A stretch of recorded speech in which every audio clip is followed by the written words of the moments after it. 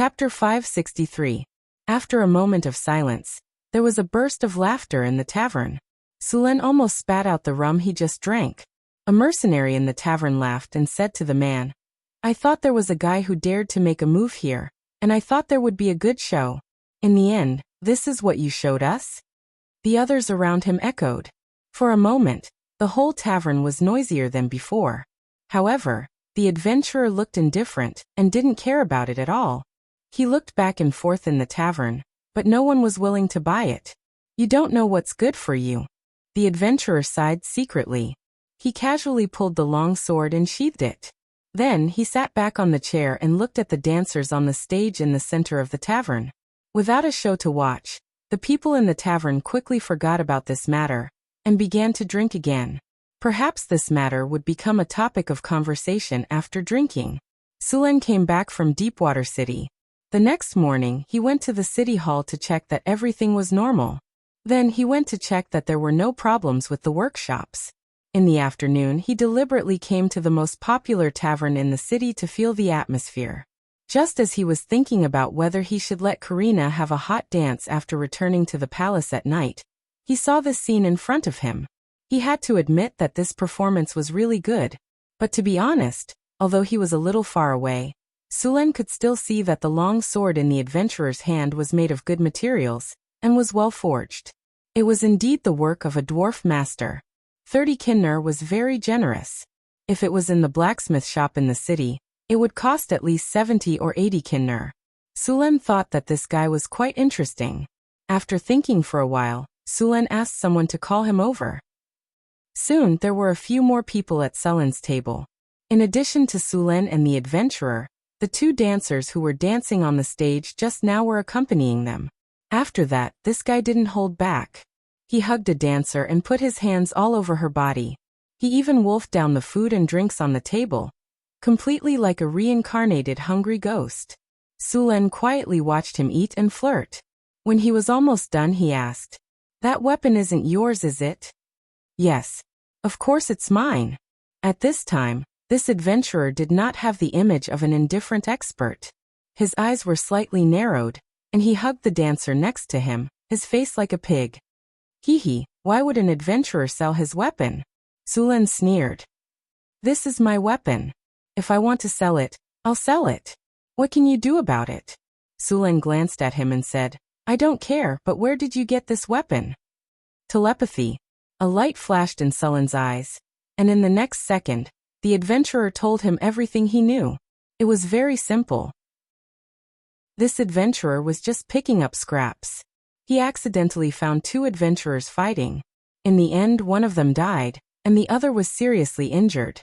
The one who was seriously injured was not very lucky. He died from his injuries, so in the end, all those things fell into his hands. It was just that this guy didn't turn the windfall into his assets. Instead, he indulged in debauchery every day. In less than a month, he had spent most of the money. Therefore, he wanted to sell this weapon as well. Tonight, when he saw the performance of the dancers in the tavern, his brain was filled with lust, and he did what he did just now. Did the two people leave anything else? Sulen continued to ask. "There's also an iron box. I can't open it," the man said with dull eyes. "Where is the iron box?" "At my place." Sulen looked around and waved his hand gently. The two dancers got up and left with dull eyes. Then he said to the man, "Where do you live? Take me there." "Yes." With that, the adventurer stood up from the chair and turned to walk out of the tavern. Sulen followed him out, and the attendants who were responsible for the security work also appeared around him. The adventurer walked all the way out and soon came to a house for rent. These houses were cheap and the place was narrow, but they were clean and tidy. There were no smelly gutters or the like. They could be considered clean and tidy. After coming to this house, the adventurer took out an iron box from a stone brick under the bed. The box was tightly sealed, and it was impossible to tell where to open it. There was also a layer of protective magic light on it. On the outside of the box, there was also a rune circle. This was the opening circle of the box. After seeing it, Sulen instantly knew that it was stored in a mage's box. The things inside must be very valuable. Sulen didn't have a good way to remove this kind of seal. This kind of box was set with a protective device. If he tried to open it by force, the box would probably self-destruct, and the things inside would be destroyed. Although he couldn't open this magic box, it didn't mean that Hathaway couldn't. Although he was now a level 4 wizard, his knowledge was far from Hathaway's. Sulen played with the box. It was slightly heavy in his hand. There was no obvious mark on the box, only a hexagram circle. To be safe, he didn't try to open it. Instead, he brought it back to Hathaway for help. In the North Wind Tower, Sulen found Hathaway and handed the box to her. Hathaway looked at it carefully and said, "It is indeed a magic box, and it's well preserved. No one has opened it before." "Can you open it?" Sulen asked. "Let me try," Hathaway said as she picked up the box. After about an hour, a light rose from the box. Then, with a soft crack, the box in front of them cracked open. Sulen opened the box. Other than a parchment scroll, there was also a letter. The parchment scroll was a map. Although the drawing was very rough, one could still tell that it was the general terrain of the northern wasteland. However, that wasn't the main point. There was an obvious mark on the map. There was a red dot on the map, and the word ruin was written next to it. It was obvious that this was a map of a ruin. That unlucky guy must have found a ruin by accident, and wanted to sell it for a good price. Unfortunately, he met his enemy on the way back. Although he killed his enemy with his superb swordsmanship and strength, he was also badly injured. The medicine he brought with him was used up in the previous exploration. Without medicine, he was seriously injured. In the end, he followed in his enemy's footsteps. Then the guy hiding in the corner took advantage of him. Chapter 564. There were many ruins left behind by the ancient arcanists in the northern wasteland. Most of them had been destroyed, leaving only broken walls behind. However, there were many ruins that still contained many precious items. Therefore, many adventurers who discovered a new ruin would sell it to other organizations if they were unable to explore it. Normally, the wizard organizations would be very interested in these ruins. They could sell them for a good price. Sulen checked the map. The ruins marked on it were a little far from the northern town. It was close to the ice field. Frost giants and white dragons lived there. The climate was cold, and it was covered in ice and snow. It was the worst place to live on the entire continent. If Sulen wanted to explore the ruins there, he had to be prepared for the possibility of encountering frost giants and white dragons. The northern town city was still exploring the ruins they had just acquired, so they could not spare too many people. He planned to send some people to investigate first before making his next move. The northern town city had 2 secret realms. They were a few hundred kilometers apart. Sulen planned to build a teleportation circle between them. In fact, compared to secret realms, Sulen was more interested in demiplanes. Secret realms were hidden using spatial techniques. They could not be separated from the main material world. And they could not be moved. Every secret realm was built based on the energy of the ley lines around it. There was a lot of ley line energy in the ground. The ley line energy was like the veins in the ground. Some places had more ley line energy, while others had less. There were also some meridians that crisscrossed and crisscrossed, forming earth vein energy nodes. Secret realms were built using these earth vein energy nodes. Of course, natural ley line energy nodes had a lot of mixed energy. They needed to be sorted out and guided from other ley line energy to complete the energy node. Only then could a secret realm be built. Many secret realms were built using several ley line energy nodes. As for demiplanes, they were private spaces that only legendary wizards could create. Of course, some lucky wizards could find demiplanes in the astral plane and use them for themselves. Floating space cities usually had their own half-bit wall. The various products of this half-bit wall were used to supply the floating space city. This allowed a floating space city to easily drift in the astral boundary for thousands of years without relying on external materials. Although adepts had the ability to create half-planes, very few of them would do so. They thought that the half-planes they created would be empty. Let alone resources, they wouldn't even have air, water, land, or gravity. They would have to collect and fill them up bit by bit. Under normal circumstances, such half-planes were used by legendary wizards as storage spaces. They relied on powerful magic to strengthen the space barrier as a storage warehouse. Since there was nothing here, there was no need to worry about things deteriorating or being damaged. In fact, legendary wizards already had some of the power of gods to some extent. Just like creating a half-plane, if a wizard wanted to, they could create a world. Of course, it would take a long time. Modifying a semiplane was a very complicated project. Unless it was done by the manpower of a large adept organization, it would take a legendary adept thousands of years to complete the task. If Sulen wanted to build a floating space city, the half-plane creation technology and transformation would also need to be put on the agenda. If he was lucky enough to find a half-plane in the astral plane, it would be great. Many wizards would attach their half-planes to a material plane. As for those that could grow on their own, it was completely impossible to find one. The demiplane would grow bit by bit after absorbing energy. It would grow by dozens of square meters every day. It might seem hard to notice, but after a year, 10 years, or 100 years of accumulation, it would become a rather large space. If it continued to grow, the demiplane would also have the chance to become a prime material plane. Northern Town City didn't have a half-plane now, but Hathaway had the spell to create one. If they couldn't find a suitable half-plane in the astral plane, they would have to create one themselves and then transform it. By then, they would be able to separate the two secret realms from the main material plane and fill them in. Your Majesty, the batch of magic wood you ordered is here. In the study, a guard said respectfully, "How much is here?" Sulen put down the book and asked. The first batch is 150 square meters. All of them are magic red pine wood. They are all top quality wood. The guard said respectfully, "Then let's go take a look." Sulen stood up and stretched. He then let the guard behind him put on his coat and walked out of the door. Soon, the group arrived at the warehouse where the goods were stored. There were two groups of soldiers standing guard outside the warehouse. There was another group of soldiers patrolling inside the warehouse. The warehouse was filled with white sugar, paper, and alcohol produced by the factories in Northern Town. The shipment of demonized red pine wood was also piled up here. The heavy door of the warehouse opened, and Sulen walked in first. As soon as he walked in, he saw the wood piled up not far away. Magic red pine wood was a kind of wood that had a nice fragrance. At this moment, the entire warehouse was filled with a nice fragrance. This kind of wood was hard and light. It had the ability to repel insects and moths. Its magic properties were also good. It was often used to make magic ships. Since Sulen was ready to open up a channel, he naturally had to build a magic ship.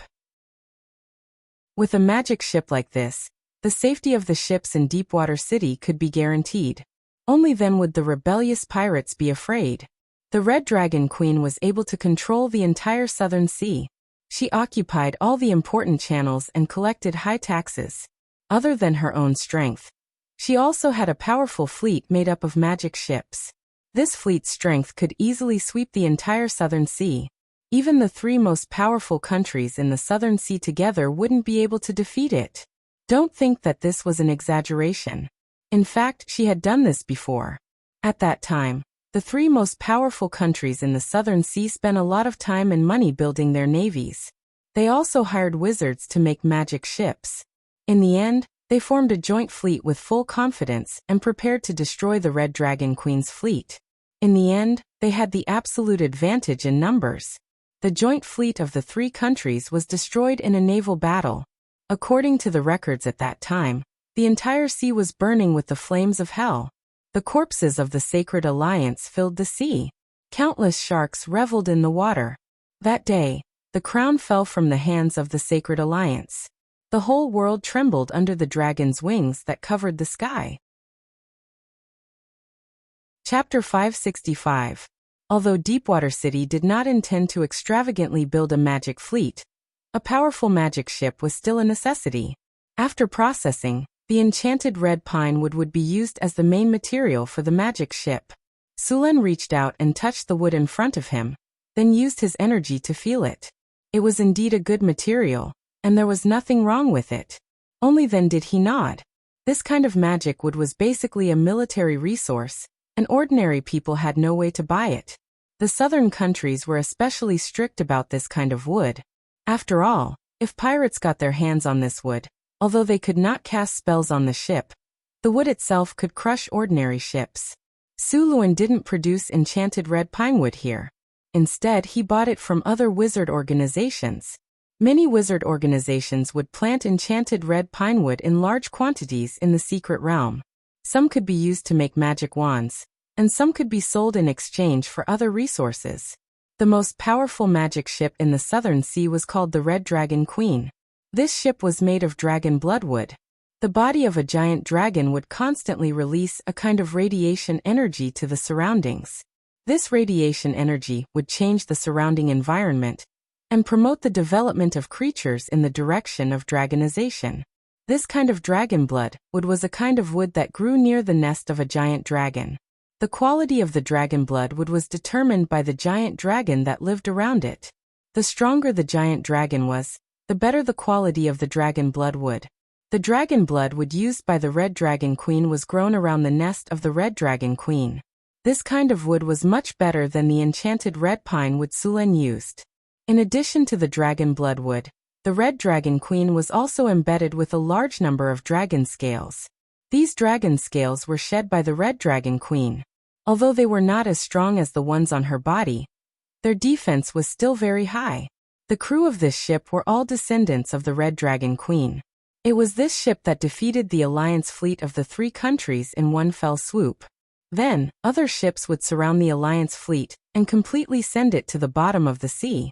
In this era, not everyone could own a magic ship.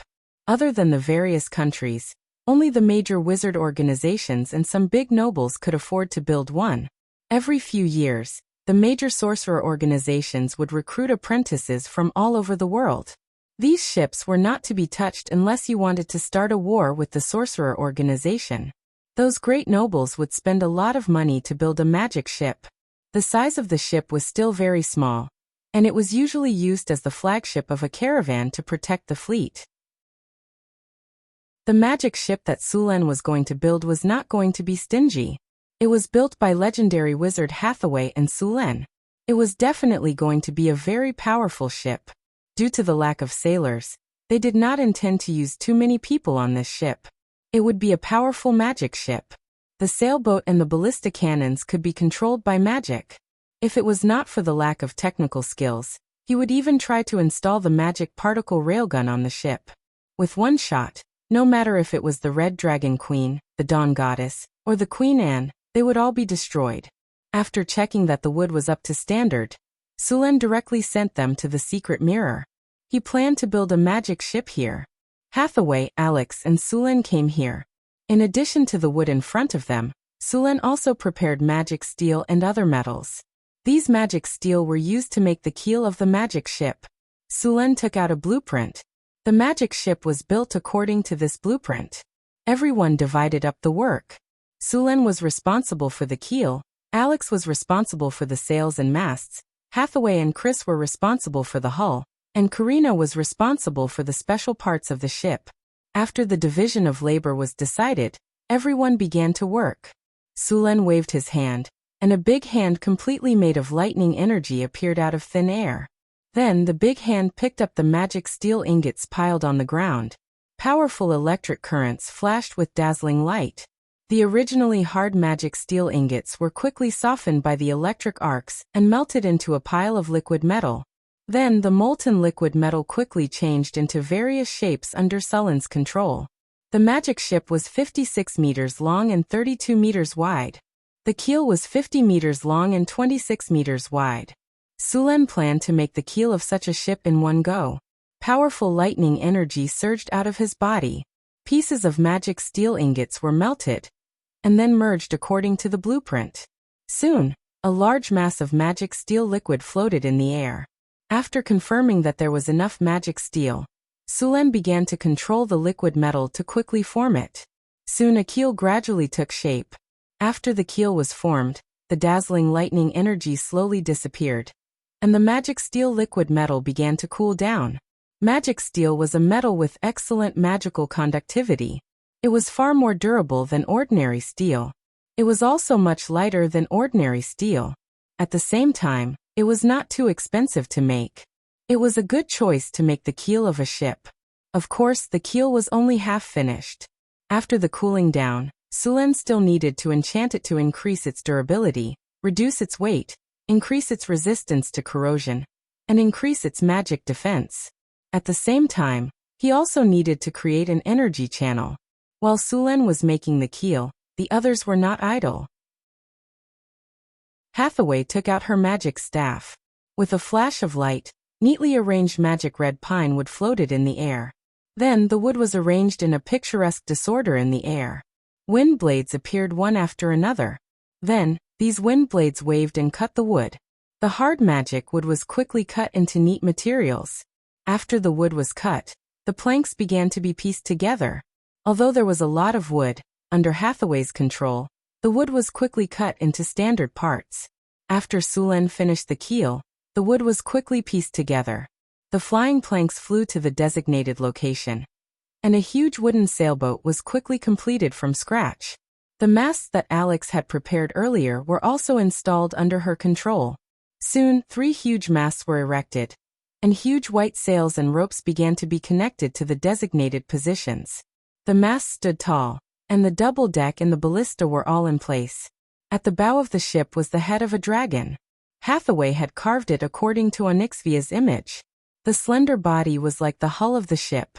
When the last plank was put in place, the ship went from nothing to complete in just a few hours. Of course, this was only the first step. The next step was to enchant the ship. Chapter 566. The task of enchantment was left to Hathaway. After all, the quality of the enchantment was directly proportional to the strength and skills of the enchantment user. Hathaway took out her magic staff and flew directly into the air. She gently tapped on the sails of the magic ship with her staff, and a gorgeous magic energy instantly wrapped the sails of the ship. Hathaway took out some magic gem powder and some arcane math powder. Then she gently blew, and the magic powder instantly flew up. These magic powders emitted colorful colors, and the surrounding space became dreamlike at this moment. Countless glittering magic powder quickly merged with the sails under the effect of magic, and the whole sails emitted a gorgeous luster. Lines of magic runes quickly took shape, and the colorful magic powder fused with the mysterious runes. After a long time, all the magic light dissipated, and the sail returned to its original appearance. Wind Elemental Sail. This is a special sail made of runic cloth and woven with thorium threads. The sorcerer has cast a wind elemental spell on it, allowing it to be blown by the wind no matter the time or the direction of the wind. Wind from all directions plus 25, fire and water resistance plus 27, smooth sailing plus 25, never wear and tear plus 22, weight reduction plus 23, wind and waves plus 22. Skills. Call the wind and summon the rain, summon fog. Animated rope. After enchanted with the animated rope, these ropes seem to have a life of their own. Serious work plus 25, orderly plus 23, double efficiency plus 24, fire and water resistance plus 23, coil plus 22, toughness plus 25, stretch and stretch plus 24, sail control plus 28, regeneration plus 25, dragon roar, ram indestructible plus 28, quick strike plus 22, rampage plus 25, damage plus 24. Seeing that Hathaway had finished casting the spell, Sulen used identification on the sails and ropes of the magic ship in front of him to check their attributes. It could be said that they completely exceeded his requirements. The wind elemental sail allowed the ship to sail freely in any direction of the wind. Whether it was against the wind or not, the sails would provide enough power for the ship.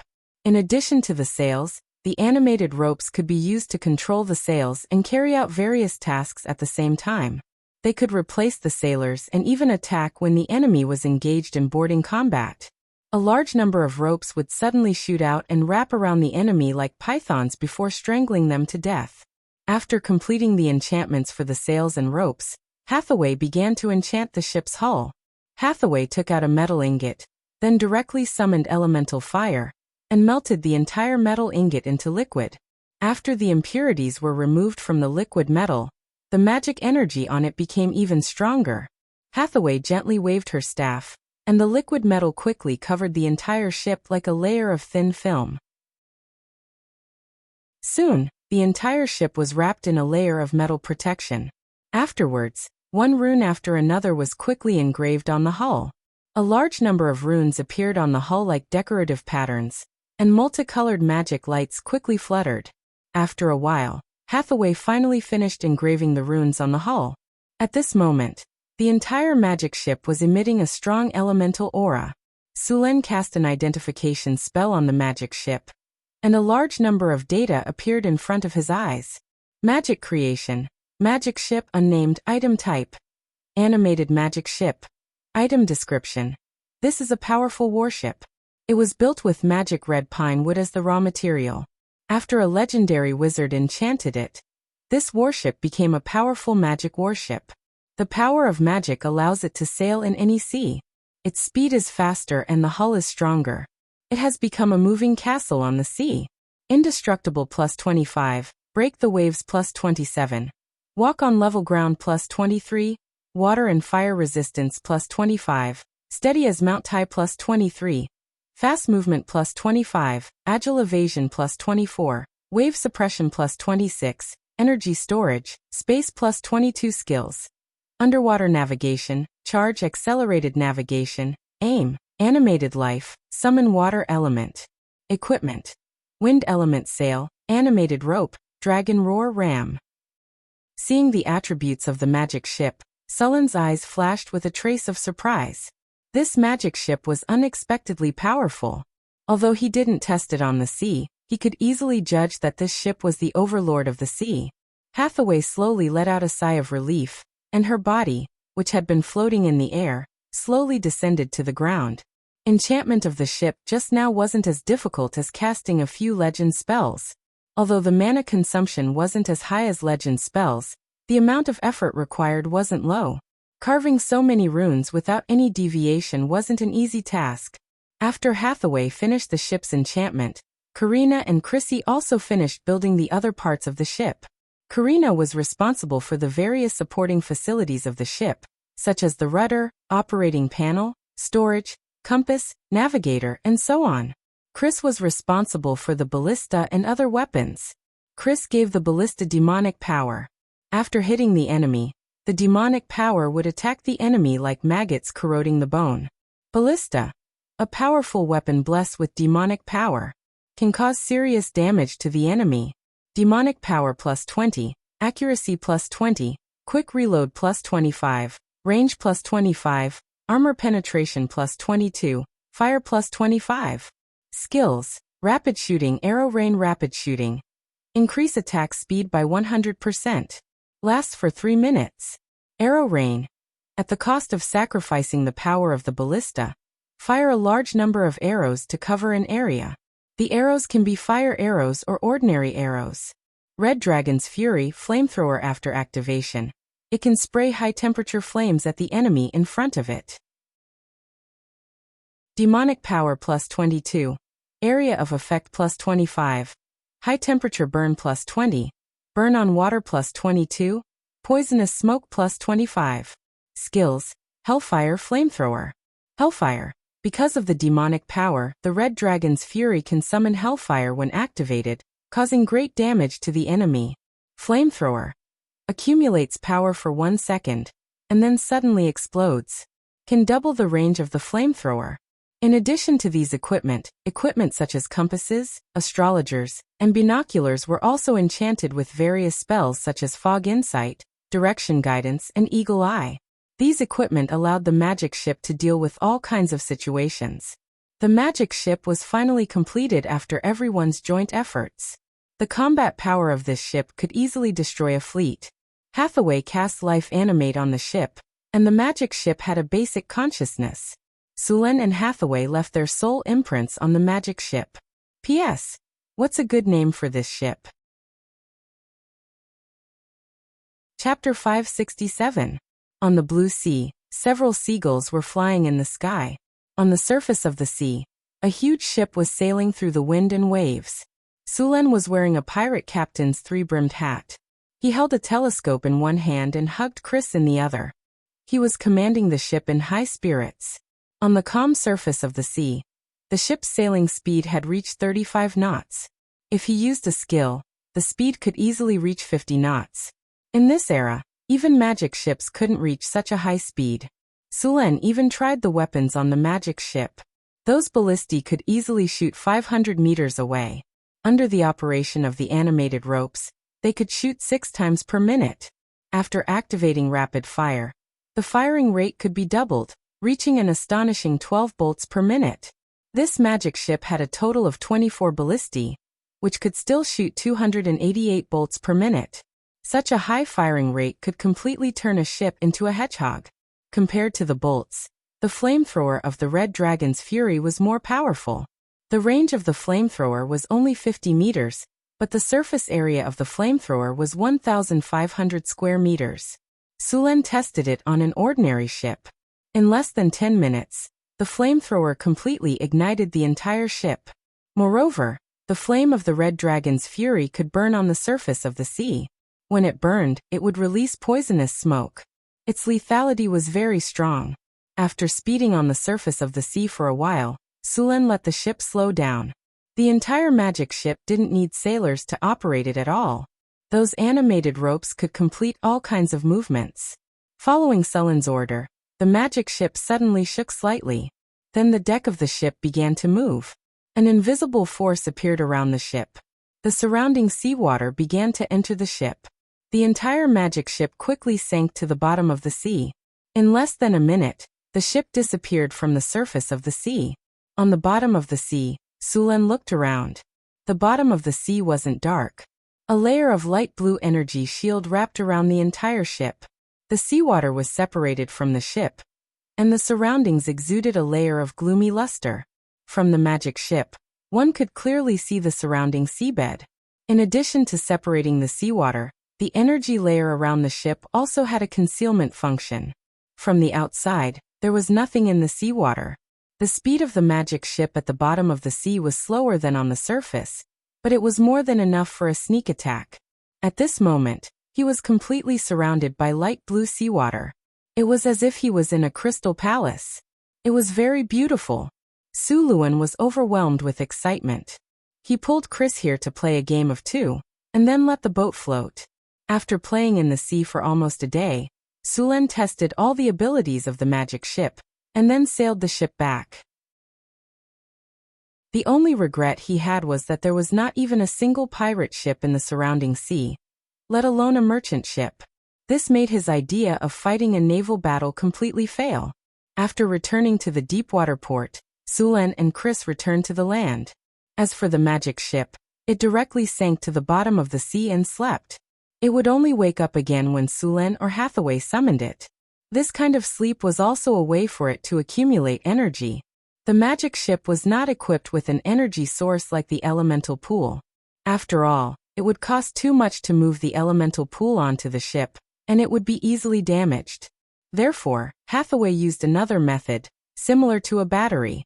The magic ship had a special conversion array that could absorb the energy in the sea, convert it into elemental energy, and store it. Usually, it would not consume energy when traveling normally. It would only consume energy when casting spells or in a state of battle. Under normal circumstances, the ship could fight for about 2 days when it was full of energy. When they arrived at Deepwater City, the whole city was in full swing construction. The shipyard on the island in the middle of the Red Sand River had been completed. This shipyard covered an area of 30,000 square meters and had a total of 6 docks. The shipyards of this era had not formed the kind of closed docks yet. Many of them were directly built by digging a pit.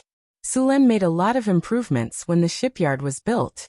The largest dock in this shipyard was 70 meters long, and it could build a merchant ship with a displacement of up to 2,000 tons.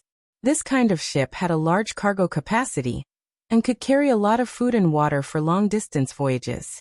It would take about a month to sail from the eastern continent to Deepwater City. If they went to a farther city, it would take even longer. There were not many islands along the way from here to the eastern continent, so it was necessary to prepare enough food and water. This kind of merchant ship with a displacement of 2,000 tons could transport 4 or 5 times more goods than ordinary sailing ships.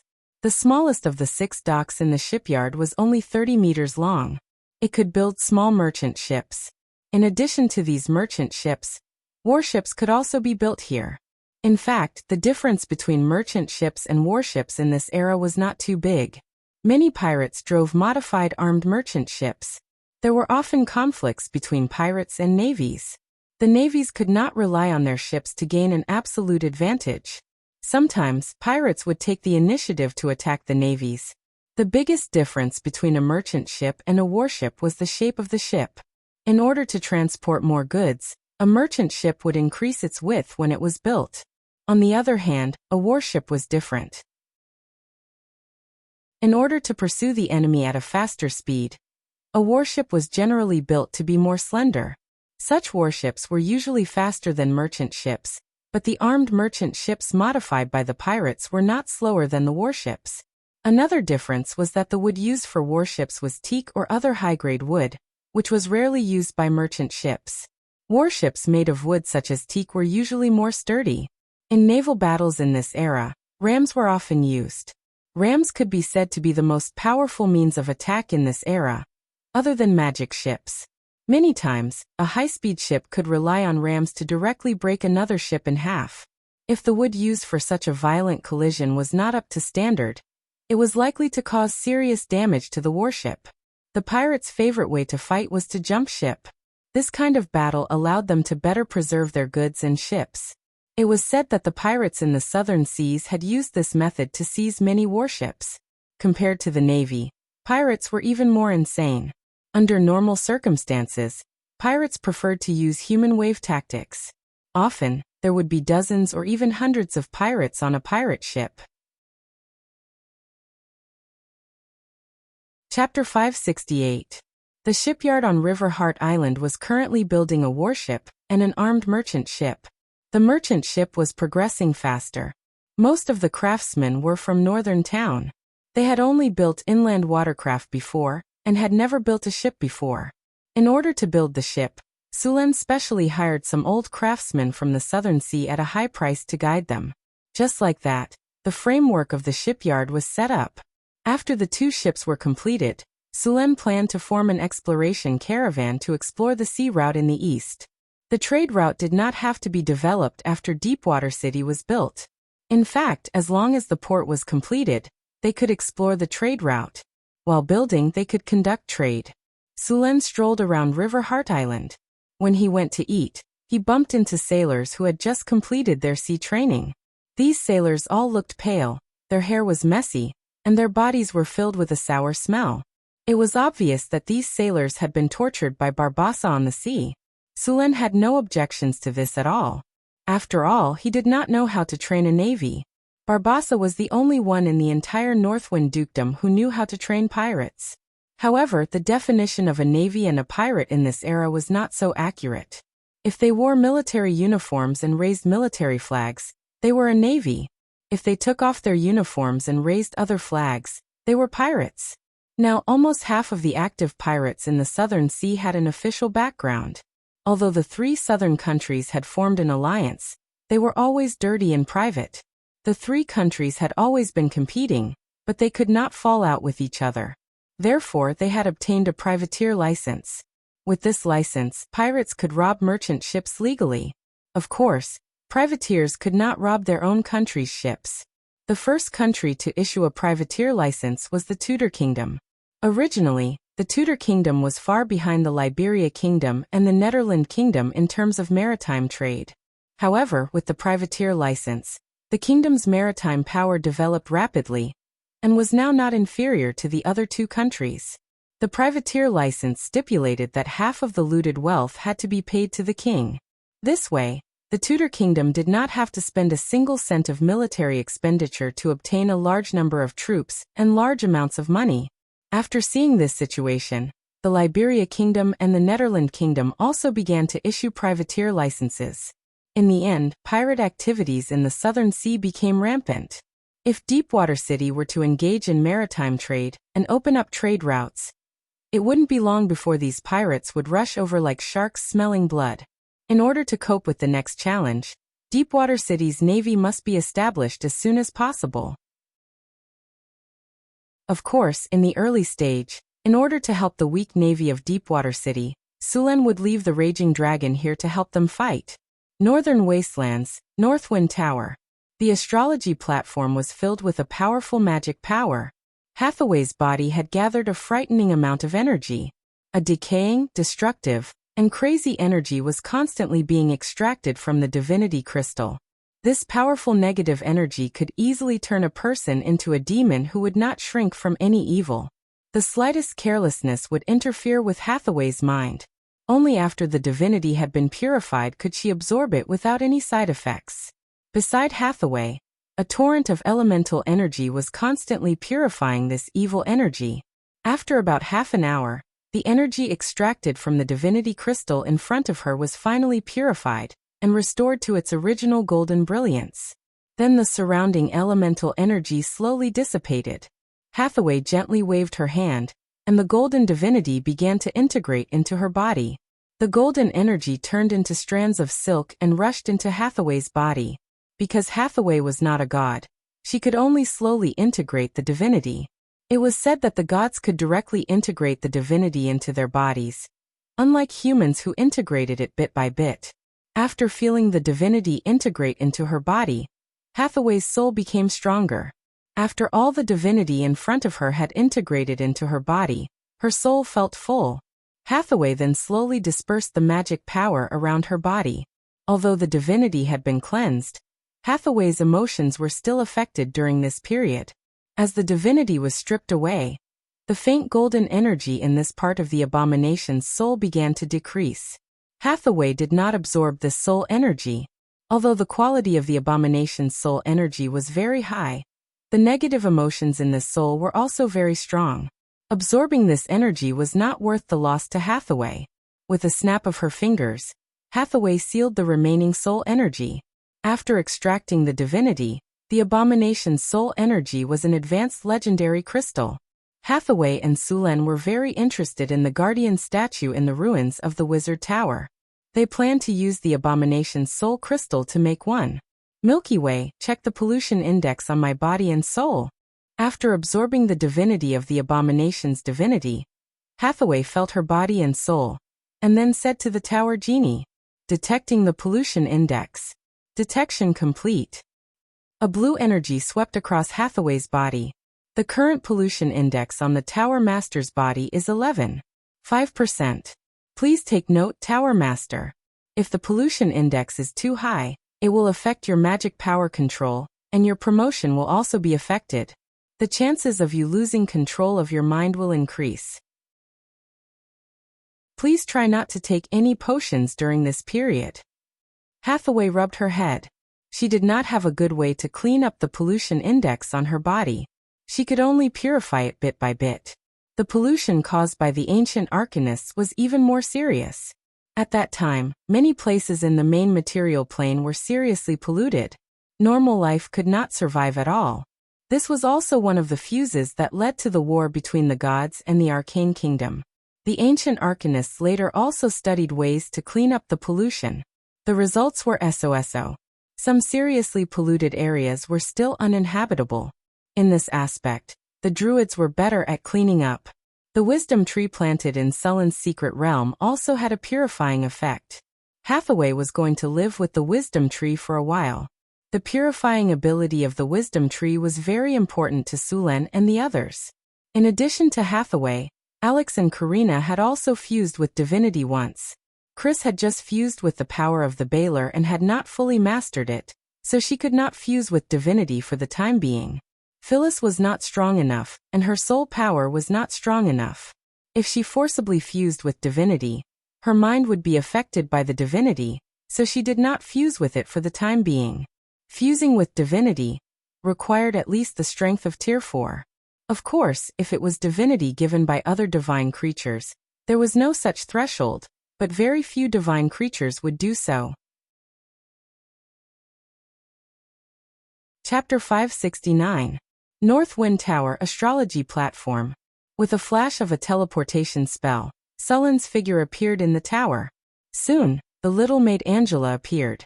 When she saw Sulen, she bowed slightly. "Master, you're back."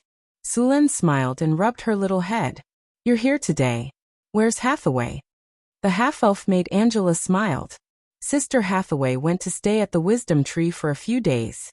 She said that the pollution in her body was a bit high, so she went to purify it. Okay. Sulen nodded. He knew that Hathaway had just fused with the divinity. Who's at the wisdom tree now? Sister Hathaway, Sister Alex, Sister Karina, and Sister Xanthi. Sister Chris doesn't like to go to the wisdom tree, so she rarely goes there, Angela said. Chris was a succubus, a type of demon. She was a legendary demon, and was somewhat resistant to natural divine power. If she was a normal demon, she wouldn't even go near the wisdom tree. Go prepare lunch. I'll go take a look at the mystery realm first. After Sulen ordered, he went straight to the mystery realm. It had only been half a month since he left the mystery realm. As soon as he arrived, he could feel the natural aura around him. The entire mystery realm was full of vitality. When he arrived at the botanical garden, it had become a sea of flowers. Colorful flowers bloomed around him. Unbelievable. These flowers should bloom at different times. Why are they blooming at the same time? Sulen looked around in surprise. For example, the magic violet bloomed in May. The magic datura bloomed in August to October. The tulips bloomed in April. Now these flowers were all blooming. Before he could figure out why, Xanthi noticed him and jogged over. Sulen, you're back. Xanthi, what's with these flowers? Sulen pointed at the sea of flowers. This is one of Grandpa Tree's abilities. Within the range of its domain, all the flowers will bloom. Xanthi explained with a smile. All of them? Won't it affect these plants? Sulen asked in surprise. They won't. These plants will be the same as normal plants. They won't be affected. Sulen nodded. That's good. Did you plant all these flowers? That's right.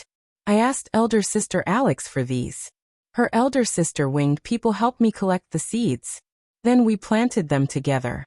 Look, this is a devil's snare, this is a Japanese rose, and this is a lilac. There are some over there that haven't been planted yet. Sandy pulled Sulen and said excitedly, Isn't it beautiful? Yes, it's like a dream garden. Sulen rubbed Sandy's head. By the way, come with me. Xanthi seemed to have thought of something all of a sudden. She pulled Sulen and ran in another direction. Soon, the two of them arrived at the empty space behind the sea of flowers. There were more than 10 square wooden boxes placed neatly on the empty space. There were also bees the size of a thumb flying around them. This is... Sulen looked at the beehives in front of him in surprise. Hee, what do you think? These are my bees. Sandy said proudly. These are the amethyst bees that I asked elder sister Karina to catch for me. The amethyst bee was a very poisonous bee. An ordinary amethyst bee was the size of an adult's thumb. Its sting was very painful. There was also poison on it that could cause paralysis and weakness. In the wild, even the dire bear wouldn't dare to steal the honey of the amethyst bees. These amethyst bees were very dangerous. The challenge level of a swarm of amethyst bees in the wild was around level 11. Without professional means and tools, even a grand knight would have to take a detour if they encountered a swarm of amethyst bees. If they were surrounded by the amethyst bees, they wouldn't be able to withstand it. These bees were very dangerous, but the honey of the amethyst bees was very good. The taste of the amethyst honey was sweet, sweeter than cane sugar. Also, the amethyst honey had a special effect. It could be used to detoxify, make magic potions, and of course be consumed directly. The biggest effect of the amethyst honey was to slow down aging. The amethyst honey's price was usually 500 kinner per 100 milliliters. Of course, this price was basically priceless. There was very little amethyst honey on the market. Basically, it would be bought as soon as it appeared. Only a few auction houses would sell it, but the price would be much higher than 500 kinner. The effect of the amethyst honey was not constant.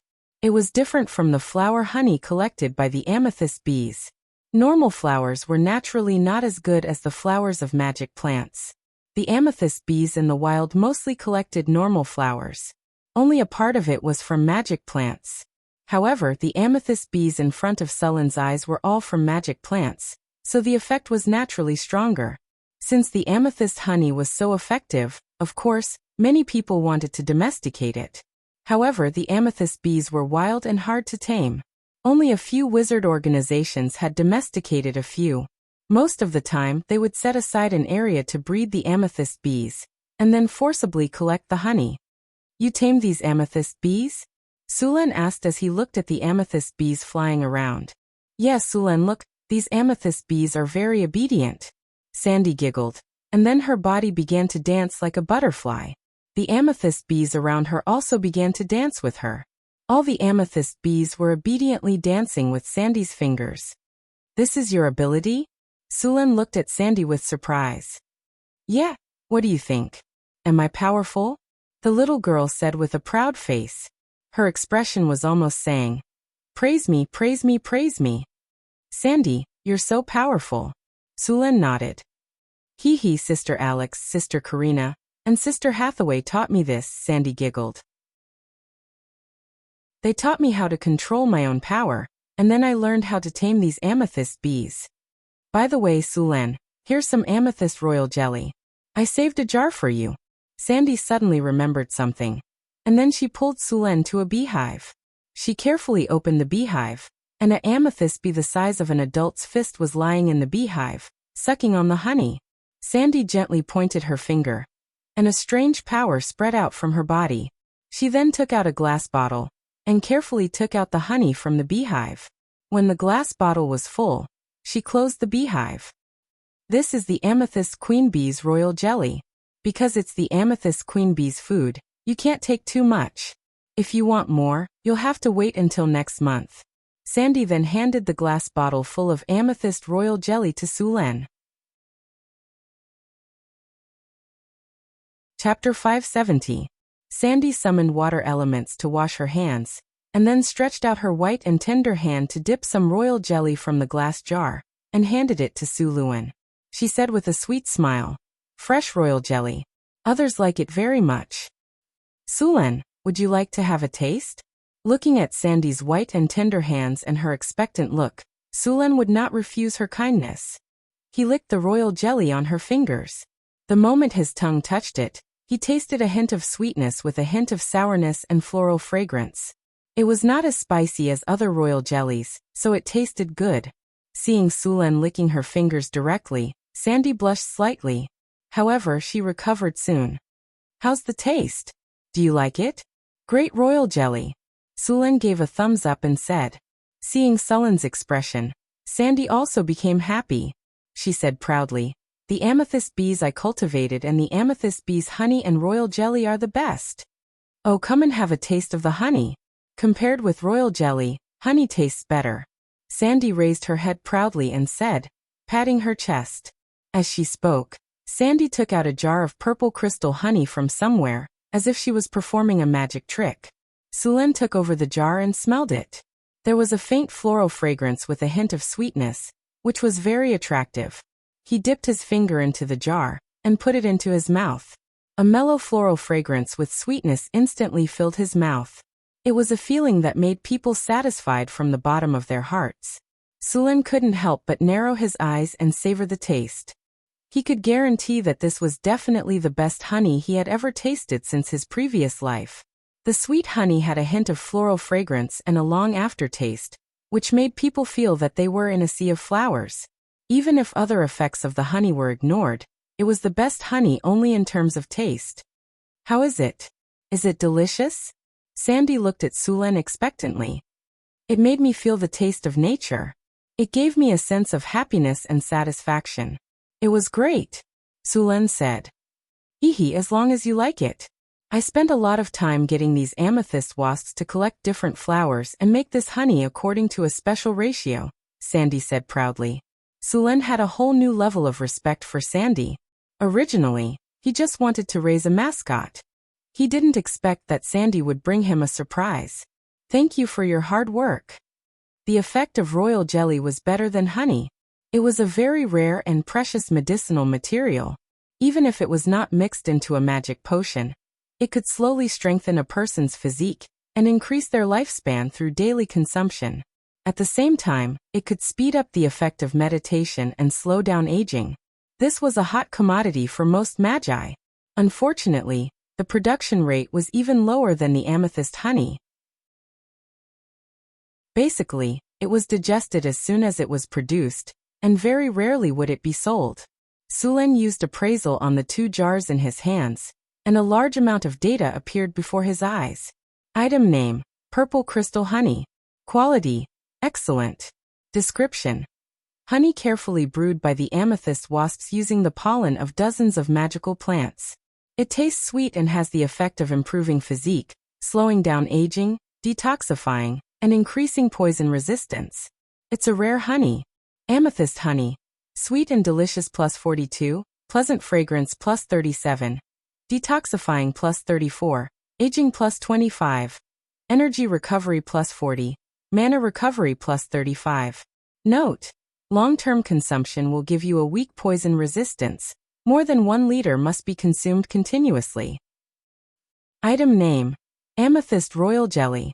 Quality: excellent. Description: liquid secreted by the young amethyst wasps from various flowers collected by the young amethyst wasps. It is the food for the queen bee and also the food for the larvae. It has the effect of strengthening physique, slowing down aging, increasing lifespan, enhancing meditation, and many other effects. Amethyst royal jelly. Strengthening physique +30, maximum 3 points of physique per person. Maximum physique is 35. More than 300 milliliters must be consumed continuously. Rapid growth +26, life increase +35, aging +35, permanent youth +35, energy recovery +50, mana recovery +45, meditation efficiency +30. Looking at the attributes of the amethyst honey and the amethyst royal jelly, the quality was not surprising. The price of this quality was directly doubled, and everyone was fighting over it. How much honey is produced? Sulen asked. Xanthi's small white hand supported her head. She thought for a while and said, there are a total of 10 amethyst wasps here. The production of honey is 120 liters per month. The royal jelly is less, only 30 liters. Of course, the number of amethyst wasps here has not reached saturation yet. If there is a need, we can continue to increase it. Looks like Xanthi is also a little rich lady, Sulen said with a smile. Let's go. Your sisters must be waiting anxiously. Sulen and Xanthi came to the center of the sea of flowers. In the middle of the sea of flowers was a 50-meter tall tree. This tree was naturally the wisdom ancient tree. As soon as he came here, the aura of nature around him became even stronger. In this environment, he also felt as if his body had been purified. The giant ancient tree was lush and green. It was like a giant umbrella. In the open space under the tree, there were a dozen tree houses of different shapes. As soon as Sulen appeared, a white figure rushed over. Shoo! The loud neigh of a horse sounded. An extraordinary horse appeared beside Sulen. It was his Pegasus. It lowered its head and rubbed against Sulen's body. Sulen reached out and rubbed the mane of the horse. He smiled and said, "You've gained a lot of weight recently." The Pegasus snorted at Sulen and excitedly circled around Sulen and Xanthi. The Pegasus had been living a much more comfortable life recently. It ran around happily every day. After Sulen brought it to the nature oak, it treated this place as its home. "Sulen, you're here." Alex greeted Sulen. "Come and try the afternoon tea that Sister Hathaway made. It's delicious." Hathaway and Karina smiled at him. At this time they were sitting under the wisdom tree and chatting.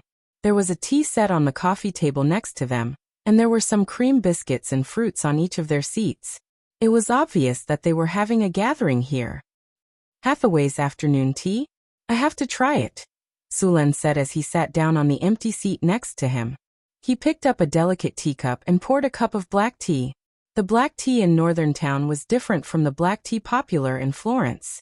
There were no milk, sugar, or other ingredients in the black tea. It was just boiled water, and Hathaway added some mint leaves to taste. This kind of black tea was more in line with Sulen's habits. "Are you used to living here?" Sulen put down the teacup and asked. Hathaway stretched lazily, her loose wizard robe outlining an astonishing curve. "It's too comfortable, too comfortable. It's nice to stay here for a few days every month to relax, but staying here for a long time will make me lose my drive." "You're too self-disciplined." Sulen shook his head and said helplessly. Self-discipline is the only way I can go further on the path of arcana. Hathaway smiled. But other than the comfort, the pollution index here is very good. I've only stayed here for a few days, and the pollution index on me has already decreased by half. It'll all be gone in 3 days at most. Sulen looked at Alex and said, "What do you think, Alex?" "It's great. I think this place can help me purify my bloodline," Alex said excitedly. "I'm already at the edge of becoming a legendary wizard. I think I can become a legendary wizard if I have more time." "Alex, I think you should hurry up and increase your wizard rank. Legendary wizards are powerful, but your wizard rank is still too low," Hathaway suddenly reminded. "The power of your bloodline has a source. You can use it to increase your strength, but it's best not to rely on it too much." "I know, Sister Hathaway." Alex nodded. She used to be a dedicated wizard, and her wizard rank was not that high. After listening to Hathaway's advice, she decided to focus on becoming a wizard. "Alright, you guys can think about it yourselves, but I'll support you in learning all kinds of knowledge about wizards. It'll be very beneficial for you guys," Suluan said to them. "Although the knowledge of wizards is very boring, and the spell models are a headache to look at, the benefits are beyond your imagination." "Alright, I will." Alex slumped on the table like a deflated balloon. "There's one more thing I want to ask you guys." Sulen put a cream biscuit in his mouth and swallowed it after a few chews. "What is it?" Hathaway asked strangely. "The Furious Dragon is ready to go. I'm planning to build a fleet to go to the Eastern Continent. Who wants to go with me?" Sulen said. "The Eastern Continent? I want to take a look. I've only heard a lot about the Eastern Continent, and now I have a chance." Hathaway's eyes lit up when she heard Sulen was planning to go to the Eastern Continent. She was very interested in the idea. Sulen nodded. "Sure, we'll go together." He then looked at Alex and the others. "I'm not going. A lot of kids have reached the boundary of evolution. I can't leave." Alex shook his head regretfully. Ever since they started living in the eagle's nest, some of the harpies had evolved into winged people every year. The evolution of the eagle's nest bloodline had been constantly changing the harpies. Sulen heard from Alex that the evolution of the harpies' bloodline had sped up after they suppressed their biological instincts. The winged people in Northern Town City had grown from 20 to 60. Perhaps in a few hundred years, the winged people would become a new race on the continent. Sulen was looking forward to this race. The Air Force in Northern Town City would be even more powerful. Chapter 571. In the Northern Wilderness. When Su Luan returned here again, the summer was gradually coming to an end. The summer in the Northern Wilderness was not hot. Perhaps because it was close to the north, it was far less hot than the south. The wheat planted outside the city had turned yellow in a large area. It was a golden scene outside the city of Northtown. Needless to say, it was another good harvest. Sulen went to the city hall first to check how the work was going. It was almost time for the serfs to gain the status of free people. It was a very important day for the city. More than 90% of the residents in the city were serfs. Last year, when the first batch of serfs reached the end of their service, they gained the status of commoners. They owned land and houses and became real owners of property. It was a great stimulation for the other serfs. Therefore, in the following year, those serfs burst out with amazing enthusiasm. It was also on that day that Sullen's promise was not an empty lie. In order to gain a better life, those serfs burst out with amazing enthusiasm. Amazing changes had taken place in the city in the past year. The most obvious change was the farmland. Last year, there were 500,000 mu of farmland outside the city. However, only 1 year later, there were 800,000 mu of farmland outside the city. That was an extra 300,000 mu of farmland. It took them 4 or 5 years to cultivate the first 500,000 mu of farmland. Although there was a lack of manpower in the beginning and a large amount of manpower was used to build the city, it was still an amazing achievement to cultivate 300,000 mu of farmland in just 1 year. Last year, about 1,000 serfs were granted civilian status. At that time, they were granted more than 6,000 acres of land and houses. This year, the number of serfs increased by more than 10,000. Moreover, because they worked hard, their labor points were much higher than the previous batch of serfs who were freed. According to the calculation of the officials in the city hall, each serf could exchange for 8 mu of land. Therefore, the city needed to provide at least 80,000 mu of land. Of course, this land was not cultivated. Some of it had been cultivated, and some of it had not yet been. This way, the land could be quickly increased. This time, Sulen took out 40,000 mu of cultivated land, and another 40,000 mu of barren land for them. Your Majesty, this is the list of the freed serfs, and the land they will be given. A rather beautiful and mature female official smiled at Sulen, and handed a document to Sulen. These female officials were actually the family members of the nobles who had been exiled to northern town. There were a lot of nobles who had been exiled here. Most of them were lazy. It could be said that 70% of them were rice worms. Sulen would not feed them, and directly throw them to the farm. As for those who were capable, they were sent to work in various places. Compared to the men, many of the noble women were doing much better. They quickly adapted to the rules of Northgard City. Most of the noble women were literate, and had received a certain degree of education. These women were assigned to various positions in Northwind Principality, such as female officials, clerks, and archivists. So far, they were doing quite well. Most of the work has been completed. There's still a small part left to check. Sulen flipped through the list and asked, "Where are the farmlands that will be given to them?" "It's all here," the female official said as she took out a map. Sulen flipped through the map, and found that all the farmlands around the northern town were marked, including the locations of all kinds of canals, water wheels, and wells. Sulen was checking to see if anyone was playing tricks on the land distribution this time. Sulen only said to distribute the land, but did not say whether it would be high-grade or low-grade farmlands. The difference was huge. If it was high-grade farmlands, not only would they have a higher yield after planting, but they would also have access to water nearby. The yield would be 2 to 3 times higher than the newly cultivated farmlands. The price of this kind of superior farmland was far higher than that of newly cultivated farmland. Who knew what kind of tricks those officials would play? Although these officials would go to prison every year for political training, there was no one who could be 100% sure about this kind of thing.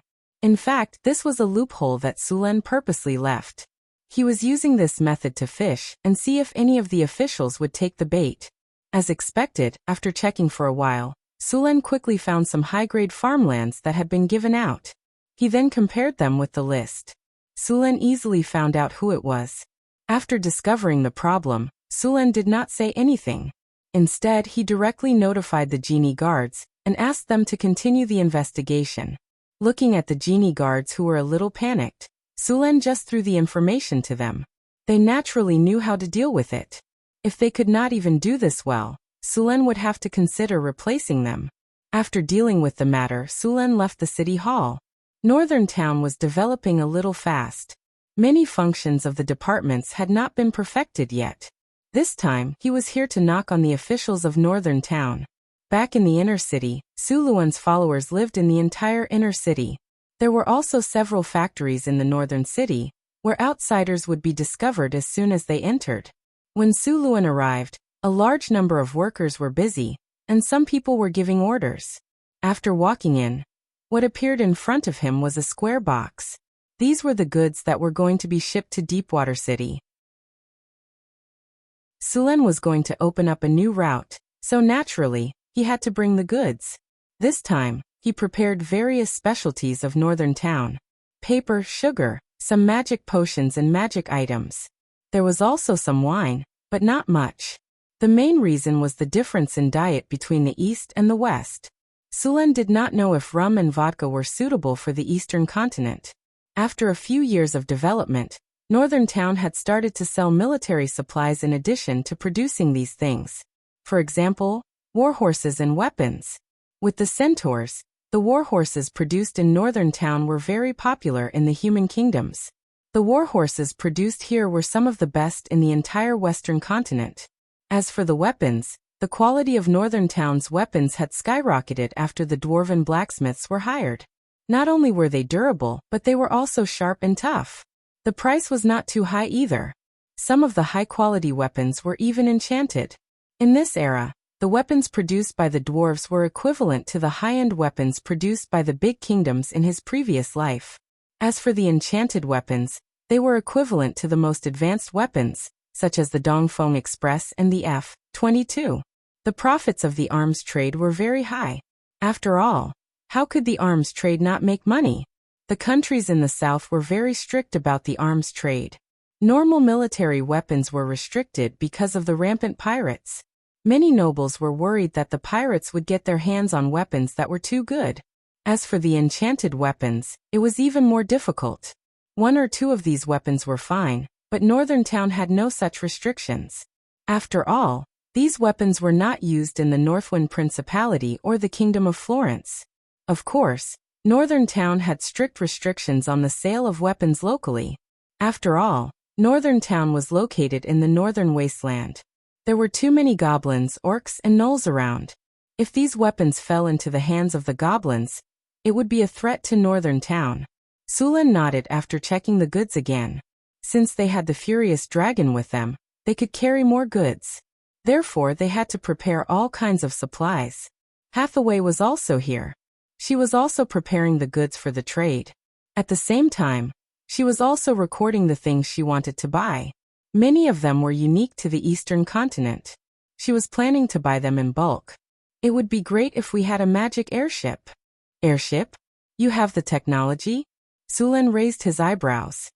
I'm missing some key information, Hathaway shrugged. The planet Sulan and the others were on was huge. It was many times the size of Earth. The distance between the Eastern continent and the Western continent was relatively close, but the Western continent was very far away from the other continents. It would take almost a year for them to travel back and forth with ships. It was also difficult to travel in the endless ocean with ships alone. In the shallow seas, there were not many monsters. However, in the deep seas there were countless sea monsters. Many of these sea monsters were as strong as dragons. If an ordinary ship encountered these sea monsters, the ship would be destroyed. Hence, communication between these continents was usually done through magic airships or long-distance teleportation arrays. Long-distance teleportation circles could not transport large amounts of goods, so airships were the main trade tool between the continents. These magic airships were owned by a few large wizard organizations. They had completely monopolized the trade between the continents. They had made a lot of money by relying on these airships. Airships are not that difficult. You just need to cast a levitation spell or a space expansion spell. However, you still need to deal with the defensive rune circle and energy source, Hathaway explained. Another thing was the means of attack. Although airships could avoid the monsters in the ocean, they would sometimes encounter some monsters in the sky. Therefore, counterattacks were indispensable. Another thing was the energy source. An airship needed to consume a large amount of energy. Elemental pools could not be made on the airship. Therefore, it was crucial to make an energy source for the airship. In fact, airship technology first appeared in the early days of the Arcane Empire. It was phased out in the later days of the Arcane Empire. However, there were many gaps in the wizard civilization. Many of the skill trees lacked key points. It could not be helped. Although airship technology was phased out in the era of the Arcane Empire, the technology was still very good. It was cheap and cost-effective. Otherwise, the Arcane Empire would not have used it for so long. Chapter 572. Kingdom of Florence, City of San Filto. Phyllis was awakened by a ray of sunlight at dawn. She first opened her eyes, and then felt a sense of powerlessness coming from the corpse. The battle last night lasted until late at night. Even if she had awakened the dragon bloodline, she still could not bear it. The power of the plasma cannon was too strong. Fighting alone, she quickly threw away her armor and completely gave up resistance. Sulan seemed to feel something and woke up from his sleep. As soon as he opened his eyes, he saw Phyllis's flawless jade-like body seem to be glowing under the morning light. She looked lazy and sleepy, and there was still a touch of last night's lust between her eyebrows. After a night of release, Sulan stood up straight. However, considering Phyllis's ability to bear it, Sulan could only let her go for now. The velvet bed was very soft. Sulen stretched and got up from the bed. The maids outside the door seemed to have heard the movement inside. Soon 2 pretty maids came in with clothes.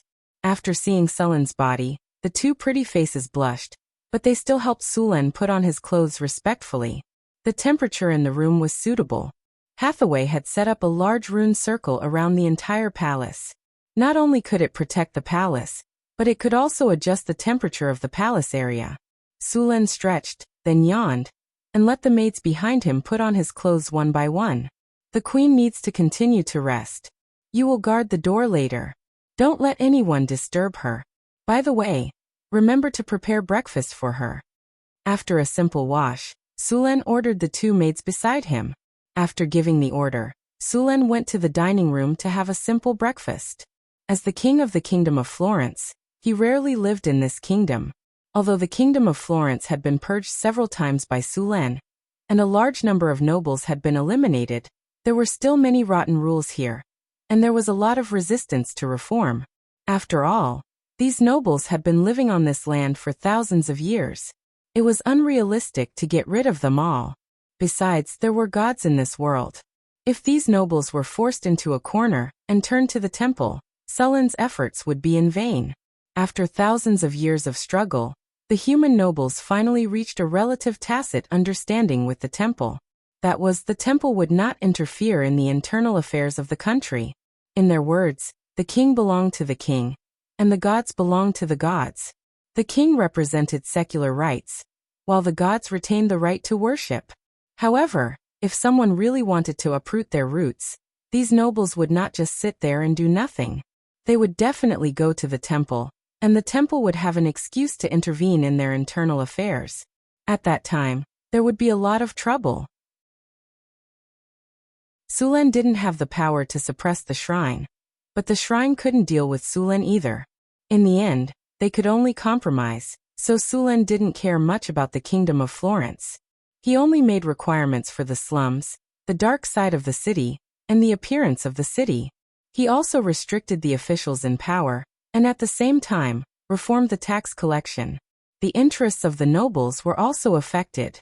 After a series of attacks and exiles by Sulen, the nobles who refused to comply were already dead.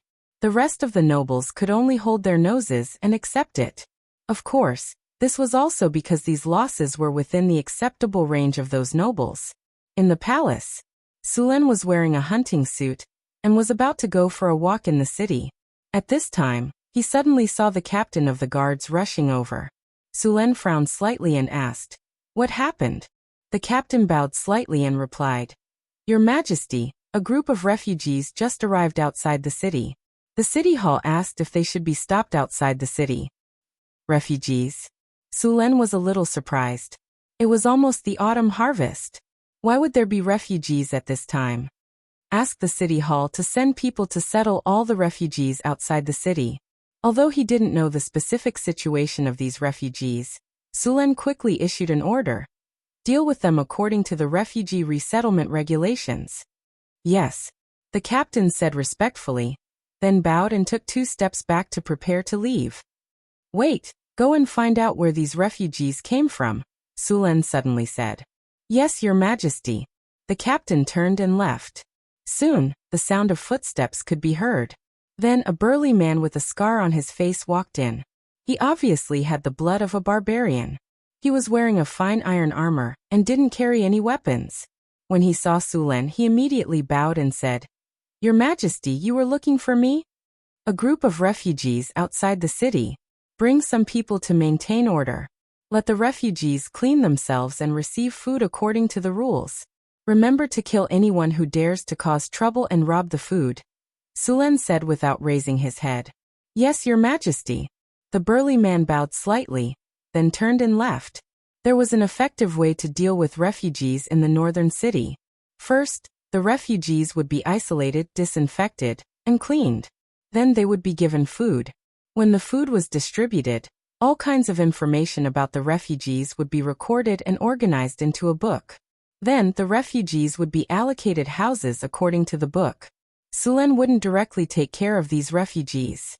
The most common way was to provide them with relief. This way, Not only could the refugees find something to do, but they could also be used to build some infrastructure. When the refugees left, they would also be paid. It was killing 3 birds with 1 stone. At noon, the captain of the guards hurried over to report that the refugees had been settled. Your Majesty, everything is settled? Where did these refugees come from? Sulen asked directly. I've asked clearly. They came from the city of Valatia in the north. Their city was attacked by a giant dragon. The dragon stole the treasures in the city and left. However, a group of barbarians from the north came and attacked the city. Because the city had just been attacked by the giant dragon, the barbarians easily took over the city. Barbarians from the north? Sulen immediately turned around and frowned slightly. A trace of anger appeared in his eyes. The barbarians from the north actually dared to attack my city. What are the surrounding nobles doing? Sulen didn't strip the nobles of their military power at the northern border. These nobles who were responsible for the invasion of the north had a strong military force. The barbarians who didn't even have metal weapons were no match for them. Even if Valatia city was attacked, the nobles could still easily drive the barbarians out with their strength. Now that there were so many refugees in San Filto city, it was obvious that the nobles didn't do their best. Sulen naturally knew the reason for this situation. It was obvious that the nobles were unhappy that Sulen's reforms had damaged their interests. Order the First Legion to head out and kill the northern barbarians as soon as possible. We'll reclaim Watya city. Oh, and bring the surrounding nobles' armies along as well.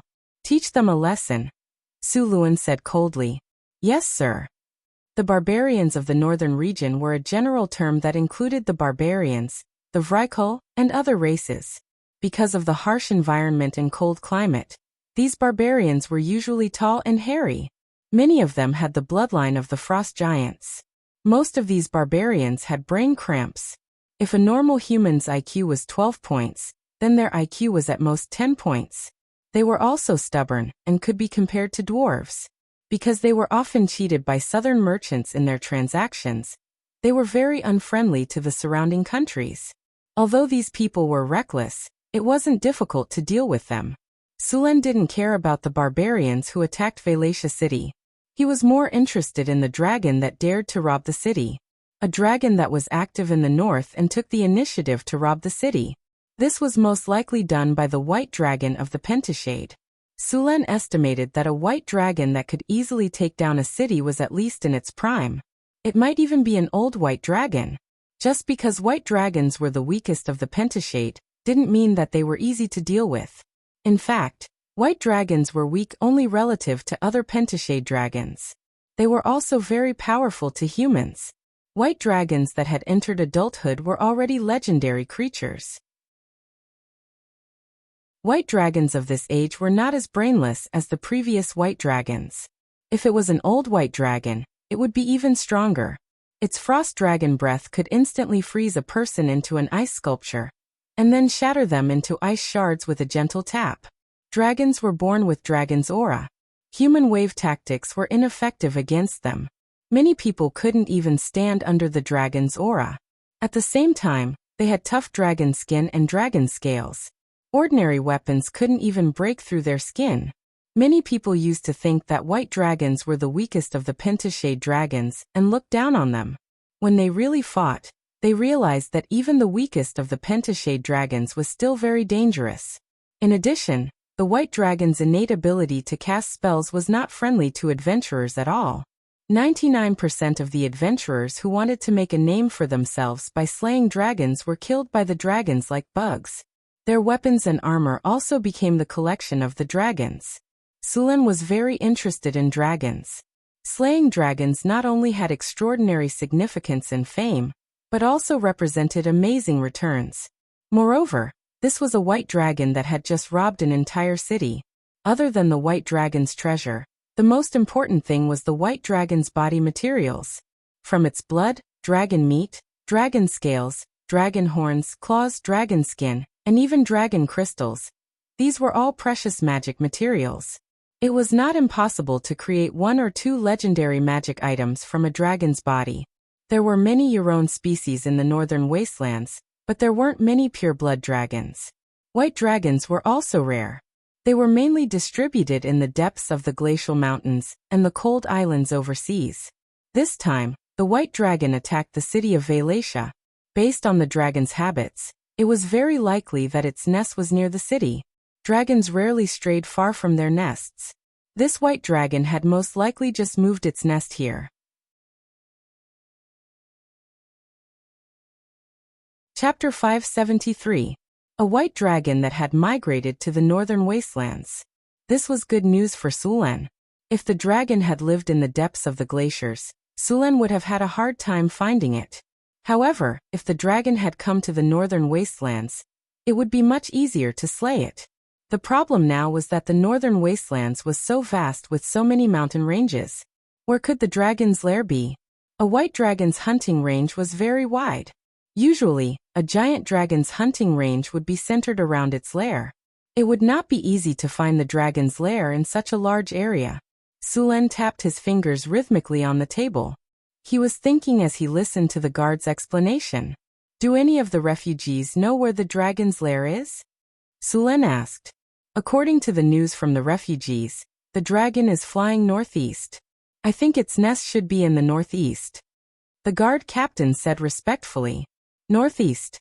Sulen closed his eyes for a moment. He opened the system map and found the location of Valatia City. He then began to look for a suitable location for the dragon's lair on the strategic map. There were many mountain ranges to the north of Valatia City. The Granwell mountain range was to the northeast. This mountain range was not big and was part of the Sierra de Lotus. The Ganders mountain range was to the northwest of Valatia City. There was also the Helbo mountain range further north. If the white dragon had really flown northeast, then the Granwell mountain range was the most likely place to be the dragon's lair. Of course, it could also be the Helbo mountain range. These northern mountain ranges were basically covered in ice and snow. Normal people would not be able to get close to them at all. It would not be easy to find the exact location of the dragon's lair. The next day, the First Legion of San Filto City had finished its preparations and was ready to set off at any time. After bidding farewell to Phyllis, Suluan led the army out of San Filto City and rushed towards Watia City. Valatia City was about 700 kilometers away from San Filto City. They would have to pass by several cities along the way, so the First Legion did not need to prepare too much food. They only needed to bring some food for the journey and buy the rest from the cities. When they arrived at these cities, Sulen could clearly see the temporary residences outside the cities. These temporary residences were filled with refugees. Not all of the refugees from Watia City had rushed to the capital. Many of them were scattered to other cities, and only a portion of them made it to the capital. It had been at least a week since the fall of Valatia, but Sulen had only just received the news. Sulen knew very well that there was something fishy going on. It was nothing more than the work of the nobles. Sulen had secretly made up his mind to increase the scale of the brocade guard when he returned. Before this, Sulen had always let the embroidered uniform guards develop in the southern provinces. At that time, the northern provinces did not have much resistance to Sulen, so they did not pay much attention to the northern provinces. Many northern cities did not have embroidered uniform guards. Now, it seemed that they had been too lenient on them.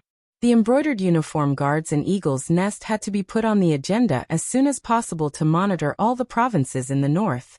It took 10 days for the army to travel from San Filto to Watia City. Nothing happened along the way. Finally, on the 10th day, Sulen's army arrived at Watia City. However, unlike what he had expected, the northern barbarians had already abandoned the city and left.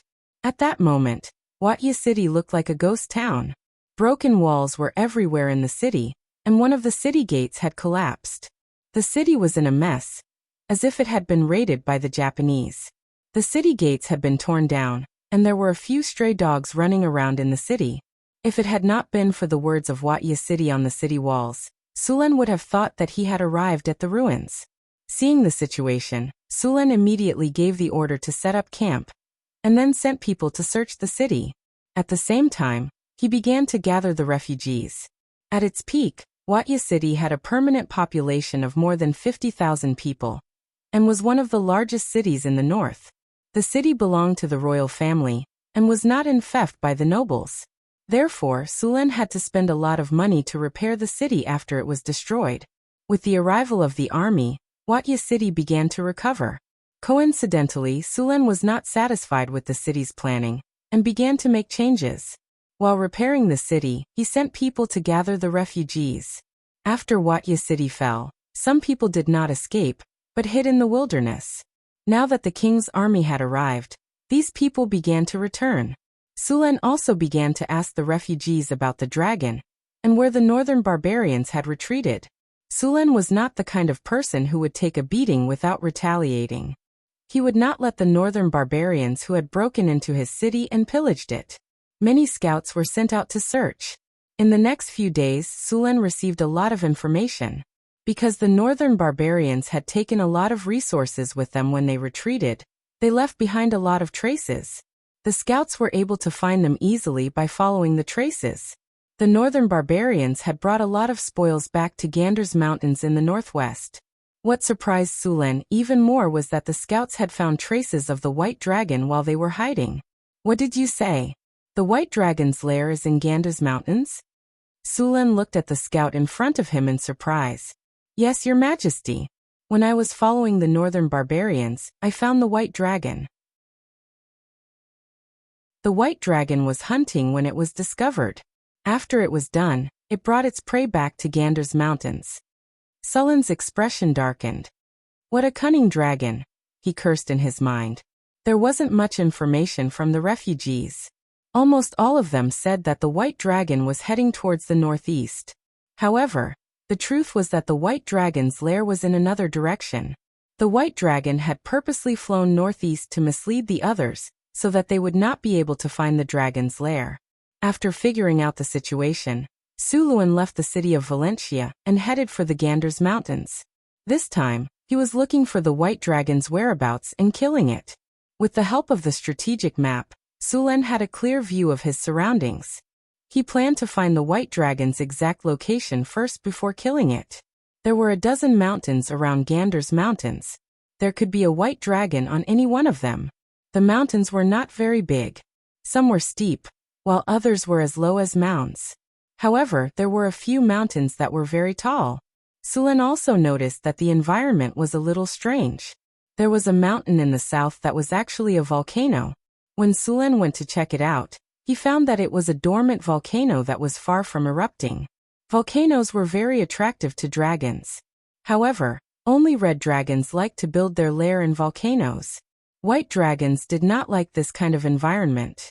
Sulen did not understand why a white dragon would build its lair in such a place. Sulen slowly approached the place.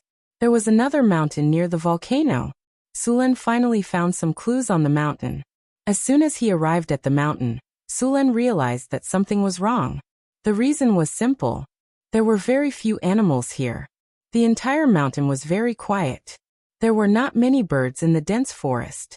Under normal circumstances, there should be many animals living here. Then birds would like to build their nests here. But now, it seemed that there was nothing here. Animals were far more sensitive to auras and danger than humans. Since there were so few animals here, it could only mean one thing. There should be a terrifying creature nearby, most likely a dragon.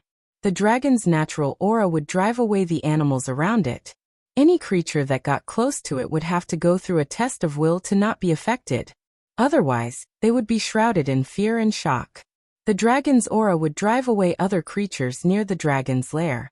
Other creatures would not dare to get close unless they were enslaved servants. There did not seem to be any animals or birds here. It was probably because the dragons flew by from time to time, scaring the animals away. At the same time, he also found the tribe of the northern barbarians. Sulen did not expect that the barbarians lived here too. After getting the information, Sulen did not rush to attack. Instead, he brought a part of his army. There were many people in the tribe. Since they dared to attack the city of Valencia, they naturally had to pay the price. Sulen did not let the army attack when they arrived at the outskirts of the tribe. This place was not far from the dragon's lair. If a battle broke out, the white dragon would be easily alerted. If the white dragon ran away, it would be difficult to catch it. Sulen let the army lie in ambush, then prepared to go around the tribe and continue up the mountain. He planned to deal with the white dragon first. After he dealt with the dragon, the army hidden below could then attack. Just as Sulen was about to go around the tribe, he suddenly realized that the barbarians were worshipping the white dragon. Many of the barbarians had signs of dragonization. Sulen even found a few dragon descendants. The dragon must have used its power to turn the barbarians into dragon descendants. The dragon could bestow power to its followers. Generally speaking, the more dragon descendants there were, the more powerful the dragon would be. Sulen observed carefully just now. There were 3 small groups of dragon descendants in the camp. There were some that Sulen did not see, but there were probably more of them. With so many dragon descendants, this white dragon might have broken through its prime and entered old age. An old white dragon. Needless to say, it was very powerful. Moreover, an old white dragon's intelligence was not inferior to that of other dragons. Sulen needed a perfect plan before he could act.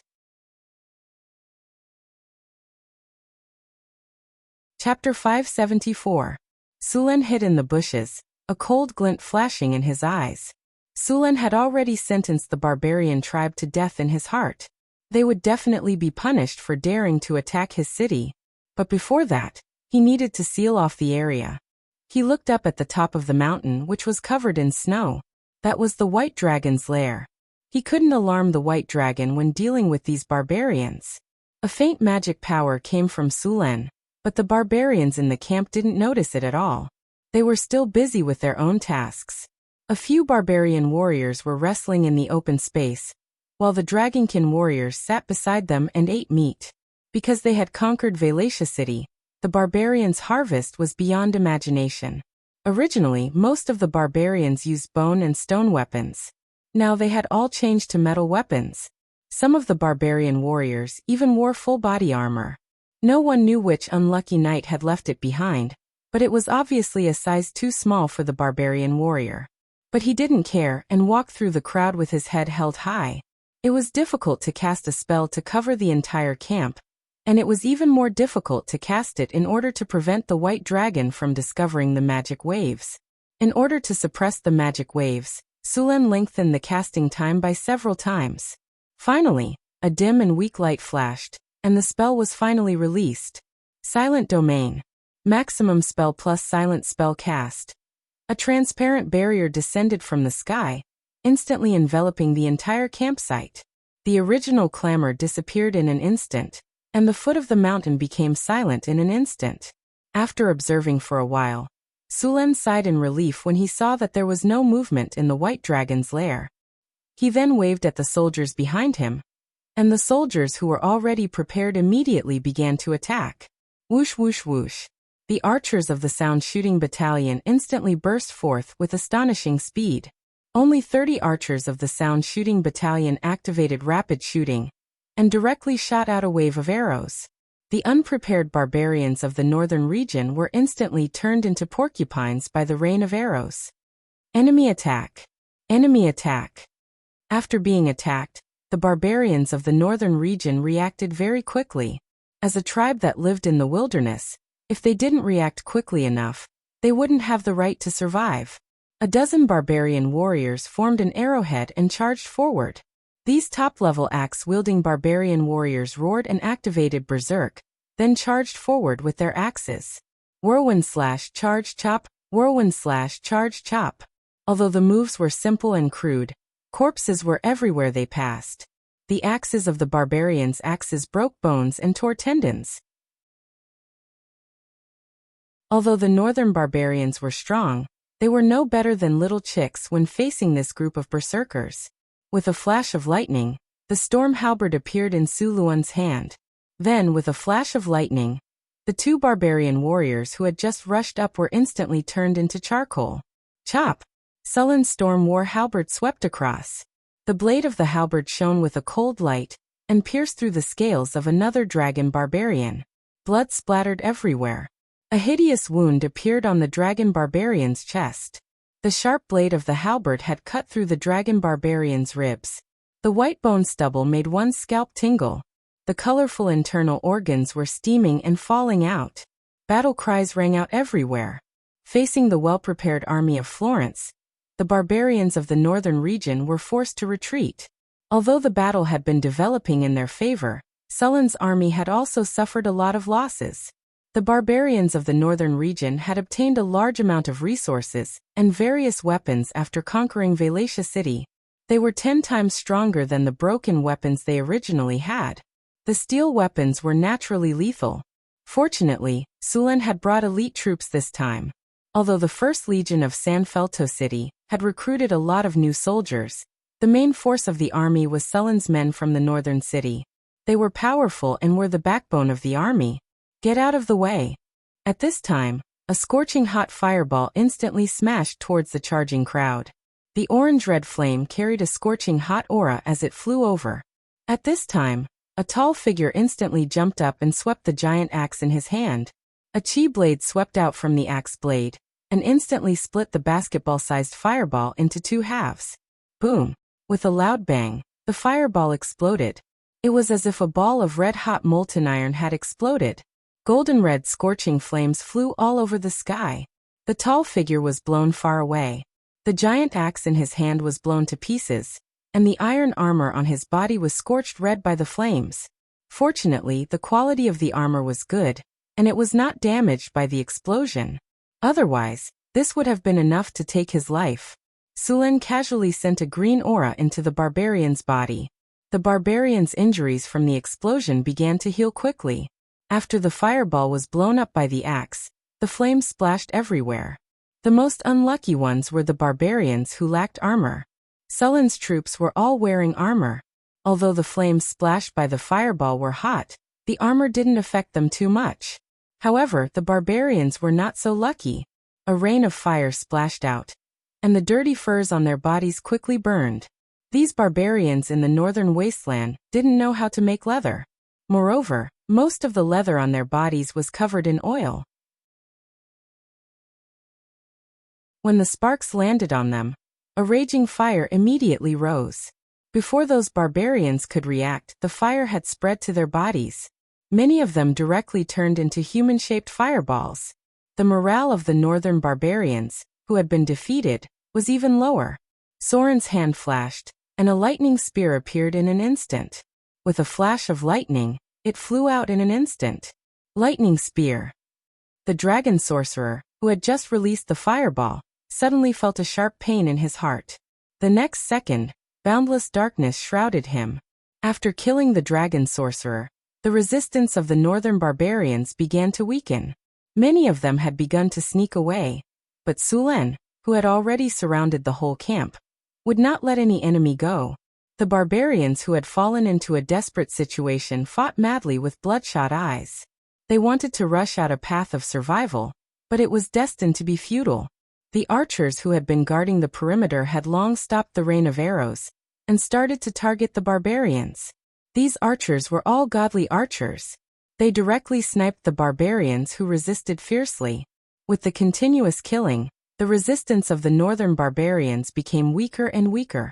This tribe of 2,000 people had completely lost the ability to resist. The whole camp was full of barbarians' corpses. About half an hour later, the cries in the camp gradually disappeared. All the rebels were killed, and the rest were captured. It could be said that this battle was a total victory. Your Majesty, all the northern barbarians are here. In addition to those who were killed, there are more than 1,300 people captured. Among them, 230 were seriously injured, and the rest were lightly injured or uninjured. None of them escaped. In this battle, our army lost 37 people, 120 were seriously injured, and no light injuries were taken into account. It was a total victory. A servant said respectfully. Clean up the battlefield and escort the captives back to the city of Vadia. Kill those who are seriously injured, Sulan said coldly. It was as if the more than 200 seriously injured people were just some cold numbers. Take care of the injured brothers properly. Bring the seriously injured here for medical treatment.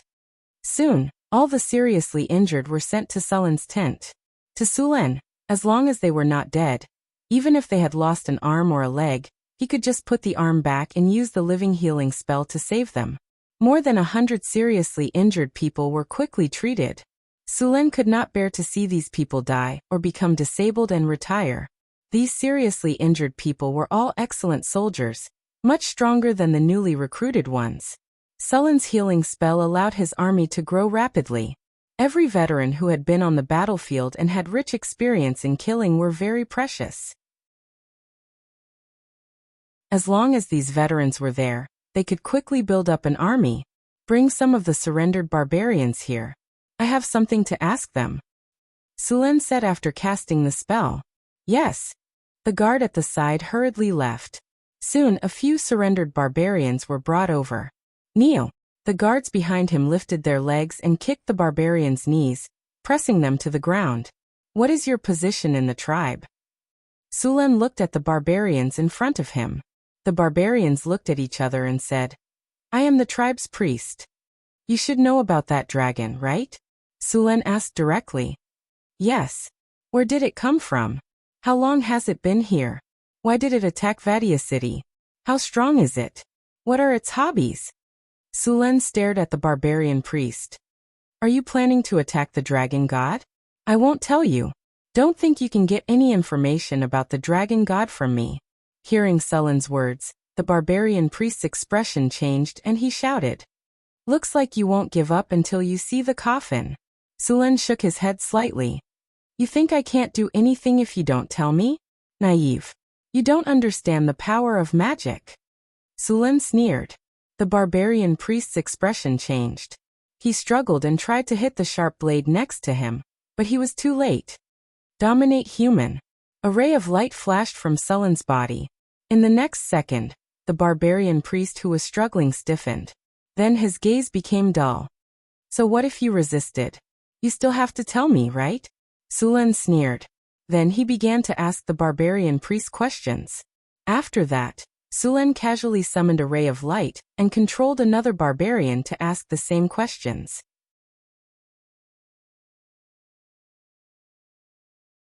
Chapter 575. After some questioning, Sulen had a clearer understanding of the giant dragon. His guess was right. It was indeed an elderly white dragon. According to the barbarians, this elderly white dragon had come here from the north 2 years ago. After arriving, it immediately conquered a few surrounding tribes and united them into a tribe of about 2,000 people. After converting a group of dragon descendants, it went into a deep slumber. It was only a year ago that the white dragon woke up and began to move around. The white dragon had attacked the city of Valatia because it wanted more wealth. After observing for a long time, it made its move. As expected, the city of Valatia was conquered by the white dragon, and all the wealth in the city was plundered. His followers, on the other hand, obtained a large amount of weapons and resources. After understanding the situation of this white dragon, Sulen began to prepare to slay it. This white dragon was not considered strong among the giant dragons. Its followers had been wiped out by Sulen, and now only the dragon itself was left. According to various records, many giant dragons would enslave large numbers of servants and followers. The most successful example was the Red Dragon Queen in the south. Giant dragons could enslave most monsters as their servants, including all your own species, and even those weaker than them. Therefore, most of the time, when facing a giant dragon, it was not just a single dragon, but an entire army. Take the Red Dragon Queen for example. She had several red dragons under her command, as well as numerous dragon descendants. She relied on her powerful strength to suppress the southern countries and make them tremble in fear. Every year, they had to pay her taxes. Even the churches of the gods were not willing to provoke her. Many people thought that they could slay a dragon after reading some so-called strategy guides, but these people were usually killed by the dragon's servants at the first checkpoint. As for the bard stories of knights slaying dragons with the help of a group of companions, they were basically just rumors. If one wanted to slay a dragon, the first thing one had to face was its army of monsters. Dragons would not be stupid enough to fight one-on-one with you. They would use all their advantages to fight. For example, if a warrior were to fight a dragon, he would be in a passive state. The dragon could fly, but the warrior couldn't fly. Arrows couldn't reach the dragon either. Only when the dragon swooped down would the warrior have the opportunity to attack. However, this opportunity often represented a great risk. If the warrior wasn't careful, he would die on the spot. Moreover, compared to hand-to-hand combat, giant dragons preferred to use their dragon breath to destroy their enemies. For the winged dragons, they had complete strategic initiative. They could fight and leave as they pleased. When the dragons sensed danger, they would also flee. Therefore, when a warrior or knight fought a dragon, the first thing they should do was to make it unable to fly. If they couldn't do that, then they should retreat as soon as possible. Most melee classes were at a disadvantage in the air. There was no combat aura in this world that could allow warriors or sword saints to fight in the air, unless they raised their strength to advanced legendary and mastered the domain. All of you stay here. I'll go up alone, Sulen said. Your Majesty, let us go together. Isn't it just a dragon? We have a dragon-slaying weapon to deal with it, a barbarian warrior said while waving a dragon-slaying spear. This dragon-slaying spear was specially used to deal with giant creatures. The body of the spear was tough and sharp. There were barbs on the spearhead, and there was a blood groove on the side. When the spear stabbed down, the hook would latch onto the muscles and fascia. Once it was forcefully torn, it would cause an even more terrible wound. The blood groove on the spearhead would quickly drain the blood of the prey. Sulen thought for a moment, then said, "Those whose strength is below tier 3 don't need to go. Those whose strength is above tier 3 take the javelins. Remember, when facing a dragon, don't stand in a group. Spread out and pay attention to dodge. Don't fight the dragon head-on. You won't be able to win. It can tear you apart with a casual attack." Sulen picked up a javelin and held it in his hand. He continued, "Use these javelins to shoot. Don't think about attacking other places. Aim at its dragon wings. As long as it dives down, use the javelins to attack its dragon wings." Dragons had a layer of tough dragon scales, and under the dragon scales was a layer of dragon skin. Its defense was very strong. However, the only part of its body that did not have dragon scales was its wings. Of course, it was said that there were no dragon scales. In fact, it was a layer of very small scales. Its defense was far lower than other parts of its body. Of course, not all dragons relied on their wings to fly. They relied on a kind of spell-like ability. Many pure-blooded dragons' wings were only for auxiliary purposes. Even if their wings were injured, it would still not affect their ability to fly. However, the white dragon Sulen was preparing to deal with now was not one of them. Once the white dragon's wings were injured, it would definitely be unable to fly. At that time, the difficulty of killing the white dragon would be reduced by half. In fact, Sulen also had other ways to deal with the white dragon. For example, he had the Hydra's venom in his hands. Although the dragon's poison resistance was very amazing, the Hydra's venom was not ordinary. Even a dragon would not be able to withstand it. However, in this way, the blood in the white dragon's body would be contaminated and basically lose its value. Even the dragon's flesh and other parts of the dragon would be seriously affected. It could be said that even if the dragon was successfully killed, only the dragon scales and dragon skin would be of some use. To Sulen, this was basically a waste of 90% of the dragon's materials. The Hydra's venom was not that easy to remove. Sulen led the two teams of warriors and carefully climbed to the top of the mountain. The higher they went, the lower the temperature. Although part of it was due to the climate and environment, the more important part was the radiation of the dragon's body. Soon, the ground under their feet began to be covered with snow. The mountain peak became steep and slippery. A thick layer of ice covered the top of the mountain. This was not naturally formed. It was the effect of the white dragon's breath. The white dragon was born with the ability to walk on ice. It could walk on ice as if it was flat ground. On such a steep and slippery ice layer, if one was not careful, one would slip and fall. One should know that this was the top of the mountain. If one were to slide down from here, even the barbarian's physique would not be able to withstand it. You guys can stay here. Sulen looked around and said. The space at the top of the mountain was narrow, and there was almost no shelter. There was also a layer of ice covering the mountain. It was very unfriendly to others. Find a place to hide. If you have the chance, use the javelins to attack the white dragon's wings. At the same time, remember to protect yourselves.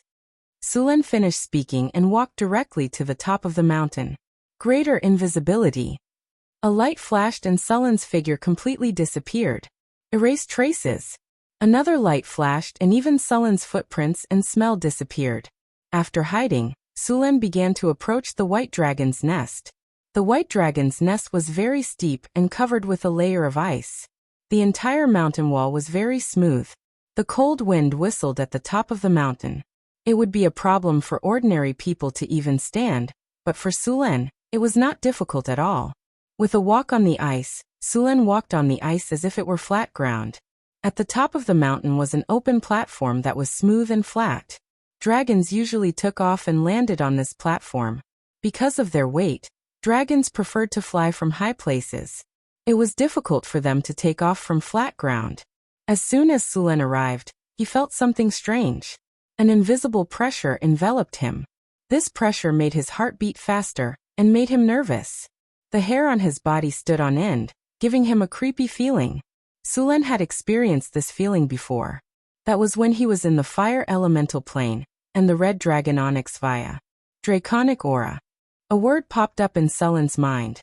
The draconic aura disappeared as quickly as it came. After a breath, this draconic aura had no effect on Sulen at all.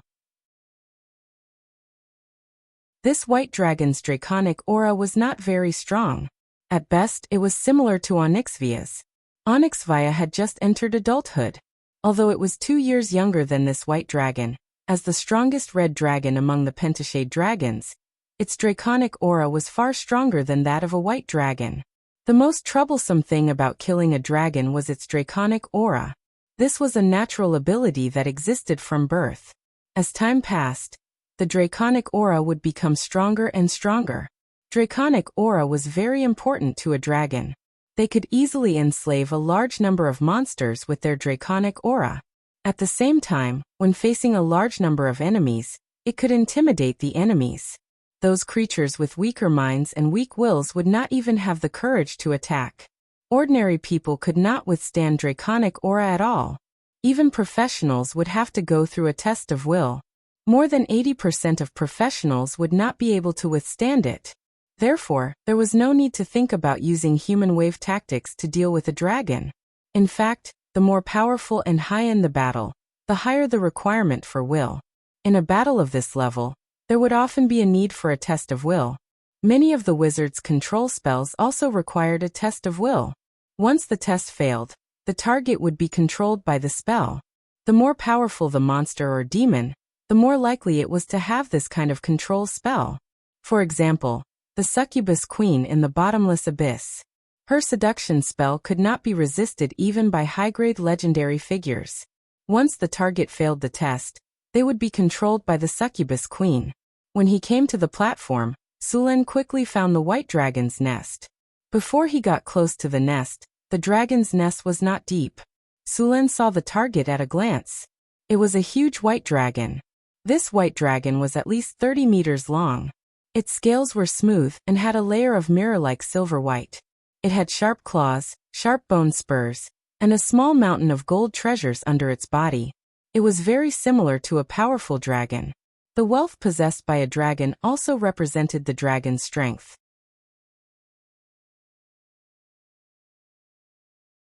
Chapter 576. A cold wind blew, and a few snowflakes drifted down. It was snowing lightly in the sky. The white dragon in the center of the dragon's nest was still sleeping. Long and drawn-out breathing sounds could be heard. As the white dragon breathed, countless small pieces of ice flew out of the dragon's mouth and nose. Sulen moved slowly and lowered his footsteps as he approached the sleeping white dragon. Although the white dragon was sleeping, as long as Sulen made the slightest noise, it would immediately wake up. Under normal circumstances, the white dragon's nest was guarded by its kin, but this white dragon was very lucky. Its kin had all been killed at the foot of the mountain, so there were no guards around the nest at all. Sulen carefully moved forward, carefully observing the surrounding ground. Sure enough, he found a few hidden magic traps near the nest. Fortunately, the white dragon's magic ability was average, So these magic traps were not difficult enough. Sulen spent some time and successfully removed the magic traps. Sulen carefully followed the small path and continued to move deeper into the nest. He was less than 30 meters away from the white dragon. At this distance, he could clearly see the white dragon. It was more than 30 meters in size, with white scales and sharp claws. Below the white dragon's body, there was a dazzling light. That was the white dragon's treasure. In addition to gold and silver, there were many magic gems here. In addition, it had just ransacked a city. The number of treasures in front of him was astonishing. Sulen did not continue to approach. He was not a professional thief, and he was not confident that he could continue to approach without waking the white dragon. However, this distance was enough. If he wanted to, he could close the distance in the blink of an eye. Sulen's figure immediately pounced on the white dragon. The moment he moved, the white dragon seemed to sense something. Its body moved slightly, and in an instant, it opened its huge eyes. Roar! The white dragon's painful roar instantly resounded in the dragon's nest. Sulen only felt his ears rumbling. The storm war halberd with infinite lightning instantly slashed on the white dragon's wing bone. A sound of fine iron colliding rang out, and the hard dragon bone was directly broken. The dragon, who had just woken up, immediately felt the excruciating pain. It immediately spat out a mouthful of dragon breath at Sulen. A bone-piercing chill spread out. Sulen's body stiffened, and the ice dragon breath gushed out. At this moment, a flash of light appeared, and Sulen's figure disappeared. The extremely cold ice dragon breath instantly enveloped the place where he had been. Even the air seemed to have frozen. Although the white dragon's breath was the weakest of the chromatic dragons, and its damage was only half of that of the red dragons, the slightest contact with it would cause one's body to stiffen, which was very unfavorable for melee professions. Sulen's figure appeared at the entrance of the cave. He waved his hand, and a lightning spear appeared in his hand. He then threw it at the giant dragon and ran out of the dragon's nest without looking back. Rumble! Muffled thunder came from the dragon's nest. Despicable ambusher! How dare you ambush the great king of the north? I will freeze you into an ice sculpture and smash you into powder. The giant dragon roared angrily, followed by the sound of flapping wings. In the next second, the white dragon's huge body rushed out of the dragon's nest. The dragon race's agility was not high. Adult giant dragons could be said to be clumsy on the ground, but their speed was not slow. The white dragon rushed out of the dragon's nest and swooped down. It spread its huge dragon wings and flew up in an instant. Then it opened its mouth and spat out a dragon breath, wanting to freeze Sulen into an ice sculpture. The white dragon breath flashed with countless ice crystals in an instant. Sulen's body flashed again, and the moment before the dragon breath arrived, he disappeared and reappeared above the white dragon. War roar! The huge roar resounded through the sky, and a powerful sound wave spread out from Sulen's body. The terrifying sound wave spread out like a wave, accompanied by an intense energy fluctuation. With Sulen as the center, the sound wave spread out rapidly within a 500-meter radius. The hard ice on the mountaintop was directly shattered by the loud sound. The white dragon felt as if its head was hit by a hammer. A wave of dizziness came over it, and its huge body began to fall. At the same time, the soldiers who were already prepared appeared. The valiant soldiers who were already prepared wore earmuffs and were a little far away. In addition, their physical fitness was good. Although they were also affected by the war roar, they did not feel dizzy. Whoosh! Whoosh! Whoosh! Just as the white dragon was falling, the soldiers threw out heavy javelins. The gleaming javelins cut through the air and instantly hit the white dragon's body. Some of the javelins hit the dragon's scales, but most of them were bounced away. Only a small number of javelins barely broke through the dragon's scales, but some of them hit the dragon's wings. The defense of the dragon's wings was not as strong as the other parts of the dragon. Many javelins directly penetrated the dragon's wings, and then the barbs pierced the muscles and fascia and hung on the dragon's wings. After the white dragon was attacked, it immediately woke up from the dizziness. It endured the pain and struggled to fly up. However, how could Sulen let go of this opportunity? Thunder slash! Dazzling lightning burst out from the storm halberd, and then slashed at the white dragon's wings again. The halberd cut through the air, and a sharp whistling sound was heard. The storm halberd once again hit the white dragon's wing bone. Roar. The white dragon roared in anger and pain. Sulen jumped and flipped onto the white dragon's back in an instant. He exerted force with his feet. Sulen ran quickly on the white dragon's back. At this moment, the white dragon noticed Sulen on its back. Its body rolled directly and crashed into the cliff beside it. It looked like it was going to smash Sulen into meat paste. Sulen exerted force with the tip of his foot and jumped directly from the white dragon's back. Then he tilted his body and kicked hard on the cliff with his right foot. Once again, he rushed toward the white dragon. Frost breath. Seeing Sulen rushing toward it, the white dragon showed a cruel and bloodthirsty expression. Seeing that Sulen was about to rush up, the white dragon suddenly turned its head and opened its ferocious mouth. A bone-chilling frost breath was instantly spat out. Sulen, who was charging at a high speed, could not dodge at all. The lightning on his body flashed instantly, and a shield made of lightning appeared in front of him. In the next second, the frost breath collided with the thunder shield. The bone-chilling coldness was felt, and a thick ice sculpture was formed on the thunder shield. Seeing that the ice sculpture was formed in an instant, the white dragon's eyes flashed with a hint of violence. However, before it could do anything, countless lightning bolts exploded from the ice sculpture. Sulen swung the storm halberd from the sky and pounced on the white dragon's neck like an eagle. Roar. The white dragon's dull roar was heard, and it was in great pain. The white dragon's huge body could not help but tremble. Then its thick dragon tail swept toward Sulen. Scorching blood gushed out. The storm halberd left a deep wound on the white dragon's neck. The dragon's scales were broken, and the wound was 30 centimeters long. Through the wound, one could even see the bones inside. The dragon's tail came with a whistling wind. Sulen did not even look back. With a flash of light, his figure disappeared in an instant and reappeared in midair in the next second. The white dragon's huge body made it difficult for it to turn around. Moreover, its huge body also provided plenty of attacking positions. Its body could even become a tool for Sulen to dodge. Lightning flashed, and the storm halberd in Sulen's hand danced quickly. Cold light slashed continuously on the white dragon's body. The white dragon's hard dragon scales could not block these attacks at all. Soon, a large number of wounds appeared on the white dragon's body. However, these wounds were not serious. They were just some superficial wounds. Relying on the white dragon's strong recovery ability, the bleeding would soon stop. The damage caused by Sulen's rapid and continuous attacks was limited. Perhaps the white dragon was tired of Sulen jumping up and down beside it, so it directly breathed dragon's breath on its body. For the white dragon, who was immune to frost damage, the dragon's breath only made it feel a little cold, and did not cause any damage. However, Sulen had to dodge to other places.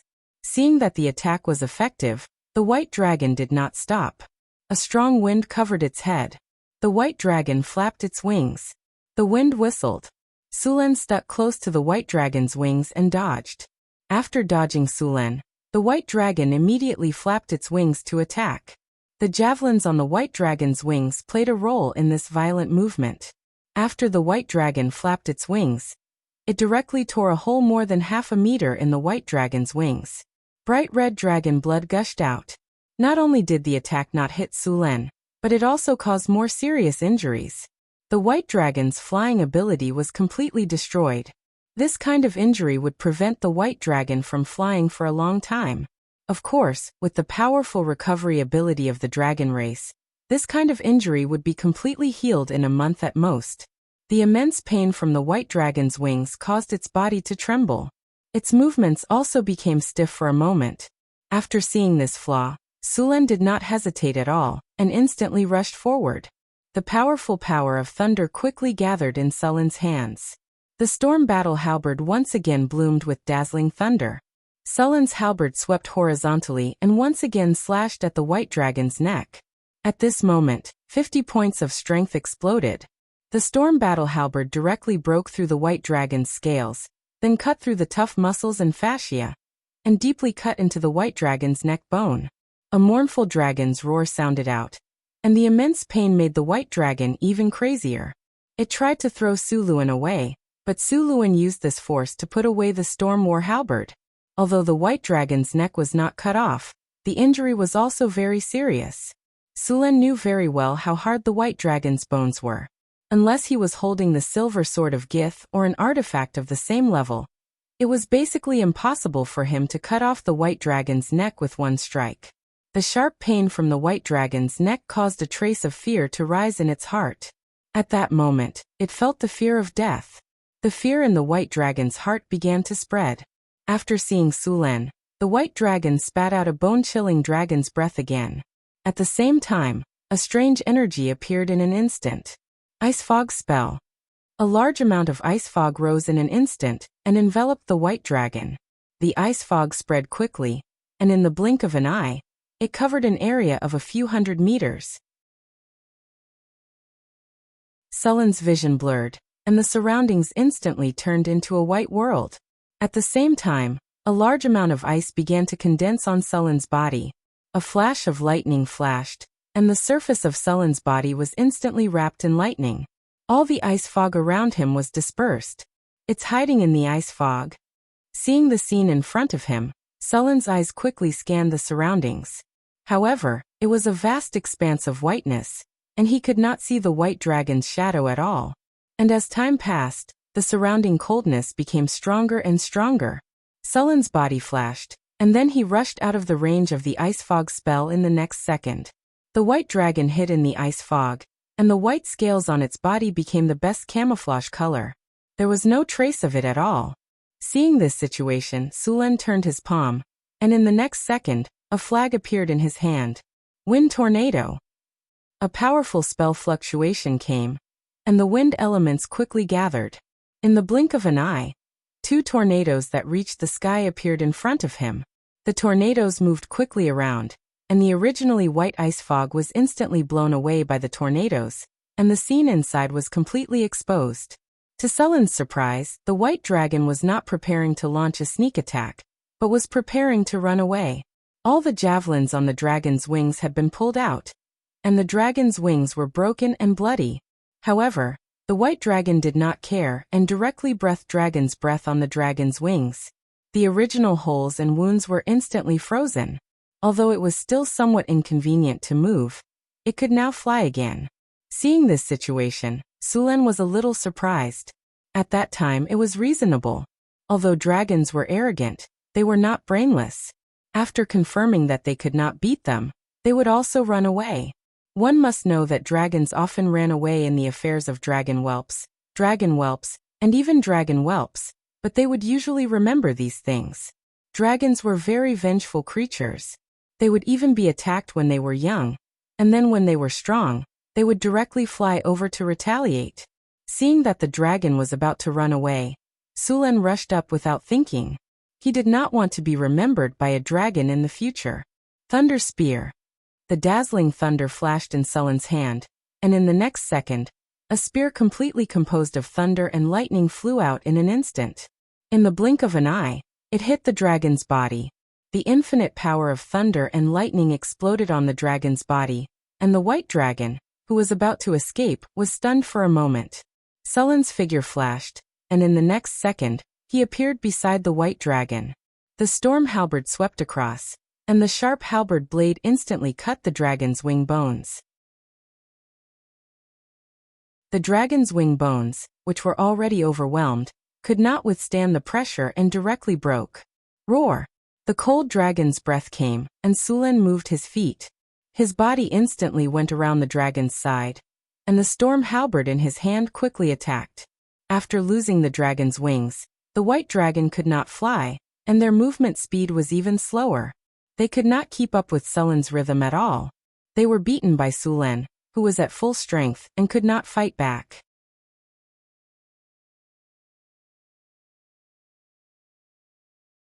Chapter 577. Roar. A dragon's roar echoed around the top of the mountain. The snow had stopped, but the air was getting colder.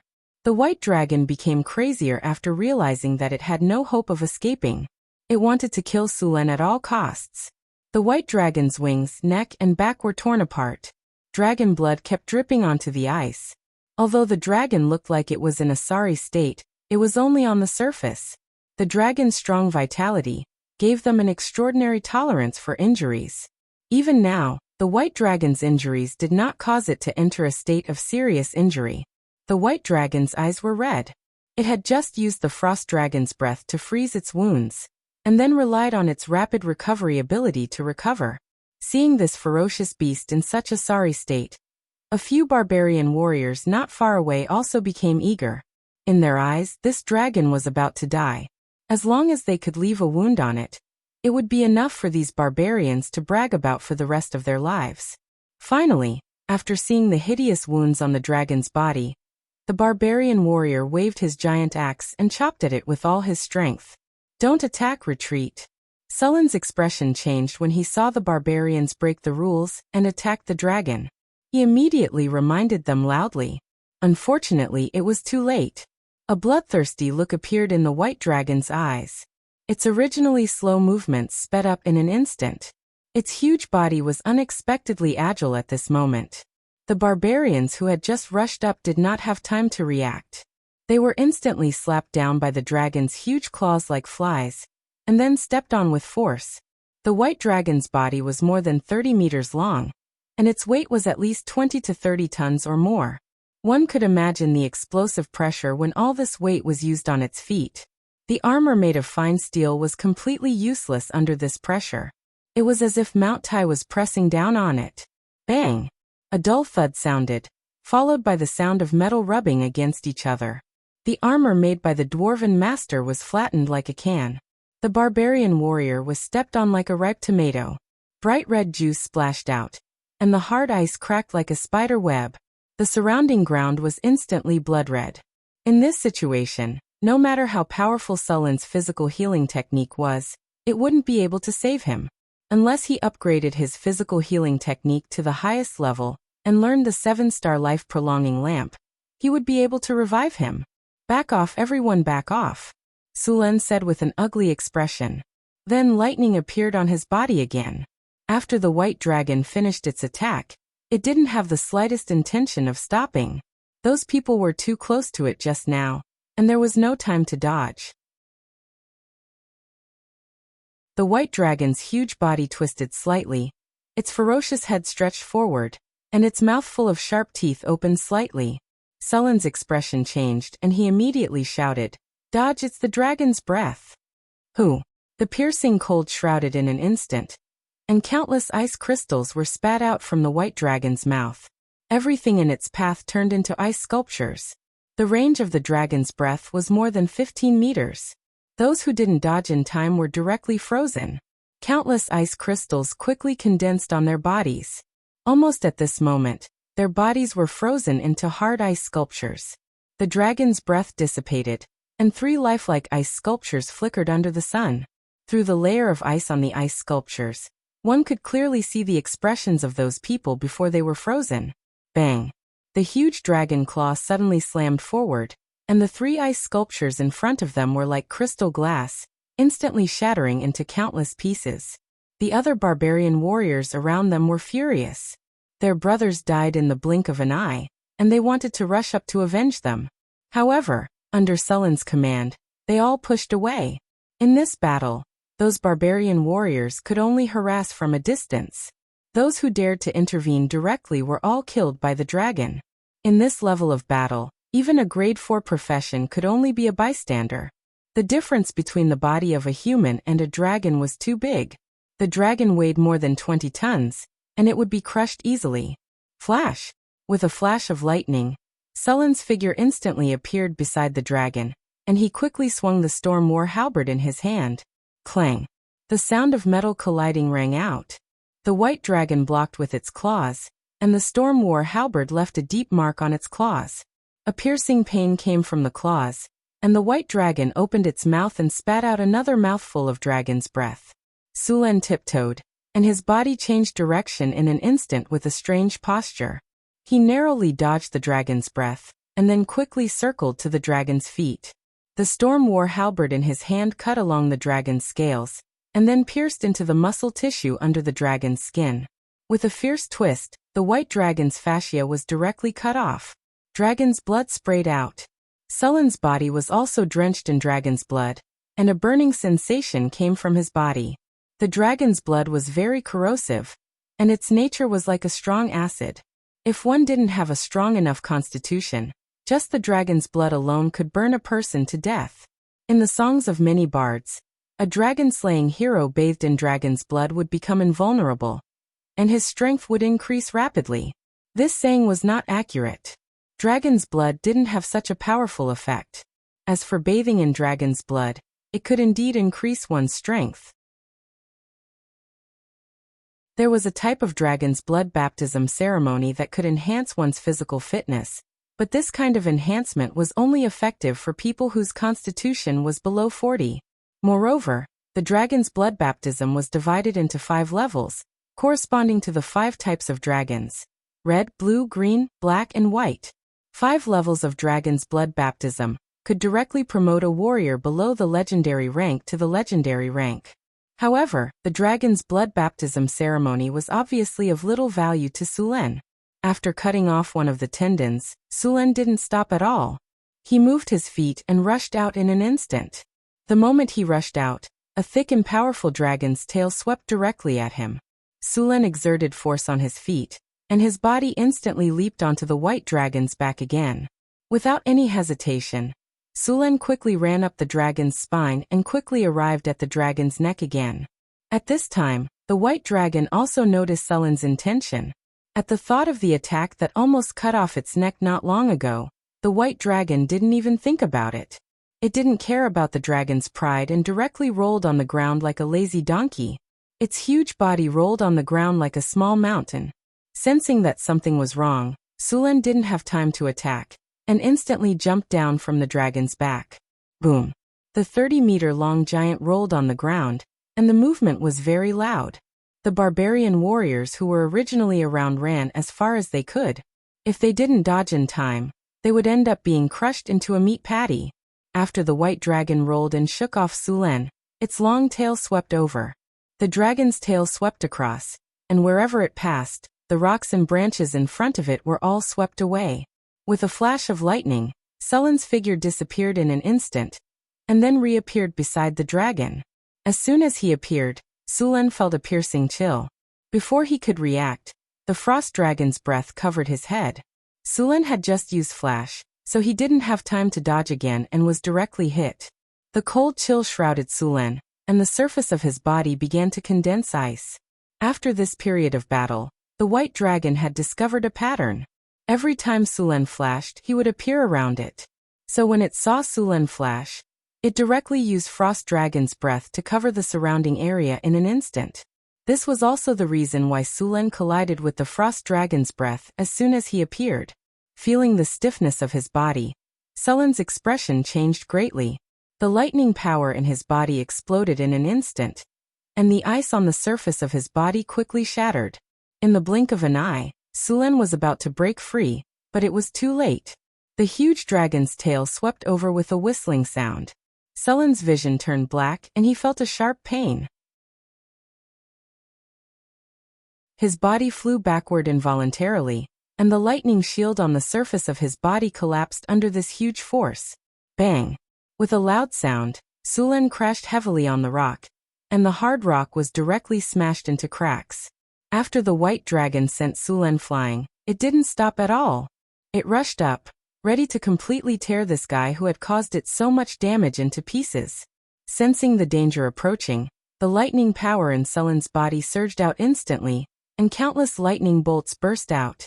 Sulen's figure was like lightning, and he quickly rushed toward the white dragon. This time, his burst of power was extremely shocking. In short distances, he was even faster than when he flashed. The moment he clashed with the dragon, Sulen instantly turned over and jumped on the dragon's back again.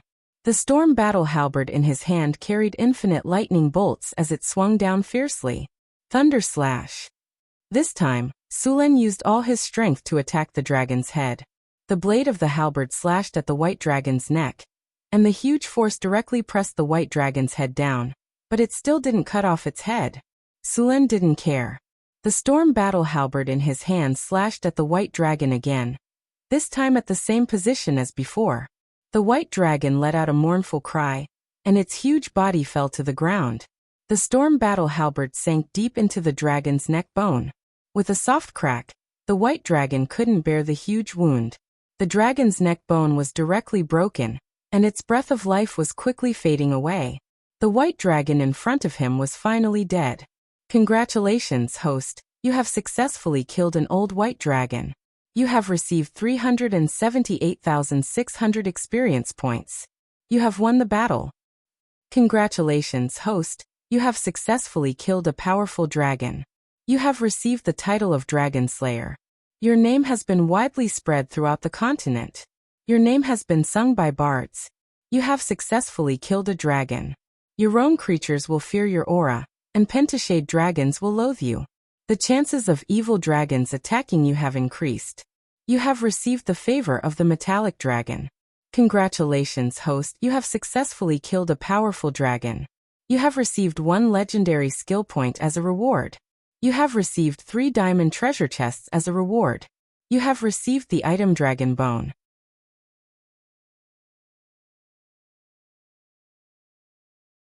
Chapter 578. The battle is over.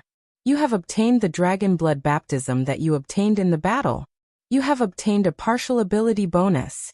Because your strength has exceeded the range of the dragon blood baptism, you can't increase your strength. Baptism complete. You have obtained a special talent, Dragon Blood Baptism, White. Dragon Blood Baptism, White. You have successfully killed an old white dragon. After this dragon slaying, you have undergone a Dragon Blood Baptism and obtained a partial ability bonus. The dragon blood makes you stronger. At the same time, your skin becomes tougher. You have permanently obtained a natural armor point. Your toughness has increased by 1 point. This ability can be improved with the number of dragon blood baptisms. Scarlet blood slid down from Sullen's body. The dragon blood had lost its magic power, but there was still a lot of blood in the dragon's body. Sullen only used a small part of it. He snapped his fingers and a flash of light appeared. The dragon's huge body was directly sealed. This kind of sealing spell could temporarily preserve the dragon's body, so that it would not lose its magic power over time. Then the dragon's body could be stored in the storage space. The dragon's body was a very precious treasure. After special treatment, the dragon's meat could be used to increase attributes. At the same time, many nobles were eager to buy the dragon's meat, because dragon meat generally had the effect of enhancing sex drive, especially the dragon's penis. As long as this thing appeared, nobles would be willing to spend a lot of money to buy it. A dragon was about 20 tons. After excluding the scales, bones, claws, teeth, and internal organs, about 8 tons of meat could be obtained. The hard dragon scales were a good magic material. They could be made into dragon scale armor or other things. After processing and enchantment, dragon scale armor had amazing resistance to physical and magical attacks. The best way to make a dragon skin robe was to make a dragon skin robe. This kind of dragon skin robe was not made from the skin of a lesser dragon. A dragon skin robe made from the skin of a true dragon was at the legendary level. Since Hathaway became a legendary, her wizard robe could no longer keep up with her. Now was the time to change it. White dragons had enough dragon skin. Of course, the best quality was the dragon skin on their abdomen. It was soft, tough, and had a high magic conductivity. The dragon skin on other parts of the body was slightly inferior.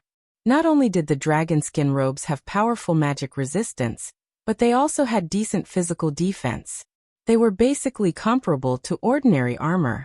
Although the remaining parts couldn't be used to craft dragon robes, they could still be used to craft magic scrolls. Due to its excellent magic conductivity and amazing tenacity, dragon skin was an excellent material for crafting advanced magic scrolls. After all, there was a level 9 magic scroll in White Raven Tower that was made of dragon skin. In addition to these items, there was another important item, the dragon crystal. Not all dragons had dragon crystals. Only a few dragons would form dragon crystals. This was a powerful magic material. It was the condensation of a dragon's mana. It could be used to make many things. Most of the innards of dragons were poisonous, but they were still good magic materials. Hathaway had many recipes that required these materials. As for the dragon heart, Sulen planned to give it to Phyllis. As a dragon blood sorcerer, Phyllis's bloodline power was not high. This time, Sulen obtained the white dragon heart. He could completely purify her blood and strengthen the effect of the dragon blood in her body. Before killing the dragon, Sulen had already prepared the various parts of the dragon's body. Seeing that Sulen had killed the giant creature, the surrounding barbarian warriors slowly approached. Sulen directly asked them to clean up the battlefield. The dead soldiers needed to be collected again. Although they had been shattered into ice shards, the two barbarian warriors still collected all the corpses, including the one that was trampled flat. Slaying a dragon not only represented the highest honor, but also represented wealth. After the dragon was killed, the huge wealth left behind would all belong to Sulen. This white dragon's wealth was not small. This time, although a few barbarian warriors were killed or injured, the harvest was also good. At the same time, the system notification sounded again. Dragon slaying successful. You have successfully slain a white dragon. The barbarian warriors under your command have followed you into battle. In the process of fighting the dragon, they have gained additional will. Survivors will permanently +1. All survivors morale +5. Dragon slaying battle, White Dragon, legendary battle June 1689 of the Radiant Moon calendar. You learned that a city in San Filto had been conquered by a dragon. Then, you formed an army and advanced into the distance, preparing to use them in the upcoming battle. You discovered the white dragon's tracks and cleared out its descendants in advance. Then, you started a battle with the white dragon. You successfully killed an old white dragon. As the battle ended, more and more people learned of your prowess, and your name began to spread across the continent. The dragon's nest was very big. After storing the dragon's body, Sulen began to collect wealth. After entering the dragon's nest, Sulen saw a small mountain of gold sand. So much gold. It's dazzling my eyes, a barbarian warrior murmured. Compared to normal humans, the barbarians were not very interested in money. They were more interested in eating and fighting. Pack up all the gold. Sulen glanced around and said, so many gems. There must be hundreds of them. A warrior beside him could not help but gulp. Sulen had brought his trusted subordinates with him this time. Most of them were from the northern city, so he could rest assured that they would fill up the treasure chests. Most of the treasures in front of them were looted by the White Dragon from Valatia City. At that time, the White Dragon had moved all the treasures in the city. This White Dragon's wealth was more than many red dragons and gold dragons. Pack up all the treasures and bring them back. No one is allowed to hide them. If anyone dares to hide them, you know the consequences.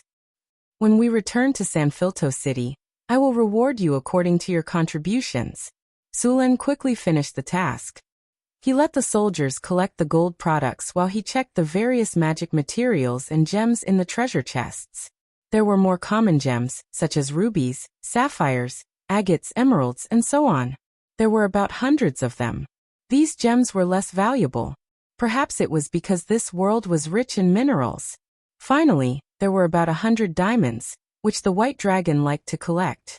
These diamonds collected by the White Dragon were of high quality and large in size. They were very good magic materials. One of the diamonds was bigger than an egg. It was a crystal clear rose diamond. It was oval in shape and had not been polished at all. Soren held the beautiful rose pink diamond in his hand and estimated that it weighed about 60 grams. If this weight was in his previous world, it would probably be a rare treasure. If it was polished carefully, the price of this diamond would be very high. Of course, even in this world it was quite rare. Basically, only the top nobles could have it. Sulen planned to give this rose pink diamond to the dwarven craftsman to polish. A pink diamond of this quality could be made into jewelry or sold at a very high price. Of course, Sulen guessed that Hathaway and the others would not let him sell this gem. Sulen put away the rose pink diamond, and then continued to search the treasure chests. He wanted to see if there were any rare grade equipment as trophies. Unfortunately, he only found some low and mid-grade magic equipment. It seemed that the dragon did not care much about it. Dragons had very rich appraisal skills. The value of an item could be accurately estimated to the level of 1 copper in AR. Most of the time, the dragon would know the specific price at a glance. A successful dragon was usually a top-notch valuer. As this dragon had not been here for a long time, it rarely encountered adventurers, and naturally, it was difficult for it to collect high-value rare-grade equipment. Sulen estimated that these rare-grade equipment were most likely obtained from the city of Vadia. Normally, the more frequently a dragon was challenged, the more it would have. The more loot it collected, the more valuable it would be. The white dragon, which was directly killed by Su Luan, didn't collect many rare-grade equipment. After all, the pentashade dragons did not know how to make equipment. Most of the equipment in the dragon nest was left behind by adventurers who wanted to be dragon slayers. Of course, the gold dragons and silver dragons of the metal dragons liked magic, so they also mastered the ability to make rare-grade equipment. Many of the gold dragons' collections were very shocking. As for the red dragon queen of the southern seas, Sulen estimated that she should be the richest person in this realm. No, a dragon. As for those who dared to have designs on this treasure chest, they were either burned to ashes or thrown to the bottom of the sea to feed the fish. In addition to these treasures, Su Luan also collected magic plants around the dragon's nest. Due to the special environment in the dragon's nest, some dragonized plants would grow, the most famous of which was the dragon's saliva. It was said that this plant was mutated when the dragon's saliva dripped on the ground while it was sleeping. The dragon grass could be used to calm the nerves. The ambergris made from this material was very effective. For wizards, it could increase the efficiency of their meditation and increase the duration of their meditation. Other than the dragon grass, there was also the dragon scale grass.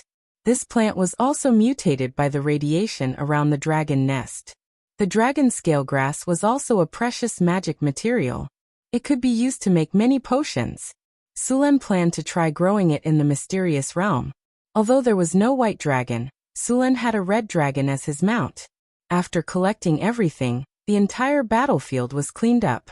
Even some of the dragon blood that had been sprayed out was collected and prepared to be used as fertilizer.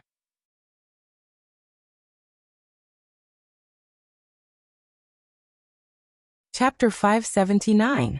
Under normal circumstances, the red dragon was the wealthiest among the chromatic dragons.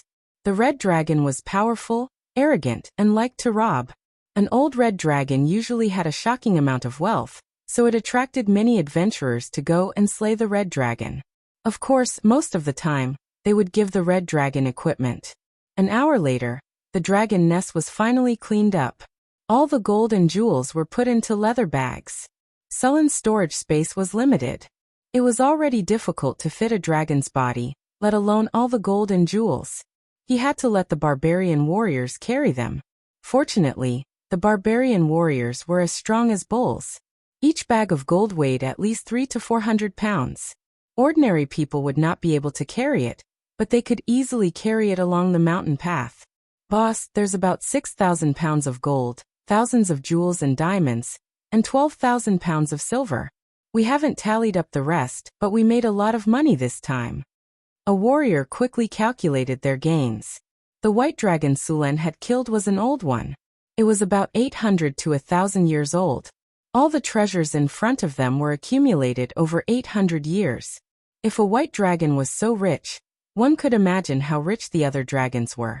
No wonder so many people wanted to be dragon-slaying heroes. The Kinnar coins minted in Northern Town were 80% gold. 1 Kinnar weighed 5 grams, which required 4 grams of gold. 6,000 pounds of gold could be used to make 750,000 Kinnar coins. Together with 12,000 pounds of silver, there were about 1,000,000 Kinnar coins. There were even more jewels and jewels. After everything was packed up, Sulen left the dragon nest with the army and returned to Valatia City. Valatia City would be rebuilt in the coming days. It was located at the northern border and was the gateway to the northwest. Sulen could not give it up. Although the city had been breached not long ago, the city's population had suffered heavy casualties, and even more people had fled to other cities. However, as long as the city was rebuilt, those refugees would quickly return. After all, not everyone could abandon the land here. After returning to the city, there were about 4,000 refugees in addition to the soldiers of Samfelto's First Legion. These refugees were scattered in the wilderness after the fall of the city. Now that the city had been rebuilt, they had returned. After Sulen returned to the city, he immediately took out the white dragon's corpse and prepared to dispose of it. Leaving it there for too long would affect its quality. When the refugees saw the huge white dragon's corpse in the square, they instantly exploded. These refugees had personally witnessed the might of the white dragon when it broke through the city. Now that such a terrifying beast had been slain by the king, Sulen's prestige in the hearts of these refugees rose to the peak. News of Sulen's dragon slaying also spread like wildfire. The nobles near Watya city were the first to receive the news. When they heard that Sulen had killed a dragon, their faces turned pale, and they hurried to Watya city with all sorts of resources and treasures. Disposing of the white dragon's corpse was not an easy task.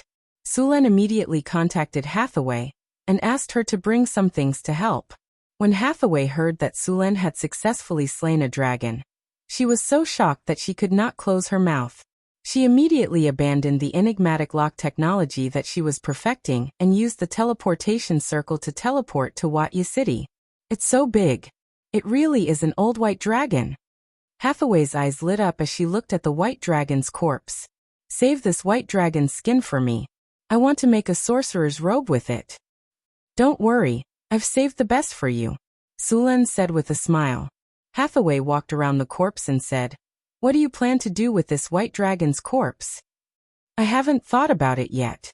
You're a sorcerer, so you have more say about this material. You tell me," Sulen said. "Okay, I'll tell you first. If you have other ideas, you can add them." Hathaway nodded and said, "Dragon scales and skin can be used to make dragon scale armor and dragon hide armor. The skin on the belly and wings is soft and tough, so it can be used to make sorcerer's robes. The rest of the dragon's skin can be used to make dragon hide armor.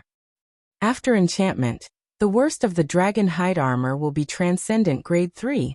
The better ones can be Grade 4, or even Legendary. Even if you don't need it, it's not bad to give it to your core subordinates. The rest can be made into magic scrolls. Dragon scales can also be used to make armor. Compared to dragon hide armor, dragon scale armor has stronger defense. I checked the dragon's blood just now. There's still a lot left, and it's been preserved well. It's very active and can be used to make dragon blood potions. Of course, it can also be used to carry out dragon blood baptism. As for the dragon's heart, I suggest you give it to Sister Phyllis. Although she's a dragon disciple now, her bloodline purity and aptitude are average. This white dragon's heart can at least raise her bloodline to excellent. The innards of the white dragon can also be used to make lesser dragon blood potions. It can be sold or used as a reward. Hathaway quickly distributed the white dragon's heart. Let's do that. Sulen had no objections. He then started to deal with the body. Although the white dragon was dead, its skin was still very tough. In order to keep the skin intact, Sulen personally led a dozen barbarian skinning masters to work. It took a lot of effort to peel off the dragon's skin. The dragon's skin was so tough that dozens of skinning knives were broken. Dragon meat was poisonous to a certain extent, so it couldn't be eaten directly. It had to be processed first. Therefore, the dragon meat was preserved for now. There was also a long and thick dragon penis. This was good stuff. Perhaps Northtown could produce dragon dick wine in the future. Next were the dragon's tendons, teeth, and bones. Sulen planned to use the dragon tendon to make a whip for Phyllis, the teeth to make a scimitar or dagger, and the bones to make a dragon bone staff. Of course, there were plenty of dragon bones in a dragon's body. However, not all of them were suitable for crafting magic staffs. These dragon bones were excellent materials for crafting legendary battleships. When the time came for crafting a legendary dragonbone battleship, it would be a surefire way to fight naval battles. Although a part of the dragon's wings would be used to make dragon robes, the rest would be enough to make sails. Since the dragon's skeleton was used to make the dragon bones of a warship, the sails would be a good choice. All of the dragon's blood was extracted. The dragon's blood filled 7 large water tanks. Hathaway used a special crystal ball to preserve the dragon's blood. After all the parts of the dragon's body were cut up, only a complete dragon's head was left. Sulen didn't plan to make the dragon's head into a magical tool. It was better to keep it as a collector's item. Sulen planned to hang the dragon's head on a warship or the city walls of North Town. Of course, he also took out the dragon crystal from the dragon's head. The dragon crystal had many uses. It could be used as a high-tier legendary soul crystal. It could also be used as a magical tool.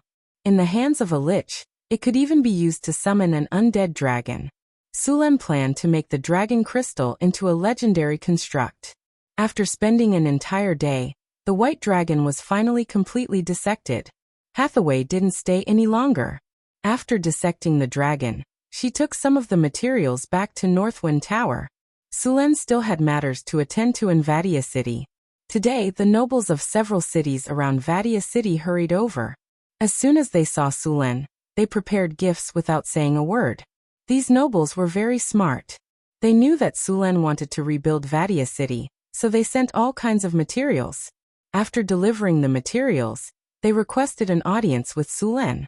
Sulen wasn't happy with these nobles, but he still received them on account of the materials. Your Majesty. 6 nobles bowed respectfully.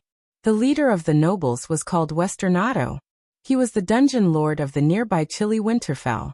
Chilly Winterfell was the most powerful city in the surrounding area. It had a resident population of 70,000. Westernado, dungeon lord of Chilly Winterfell.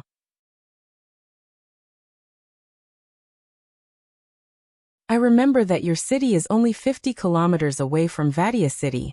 Sulen stood up from his seat and said to Westernado. Westernado's expression changed. He lowered his head and said, Yes, Your Majesty. You took half a month to travel 50 kilometers. I rushed over from San Filto City, but you weren't there. Can you tell me the reason? Sulen said without emotion. I'm very sorry, Your Majesty. Westernado broke out in cold sweat. Vadia City fell too quickly. I immediately mobilized my men after receiving their request for reinforcements. But by the time I gathered my men and prepared to depart, the city had already fallen. That's why you didn't go to the rescue? Sulen looked coldly at the middle-aged noble. To be fair, the Western Australian did not look like those nobles in the south who were fat, greedy, and stingy like pigs. On the contrary, he should have been very handsome when he was young. The hardships in the north had given him an iron-blooded temperament. Coupled with his noble temperament, he looked somewhat valiant. However, his behavior was more like a veteran. Your Majesty, shut up. Suluan forcefully interrupted their next words. A powerful aura erupted from his body in an instant, and the faces of the nobles on the other side instantly turned pale. The powerful aura made it hard for them to breathe. At this moment, they felt as if they were about to die. Sulen noticed that the nobles were about to collapse, so he retracted his aura.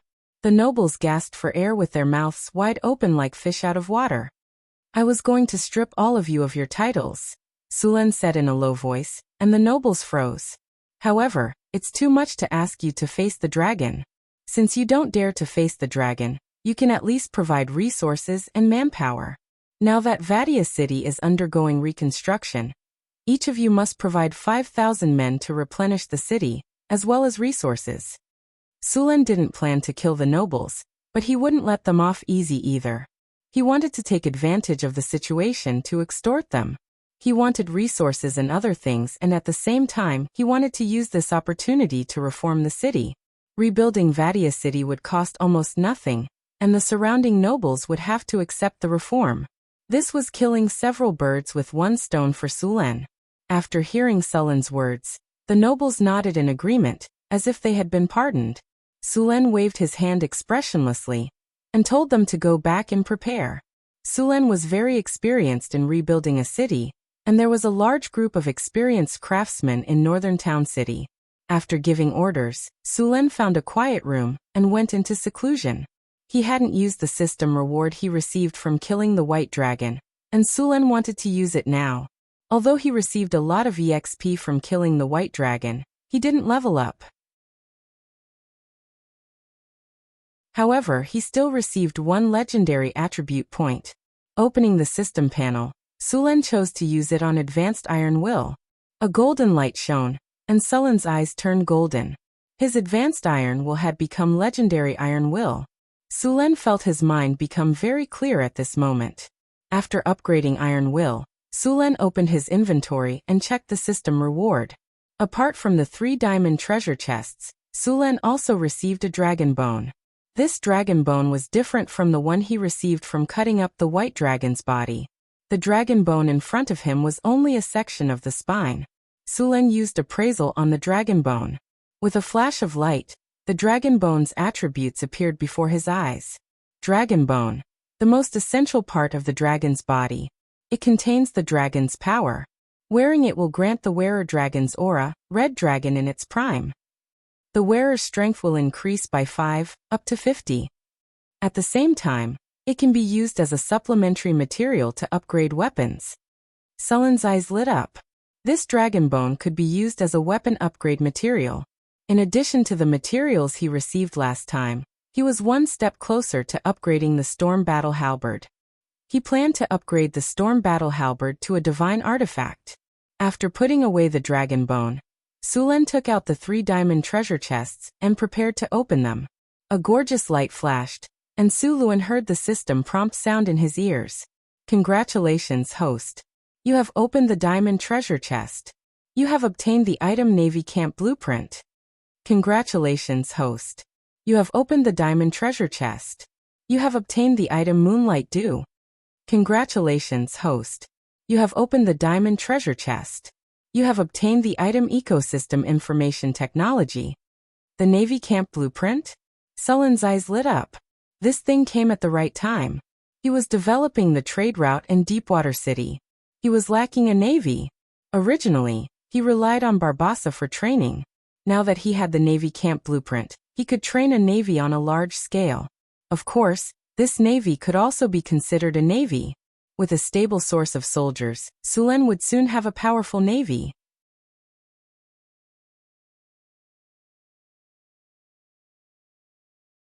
Chapter 580. The Navy camp needed to be built in Deepwater City.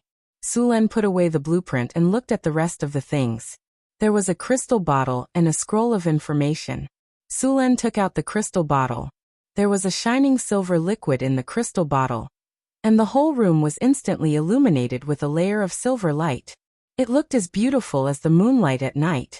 Countless starlight swayed in the crystal bottle. This small crystal bottle seemed to have contained the entire galaxy. It looked very beautiful. Moonlight Dew, the legendary magical dew condensed from the moon. It gathers a large amount of moonlight power. It has the magical effect of removing evil power, pollution, purifying blood, improving physical fitness, and speeding up the fusion of various energies. Sulen checked the attributes of the moonlight dew with identification. This bottle of moonlight dew could remove pollution, which was good news for Sulen. He had not absorbed the divinity crystal stone he got after killing the abomination, mainly because of the pollution and evil power on it. Now that he had the moonlight dew, he could remove the pollution and evil power on it, and speed up the fusion of energy, which could save him a lot of time. When he returned to Northern City, he was ready to integrate the divinity into his body. Although the crystal bottle looked only the size of a palm, the space inside was still very large. On the surface, it seemed to only contain 50 milliliters of moonlight dew, but in fact, its capacity was 1 cubic meter, which was enough for a bath. Not only was it enough for Sulen, but it was also enough for Hathaway, Phyllis, and the others. After putting away the crystal bottle, Sulen picked up the scroll next to it. The scroll looked like it was made of a material similar to gold foil.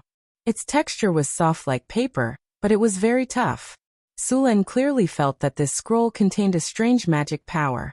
This scroll was actually a magic item. Using a magic item to record knowledge, Sulen was suddenly very interested in this scroll. The most famous magic scrolls in history were the artifacts, the Nether Secret Scrolls. There were a total of 108 Nether Secret Scrolls, which recorded the knowledge of almost all schools. This set of artifacts created a glorious era, and even the Arcane Empire was established on the basis of these scrolls. It was the source of the rise of the Age of Thorium, and the cornerstone of the birth of the great arcanists. In the Age of Thorium, almost all spellcasters gained a lot of knowledge from this ancient scroll. The ancient arcane empire civilization started from here. Even now, Hathaway used a large number of spells that originated from the knowledge in the Nether Scrolls. The complete Netherese scrolls were divided into 2 parts, with a total of 108 golden scrolls. Legend had it that this scroll was written by the combined efforts of many ancient gods of order. The upper half of the Nether Scrolls had been destroyed during the Age of Thorium, while the lower half had been stolen. Their whereabouts were still unknown. Only a few scattered Nether Scrolls were preserved in the entire multiverse. This divine artifact contained the knowledge of the creation of the Mice energy core. Even the original floating city was built with the knowledge contained in it. In the Age of Thorium, the great arcanists even felt that as long as they read enough knowledge in the Nether Scrolls, it could help them directly become gods. It could be said that this was the origin of a powerful civilization. The Nether Scrolls not only contained a variety of mysterious and powerful knowledge, but these scrolls themselves were also powerful artifacts. When reading these scrolls, they could also obtain many powerful supreme magic abilities and talents, and even directly upgrade one's profession level. Of course, this artifact was so powerful, but not everyone could read it. After the experiments of the ancient arcane mathematicians, every time a scroll was read, one could upgrade one's level. The threshold for reading the scroll was very low, but most people could only read the first page. Generally, people with strong minds and developed brains could read up to the 8th page, while most wizards could only read up to the 5th page. As for reading all the Nether Scrolls, since the discovery of the Nether Scrolls until now, no human had accomplished this feat. As for those who thought they were clever and wanted to read more knowledge, they were either crazy or their brains exploded from the knowledge. Of course, there were also ways for humans to read more Nether Scrolls without going crazy, such as divinity, or becoming a favorite of the gods. Divinity could rebirth matter, and naturally, it could also increase the limits of the human brain. If someone claimed to have read the entire set of Netherese scrolls, they were either bragging, or they were reading fake scrolls. There was a limit to how much a mortal could read, because the mortal brain could no longer contain this knowledge. It was impossible to continue reading after digesting it for a few years. Only gods could read a lot of them. The existing Nether Scrolls were basically incomplete, and the knowledge recorded in them was not very important. The scroll in Sullen's hand was a remnant of the Nether Scrolls. It recorded the knowledge of using spells to create a complete biosphere. As long as this knowledge was mastered, one could build a complete biosphere even in the astral plane. This technology seemed useless, but in fact it was an essential technology for the floating city. It was fine for the floating city in the prime material plane, as it did not require overly complicated ecosphere technology, and could be replenished at any time and place, but once it entered the astral plane, or went to other planes for interstellar colonization, this technology was too important. There were many planes whose environments were not suitable for human survival. There was no air, no gravity, no water, and no sunlight in the astral plane. Without the support of a biosphere system, except for powerful wizards, ordinary people would die if they entered. Therefore, biosphere technology was very important to the floating city. Only with a complete biosphere technology could the floating city drift in the astral plane for thousands of years without any supplies. Sulen picked up the scroll and looked at it. This scroll was made of gold leaf and was 8 inches wide. There was a large amount of silver magic writing on the golden scroll. These magic words were constantly flowing slowly, as if they were alive. Sullen's Nether scroll was incomplete. It was only 6 inches long, and the knowledge recorded on it was only about the construction of biospheres. Even so, this Nether scroll was a very precious tool. One had to know that there might not be a complete Nether scroll in the entire continent now. Sulen simply looked at the Nether scroll. He could basically understand the knowledge recorded on it. Magic words were a very magical language. Even if you were completely illiterate, you would know the meaning of these magic scrolls when you saw them. However, it was not so easy to understand. It would take at least a few months for an ordinary person to read a Nether scroll. How much knowledge they could master in the end depended on their own talent. Sulan's Netherer Scroll could not increase one's talent or metamagic abilities. It could only allow one to master some spells and knowledge. It was not very useful for increasing one's strength, but it was very helpful for improving one's control of energy. After looking through the scroll, Sulan put it away. Now was not the time to study these things. There was still no sign of the floating city. However, when he returned, he could first open up a demiplane to experiment. Even if he built the floating city in the future, this demiplane could be connected to the floating city. After putting the scroll away again, Sulan began to deal with the affairs of the city. After being taught a lesson by Sulan, the surrounding nobles all became well-behaved. All kinds of resources were sent to the city, and the refugees who had escaped from the city were sent back. The reconstruction of the city required a lot of manpower. Sulan could not let the army rebuild the city, so he could only rely on the refugees. After receiving a lot of resources, Sulan directly used the method of providing relief through work. Most of the refugees were poor. After Sulan promised to work hard and give them houses after the city was built, the refugees became very enthusiastic. In order to rebuild the city, Sulan transferred a group of grassroots officials from San Filto. These officials had basically just completed their training in the academy. They were also a bit flustered when they were brought here to work. However, with the army around and Sulan's guidance, there were no problems. These people had been trained and had a good foundation. Although they were a bit flustered at first, they quickly adapted, and all kinds of work were on the right track. Northern Citadel already had enough experience with this method of providing relief through work. As long as there were enough resources and grassroots officials with good work efficiency and execution, it could be done easily. This method of providing relief through work had been proposed in ancient times. It was first implemented during the reign of Duke Jingong of the Kingdom of Qi in the spring and autumn period.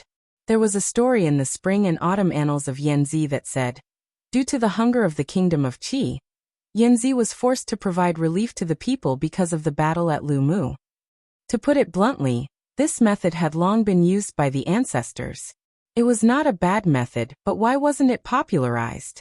The key was the problem of governance. As long as the problem of governance was not solved, even the best policies would be useless.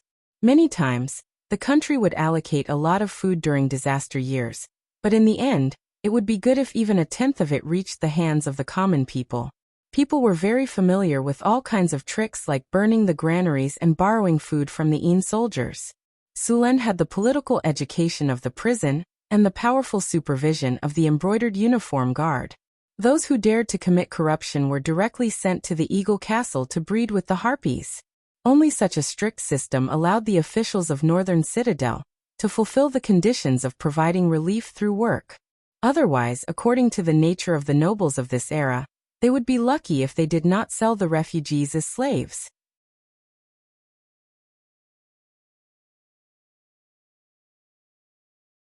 Chapter 581. The damage to the walls of the city wasn't too severe. Only the city gates and part of the walls were damaged. The dragon had flown straight in when it first attacked the city, and the gates were destroyed by it. Fortunately, it was a white dragon that attacked the city. The white dragon's breath was a breath of ice. Although it was powerful, it wouldn't have caused a fire. If it had been a red dragon, the city probably wouldn't have needed to be repaired.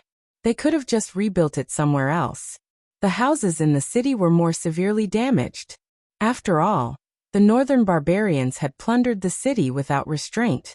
Sulan had demolished all the severely damaged areas and flattened the slums in the city. The city was rebuilt according to the model Sulan had used to rebuild the other cities in the Kingdom of Florence. This saved a lot of work.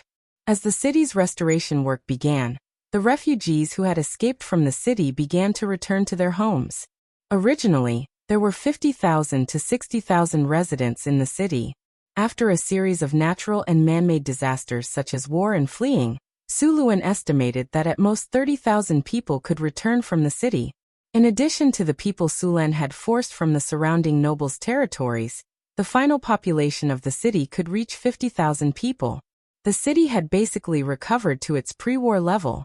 Apart from the refugees, Sulen also selected 500 able-bodied refugees to train the militia. The First Legion of Samferto couldn't be stationed here for long. The soldiers in the city had either died or escaped, and there weren't many left. As a border city, it couldn't do without a sufficient army to defend it. Sulen had no choice but to start the training from scratch. Training a militia of 500 people wasn't difficult. Sulen's veterans could easily do the job. After the training, Sulen ordered the barbarian warriors to bring the militia to the wilderness as soon as possible, so that they could become capable of fighting. Because the city had been conquered, the surrounding land was completely out of control. Many kobolds and goblins had become much more active in the wilderness. Now that a new army had been formed, these monsters could be used as practice. At the same time, the captives would be sent to the city's construction site to work. Restoring the city required a large amount of manpower, and the city of Velatia did not have enough manpower. Now that there were goblins and kobolds to provide the manpower, Sulen naturally did not mind. Those new recruits only needed to go through a few encirclement and suppression battles before they could be considered qualified soldiers. Then they would not be afraid to fight against the gnolls and northern barbarians of the wilderness. The battlefield was the best place to train new recruits. After a few battles, these people would become elites. Of course, only Sulen could do this. As long as the army under his command did not reach the upper limit, killing enemies would give experience. As long as they didn't die in battle, they would level up after a few uses. As a border city, 500 soldiers were far from enough. Sulen planned to station 5,000 soldiers in the city. Of course, Velatia alone would not be able to support so many soldiers, so the soldiers' pay and food were provided by the kingdom. The army was also directly under the kingdom's command. Sulen planned to expand the city to 100,000 people. Velatia city had many mines such as copper, iron and coal. While it was not very big, it would be enough to supply the surrounding cities. Sulen had also checked the land outside the city. It was considered fertile, and the surrounding water was abundant. Just the plains near the city would be enough to support 100,000 people. Velatia city was also the only way from the Northwest Desert Kingdom to Northgard city. As long as there were no problems, the city would soon prosper. After taking control of the city, the surrounding nobles would have no choice but to obey the king's orders. Sulen stayed in Velatia city for half a month, then handed everything over to the newly appointed consul before returning to Northgard city. Northwind Tower, astrology platform. A beam of light rose, and Sulen's figure appeared on the astrology platform. Master, welcome back. Half-elf maid Angela quickly appeared. Sulen patted Angela's head and asked, "Where are the others?" "Sister Hathaway is in the lab. Sister Alex has returned to Eagle Castle. Sister Karina and Sister Xanthi are in the mystic realm," Angela said softly. "By the way, how's the development in the city recently?" Sulen asked as he took off his cloak. "Nothing has happened in the city recently. A while ago, we gave the serfs the status of commoners according to your orders. The other serfs were stimulated and worked very hard recently. Also, the number of people who came to settle down in Northgard city has been increasing rapidly. According to the City Hall statistics, the permanent population of Northgard city has exceeded 170,000 people. If this trend continues, it's very likely to exceed 200,000 people this year. Looks like they're working well." Sulen nodded with satisfaction. He took a sip of the black tea Angela handed to him. "Master, the goods that you instructed us to prepare have all been completed. Do you want to take a look?" Angela reminded. "They're all ready so quickly." Sulen was a little surprised. He prepared these goods to open up the sea trade route. They were going to be transported to the eastern continent to be sold. Now that the goods were ready, it was time to open up the new sea route. However, some preparatory work had to be done. The Navy camp Sulen obtained this time had to be built as soon as possible. At the same time, the divinity had to be absorbed and integrated. Not long ago, Suren had absorbed 2 divinity crystals obtained from the abomination. There were still 6 divinity crystals in his own divinity crystal, 7 in Hathaway's divinity crystal, and a lot in the god's corpse sealed in the basement. With so much divinity added up, the divinity of a god with weak divine power was more than enough. Soon, Sulen arrived at Hathaway's laboratory and poured a part of the moonlight dew into a crystal bottle. The entire laboratory was instantly illuminated in a silvery white color. It really is moonlight dew. Hathaway looked at the liquid in surprise. This thing is not easy to find. It's a waste to use it to remove the pollution and evil power on the divinity crystals directly. It's okay, I still have a lot. Besides, it's not safe to keep the divinity crystals in your hands. It's better to integrate them into your body quickly and convert them into strength directly. That's true. Hathaway thought for a moment and agreed. The next step was to set up the runic magic circle. Although it was possible to use the moonlight dew to remove the pollution and evil power directly, it required more moonlight dew to do so. The requirements for the purification runic magic circle were not high, and Hathaway completed it quickly. Sulen poured the moonlight dew into the center of the magic circle, and a silvery white aura shrouded it. With the surge of magic, the moonlight dew was quickly integrated into the magic circle, and the whole magic circle shone with a sense of holiness. Hathaway waved her hand gently, and a wave of magic emerged. Then the whole runic magic circle began to operate. Sulen took out a black stone. As soon as the palm-sized stone appeared, an evil and chaotic aura suddenly spread out. The whole laboratory was filled with this chaotic and evil power. Soon Sulen put the stone into the runic magic circle. After the silvery white energy sensed the stone, it immediately released a dazzling brilliance. A sizzling sound was constantly heard, and waves of black evil energy and pollution power were constantly purified by the silver light. As the silver light continued to flicker, the pollution power on the stone became weaker and weaker. The originally black stone gradually changed from black to purple gold. When all the pollution power was removed, the aura of the runic magic circle also dimmed. Sulen picked up the divinity crystal from the runic magic circle, and then released some soul power to examine it. Soon, Sulen opened his eyes with satisfaction. All the evil power and pollution power on the divinity crystal had been removed. Not only that, even the original soul consciousness of the abomination had been directly erased. In other words, this divinity crystal could be directly extracted and integrated with. After seeing that the purification was successful, Hathaway also took out the divinity crystal in her hand and put it into the runic magic circle. Then, she activated the magic circle once again. The silvery white aura lit up, and the two completely opposite energies continued to fight.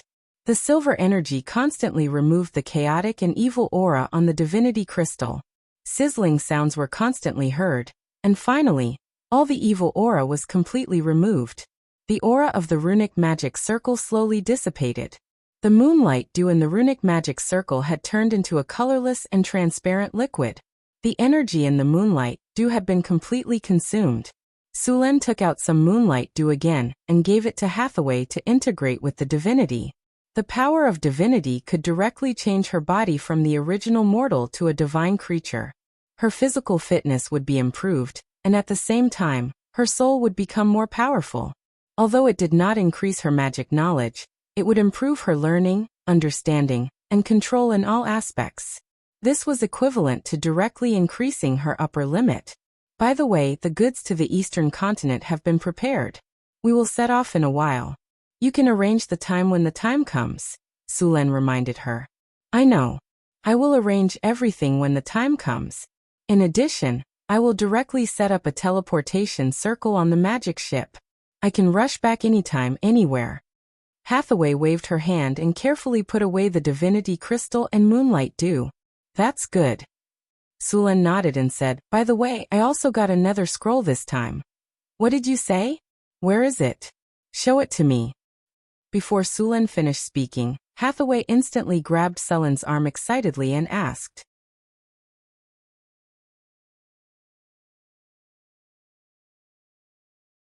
Chapter 582. What's the rush? Sulen grabbed Hathaway and pinched her nose. You're the chief wizard of the Northwind Tower. Who else can I give it to? Sulen took out a golden scroll from his inventory and handed it to Hathaway. This is the legendary treasure trove of knowledge, the Nether Secret Scroll? Hathaway looked at the golden scroll in front of her with curiosity. Legend has it that you only need to learn the knowledge in this scroll to level up your profession and obtain talents. So this is what the Nether Secret Scroll looks like. This is a remnant scroll. The knowledge in it is not a powerful spell. It's biosphere technology. If you have time, you can learn it. Anyway, you'll definitely need it to build the floating city in the future, Sulen said directly. Biosphere technology. Hathaway was a little disappointed. I was wondering if it was the technology to create the mice energy core. Are you dreaming? Sulen reached out and pinched Hathaway's bouncy cheeks, then put her down. The mice energy core can be said to be the top technology in the Nether Secret Scroll. How can it be so easy to get it? Sulen shook his head. Hathaway wrinkled her nose. Then what will be the energy core of the floating city in the future? Let's use the elemental fission furnace first, Sulen said after thinking for a moment. The energy produced by the elemental fission furnace is not enough to let the floating city leave the main material plane, Hathaway said. Only when the elemental fusion furnace can the floating city be supported to roam the astral plane. Don't we have a full set of information on elemental fission and elemental fusion? We can slowly level it up, Sulen said with a smile. There's no sign of the floating city yet. There's no need to rush. That's true. Then I'll go fuse with the divinity first. Hathaway picked up the Nether Secret Scroll and left the room. After leaving the Northwind Tower, Sulen went to the Arcanum to prepare to fuse with the divinity. He now had 7 divinity in the divinity crystal in his hand. Not long ago, he had extracted the Baylor's divinity crystal, and also extracted the Abomination's divinity crystal. If he fused all the remaining divinity, his divinity power would reach an astonishing 20 points. Although 20 divinity points could not trigger a transformation from the soul to the body, it would still improve Sulen's power. After Sulen asked the Tower Spirit Tower Genie, he began fusing with the divinity crystal. Compared to the previous times he fusing with divinity, the fusion this time was much easier. A large amount of divinity was fused into Sulen's body. He had transformed from a human to a demigod. His body also had some divinity characteristics. For example, it was easier to fuse with divinity. After being purified by the moonlight dew, the divinity crystal was no longer black like before. It was purple with a golden glow. It looked very beautiful.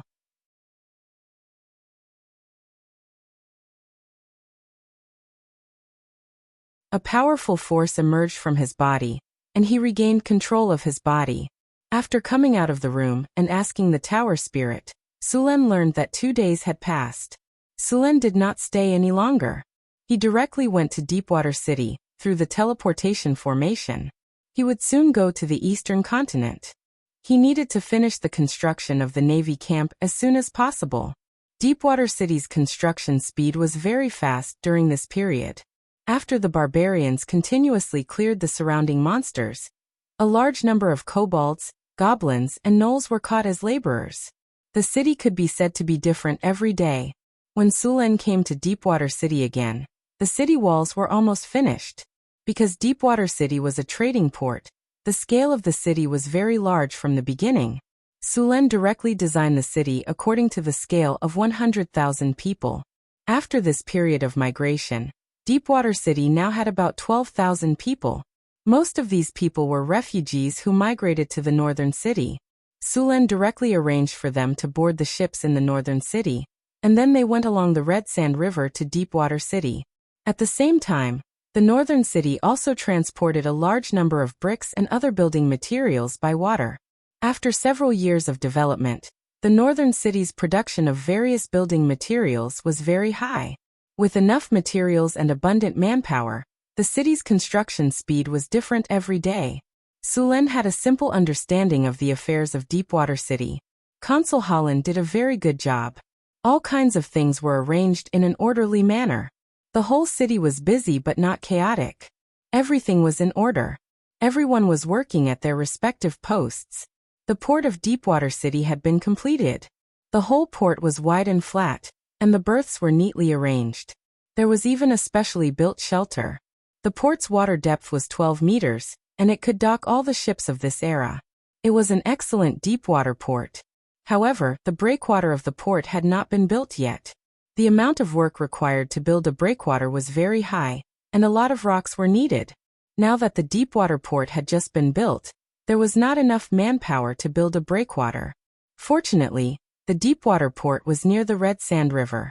If there was a storm on the sea, the ships could sail into the river or dock at the island in the middle of the river. Sulen looked for Holland after checking the construction sites in the city. He asked him to send some people to the island in the middle of the river to build a navy camp. The navy camp could not be built anywhere. After looking for a while, Sulen finally decided to build it on the island in the middle of the river. Although the island was close to the sea, the wind and waves were not too strong. It was very suitable for new recruits to train. Moreover, it was surrounded by water and separated from the outside world. It was not easy to be disturbed. It was very good for training troops. After hearing Sulen's request, Holland immediately sent two 100-man teams to Sulen to build the navy camp. All kinds of materials were directly transported to the island in the middle of the river. These two 100-man teams were all experienced craftsmen. In the past few years, the construction of the northern town city had never stopped. Therefore, there were a lot of experienced craftsmen in the city. Sulen directly gave them the blueprint of the camp and told them to build it according to the blueprint. The construction of the navy camp did not need to be too complicated. There were all kinds of materials, and it would not take long to build it. After making the arrangements, Sulen asked people to keep an eye on the place, and then went to the shipyard. At this time, the shipyard was very busy. Since Sulen announced the opening of the new waterway, the shipyard had worked overtime to build ships.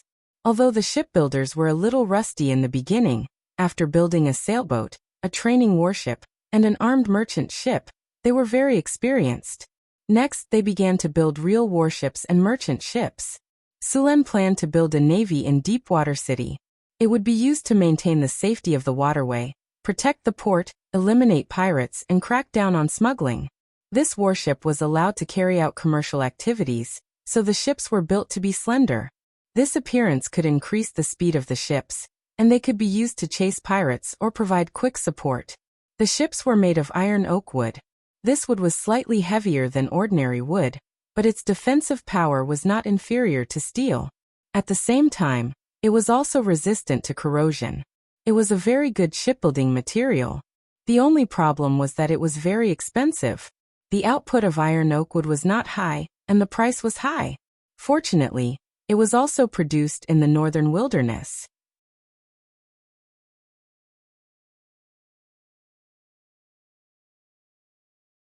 Chapter 583. After Sulen came to this world, he experimented with making gunpowder, but to his disappointment, gunpowder couldn't explode at all. Cannons could only stay on the drawing board. Sulen heard that the mountain dwarves had something similar to gunpowder, which was used to split rocks and excavate mineral deposits, but the material was very expensive. The dwarves called this gunpowder-like thing fire crystal powder, and the main material was a kind of fire crystal stone. After the fire crystal stone was ground and mixed with several other materials, it would produce an effect similar to that of gunpowder. However, this kind of thing was much more expensive than gunpowder. Even in the southern seas, there were very few ships equipped with this kind of fire crystal powder weapon. Sulen intended to build some fire crystal cannons and install them on his warships. The first batch of Marines trained by Barbossa returned to Deepwater City. Although this batch of Marines had only been trained for 3 months, their strength had reached the requirements. After all, in order to train qualified Marines as soon as possible, Barbossa directly took these people on the ocean voyage. If Sulen hadn't prepared a lot of underwater breathing potions for them, half of this batch of Marines would have died. After 3 months of intensive training, these people had experienced the baptism of several storms on the ocean. Under such cruel conditions, these people's level naturally improved rapidly. This training method was basically to directly let the recruits take weapons to the battlefield, and let the battlefield educate them. This method was cruel, but as long as they survived, they would soon transform into elites. However, This situation usually happened among pirates. Pirates didn't give you time to train and adapt. They fought and sailed again and again. Pirates trained in this way could compete with Marines on the sea. Although underwater breathing potions and other protective measures had been prepared, there were still a few deaths in this batch of Marines. This was something that couldn't be helped. After the first batch of Marines, Deepwater City's first warship could be used. The next batch of Marines would be trained in the Navy camp. The training cycle of the Navy camp was 9 months. Although it seemed to be a long time, it was several times faster than the training of Marines in other countries. It took at least 2 years for a Marine to become proficient in operating a warship from a recruit. Compared with them, Sulen only needed 9 months, which was more than twice as fast. After checking the Marines, Sulen was satisfied with them, and then announced that their salary would be increased. Those who unfortunately died in the training would be compensated according to the standards of martyrs, and various supplies would be given to them by Northern Town City. After hearing that they had passed the test, all the soldiers cheered excitedly. These soldiers directly received citizenship in Northern Town City, and their families also received land and houses. Sulen was very generous to the army. After the completion of the training, Sulen gave the Marines a few days off, and then waited until the construction of the new warship was completed to officially establish the Navy. Barbassa was the Deepwater City's navy. Deepwater City now had 2 ships. One was a training warship, and the other was an armed merchant ship. These 2 ships would not join the Navy. After all, these 2 ships were the practice works of Deepwater City's shipyard, and there were many problems in them. Of course, these problems were not serious, and it was not a problem to use them as merchant ships, but it was not possible to use them as warships. Sulen's Deepwater City Navy was about 2,500 people, with 15 to 20 main warships, as well as a number of scout ships and supply ships. Such a fleet was naturally incomparable to the navies of the southern countries, but the combat effectiveness of the Deepwater City Navy was not weak. Although the navies of the southern countries were powerful, few of their ships were built with iron oak wood. Iron oak wood had a very good firepower, and the hull was very hard. After installing a ram, it could easily destroy a ship made of teak at full speed. Even in his previous life, the ram was not completely retired from the stage of battle until the end of the 19th century and the beginning of the 20th century. The reason was that the ram was very powerful. Many times, when there were naval battles at sea, both sides would fire hundreds of shells, and the result would be that although the 2 ships would be damaged, there would still be no signs of sinking. However, a weapon like the ram could kill the enemy in one hit. Such a powerful weapon was the trump card of naval pirates. As long as it was hit, it could easily create a huge hole in the side of the ship, and seawater would immediately gush in. It would not take long for the ship to sink. In contrast, the fire crystal cannon's power was very limited. After all, the fire crystal cannon's hit rate was not high, and on the sea, the hit rate was even worse. In the era of navigation in his previous life, artillery battles were completely done when 2 warships were side by side, relying on numbers to solve the problem of hit rate. This required a lot of money. Sulen planned to equip some fire crystal cannons, and at the same time prepare to study alchemy cannons. Alchemy cannons had been produced for a long time, but there was also a problem, and that was that the operators were wizards. Sulen wanted to let Hathaway modify the alchemy cannons to see if they could be used by ordinary people. If the modification was successful, then the army of Deepwater City would be able to sweep the sea. Alchemy cannons used mana, and directly injected mana into them to form a spell attack similar to a fireball spell. However, not long after this alchemy cannon was developed, it was thrown into a corner. The main reason was that wizards could already use fireballs, so why would they use alchemy cannons to attack? As a result, this alchemy cannon directly became a joke among wizards. Sulen helplessly shook his head about this idea of alchemy cannons. This thing had been going in the wrong direction from the beginning. He should have made alchemy cannons that ordinary people could use, not wizards. The blueprint of this alchemy cannon was collected in some wizard books as a negative example. Hathaway naturally knew about it, But it was not easy to modify it into a magic tool that could be used by ordinary people. The magic tools that wizards made were basically for wizards to use, and they rarely considered the use of ordinary people. However, it was not impossible. After all, some magic tools that could be triggered could be used by ordinary people. If alchemy cannons could be successfully made, Sulen planned to replace the ballistas on the magic ship with alchemy cannons. The ballistas on the magic ship had a range of 500 meters, and their shooting accuracy was very accurate. After the ballistas were modified with fire oil, the burning effect was very good. One salvo could set the ship on fire. However, compared to alchemy cannons, it was still a lot less powerful. Sulen was very clear about the power of fireballs. It was very threatening to wooden ships. A few fireballs could easily send a ship to the bottom of the sea. Sulen summoned the magic ship Raging Dragon. During this time, the ship had been sleeping at the bottom of the sea to accumulate energy. Now that the ship's energy was full, Sulen planned to take this magic ship to the eastern continent. This time, Sulen had prepared a large amount of resources for the trip to the eastern continent. At the same time, he would also take 2 merchant ships to form a fleet. The Raging Dragon had been tested a few times. No matter if it was sailing speed or defense, there were no problems. Under the curious gazes of the navy on the shore, the Raging Dragon slowly entered the port. The Raging Dragon was bigger than a warship or an armed merchant ship. Also, the Raging Dragon had cast a space spell, so the ship had a lot of space. It could carry a lot of goods. A lot of alchemy runes were added during the process of making the Raging Dragon.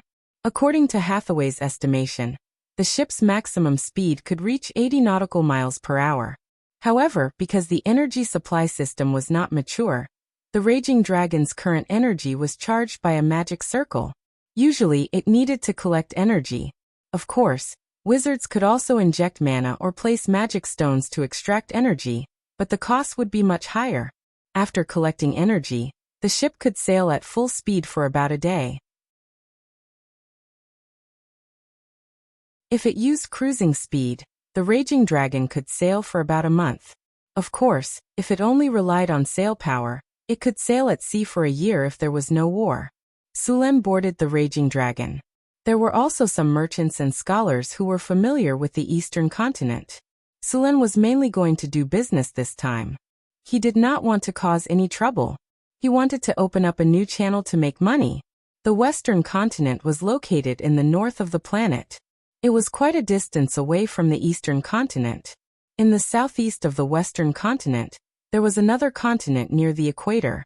On the magic ship, the scholars who were familiar with the eastern continent were introducing the environment of the eastern continent to the merchants. There were a lot of poisonous creatures on this continent, so after arriving there, they must not eat anything in the wild. At the same time, they also talked about the local customs of the eastern continent. The proportion of poisonous creatures in the entire eastern continent was close to 1/10. That was to say 1 in 10 species of creatures was poisonous. Therefore, the intelligent species of the entire eastern continent had gained additional poison resistance over the long period of biological evolution. Then, because the eastern continent was closer to the south, the environment there was hotter, and the climate changed more dramatically than here. It might be sunny in the morning, but it might become stormy in the afternoon. It was somewhat similar to a tropical rainforest. In addition to these, the eastern continent was also rich in products. Many specialties were completely unavailable in the western continent. In addition to these, the eastern continent was also the birthplace of the monks. Because of the serious accidents in the era of the Arcane Empire, there were many ancient evil creatures that were sealed on this continent. These evil creatures were basically suppressed by the monks' monasteries.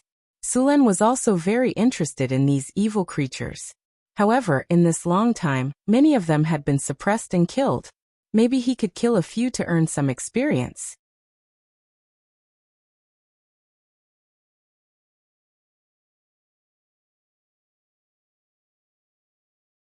Chapter 584. Sulen drove the furious dragon around the sea and returned to Deepwater City after satisfying his craving. The entire Deepwater City became extremely busy. Ships transporting goods from North Town City came one after another. All kinds of goods piled up in the warehouse of the dock. These goods would be loaded onto the furious dragon. In addition to these goods, more refugees were also sent here. Chris brought many refugees to Deepwater City. After this period of fusion, she had completely controlled her own power. With the help of the Soul Snatcher Church, she successfully absorbed the Baylor as nourishment and successfully advanced into a legendary demon. She had come this time to prevent the refugees from causing trouble. After all, these refugees who had just migrated from other places were being moved here again. This was different from the conditions they had previously promised. In order to prevent them from resisting, she had specifically asked Chris to handle it. With her charm that even legendary figures were extremely afraid of, these refugees had no complaints at all and were very well behaved. After arriving at Deepwater City, these people were quickly assigned to various places. After not seeing her for a while, Chris became even more attractive. Sulen, who had been exposed to the sea breeze for a week, was also a little restless. He was completely unrestrained. Looking at the furious dragon docked at the port, Sulen directly pulled Chris onto the ship. The furious dragon started, and the ship quickly submerged into the sea. The furious dragon entered underwater mode. The entire ship was wrapped in seawater like a crystal palace. In this environment, the two were particularly excited. It could be said that they had met their match. In Northtown City, the combat power of Hathaway, Karina, Xanthi, and the others added together could not compare to Chris. After all, the succubus had the talent bonus. However, facing Sullen's plasma cannon, they were still defeated. The furious dragon did not return to the port until the next day, after going out to sea. After working overtime for this period of time, the construction of the Navy camp was finally completed. Next, Sulen recruited 2,000 refugees who were good at swimming to train. These people would be the Navy of Deepwater City in the future. At the same time, the shipyard on River Heart Island had also completed the construction of 2 armed merchant ships. The Deepwater City Chamber of Commerce, which had been established a long time ago, couldn't wait to take over the 2 merchant ships. After a simple trial run, the 2 merchant ships began to transport goods. After staying in Deepwater City for almost an hour, all the materials used for trading during this period of time had been transported here. The 2 armed merchant ships were quickly loaded. Hathaway also came to Deepwater City from the North Wind Tower. After everything was ready, the annual trade winds began to blow. Every year, this was the best season to trade with the Eastern continent. 2 days later, on a sunny morning, the furious dragon slowly sailed out of the Deepwater harbor with 2 armed merchant ships, and then sailed towards the Eastern continent. The exchanges between the Eastern and Western continents were quite frequent. In the past 2,000 years, the trade between the Eastern and Western continents had begun to flourish. With the frequent exchanges between the 2 continents, the 2 continents had begun to be influenced by each other. The most obvious example was the Sword Saint class. Sword Saints learned how to use chi from monks, and then came the chi raising slash, which became the signature skill of Sword Saints. As for the Sword Saint's ultimate skill, Bladestorm, it required specific conditions. Monks also evolved into a weapon master class because of the influence of the Western continent. Many high-grade mages were very wary of Sword Saints. After all, this class could break the energy shield of a high-grade wizard with a single slash. For high-grade wizards, Sword Saints were a greater threat than those rogues. However, although Sword Saints had powerful attack power, they also had obvious shortcomings. That was, their defense was very poor. Sword Saints couldn't wear armor, not to mention iron armor. They couldn't even wear leather armor. To put it bluntly, it was like a sword from the beginning to the end. Because they gave up all defense, Sword Saints gained unprecedented attack power, but this kind of power was fragile. On the battlefield, Sword Saints were always the first to be targeted. They didn't have the strong defense of warriors, nor did they have the survival ability of rogues. So Sword Saints had the highest death rate of all classes. Of course, if a Sword Saint had the help of a wizard, then the destruction they could cause would be beyond belief. In history, there was once a legendary Sword Saint who killed 3 legendaries. Greater haste plus greater enchanted weapon plus aura slash plus expose weakness plus whirlwind slash equals bladestorm. Because there were 2 armed merchant ships, the speed of the raging dragon was reduced to the same level as them. With the help of the ocean currents and trade winds, the speed of the armed merchant ships could reach 15 nautical miles per hour. It only took a day for the merchant ships of Deepwater City to enter the deep sea. We've traveled almost 400 nautical miles. Hathaway sat beside Sulen with some boredom. If the raging dragon didn't slow down, it was estimated that the ships behind them would have long been left behind. After a day of sailing, all they could see was the blue sea. At first glance, there was nothing on the sea. At first, the scenery of the sea looked good, but if there was no change, it would be boring. This was one of the reasons why many people couldn't stand ocean sailing. Being in an empty environment for a long time and having the same scenery could drive people crazy. This was also why both pirates and navies liked to keep 1 or 2 animals. When they were bored, they could tease them to relieve their boredom. In addition to Sulen and Hathaway, there were some attendants on the Raging Dragon. The Raging Dragon didn't need anyone to drive it. When it was built, Hathaway gave the magic ship a basic consciousness, turning it into a magic life. It would sail according to the designated location. Compared to the other 2 armed merchant ships, the living conditions on the Raging Dragon were simply heaven. The power of magic was fully displayed here. In order to store goods, food, and water, the cabins of the other 2 merchant ships were very cramped. On this ship, not to mention Sulen, even the guards had a room of 50 square meters. There was no shortage of various materials. Compared to the other ships, this was a luxury cruise ship. Sulen stayed on the deck. At this time, he had already opened the system's strategic map and let the strategic map record their sailing route.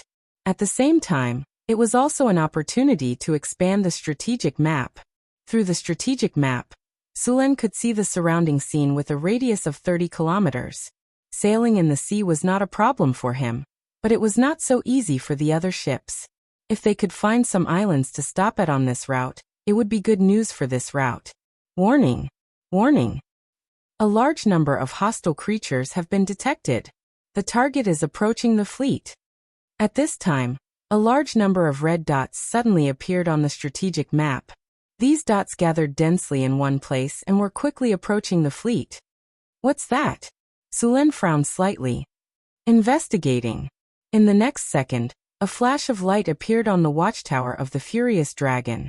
Soon some images appeared in front of them. A large number of similar monsters appeared in the images. These monsters had the head of a fish and their bodies were covered in green or blue scales. They looked ferocious and ugly, and their bodies were similar to humans. They had a thick crocodile tail behind their bodies and a dorsal fin that extended from the tail to the top of their heads. Their heads were wide and their exaggerated mouths were filled with saw-like teeth. Their limbs were strong and their fingers were covered with frog webs. Although it was the first time Sulen saw these creatures, he could recognize them at a glance. These were Sawajin, the natives of the sea. These evil creatures would attack all the creatures they saw in the water. The people who lived on the sea usually called them the demons of the sea. These Sawajin were a serious threat to the trade of the sea fleet. They were monsters that were more hated and feared by the merchants than the pirates. Soon, the guards in the cabin rushed to the deck. After seeing the Sawajin, they all pulled out their weapons. Send the signal to the merchant ships behind. Prepare for battle. Sulen looked at the Sawajin that was controlling the waves and approaching quickly. Yes, Your Majesty. A guard stepped forward and bowed. He then immediately climbed to the watchtower of the furious dragon and began to send the signal to the 2 ships behind. After receiving the signal, the 2 merchant ships immediately became active. All the sailors pulled out their weapons and were ready for battle. Soon, a large number of Sawajin appeared in the surrounding sea. As soon as these demons of the sea appeared, they could not wait to climb to the surrounding ships. Sulen did not attack these Sawajin. He wanted to see the strength of the sailors. Although these Sawajin looked ferocious, they were not very strong. If either Sulen or Hathaway attacked, these monsters would not last more than a breath. With him and Hathaway around, These Sawajin could not do anything. They were perfect for the sailors to sharpen their skills. After all, after forming the merchant fleet, they would often travel the sea in the future. There would be many situations like this. They would not be lucky enough to have Sulen with them every time, so they had to grow up as soon as possible. Soon, the Sawajin climbed to the deck. The well-prepared sailors immediately swung their long swords at them. The Sawajin were ferocious by nature. They would eat any creature that they caught. The sailors naturally knew their habits, so they did not hold back at all. A sailor swung his long sword. A cold light flashed, and a Sawajin that had just climbed up had its arm cut off. Then with another swing, the Sawajin was killed. Smelly blood splattered all over the deck. Pucci, like a water bag that was pierced, a Sawajin's body was thrown out with a flick of his wrist. The surrounding sailors cooperated with each other. The Sawajin could not climb onto the deck at all.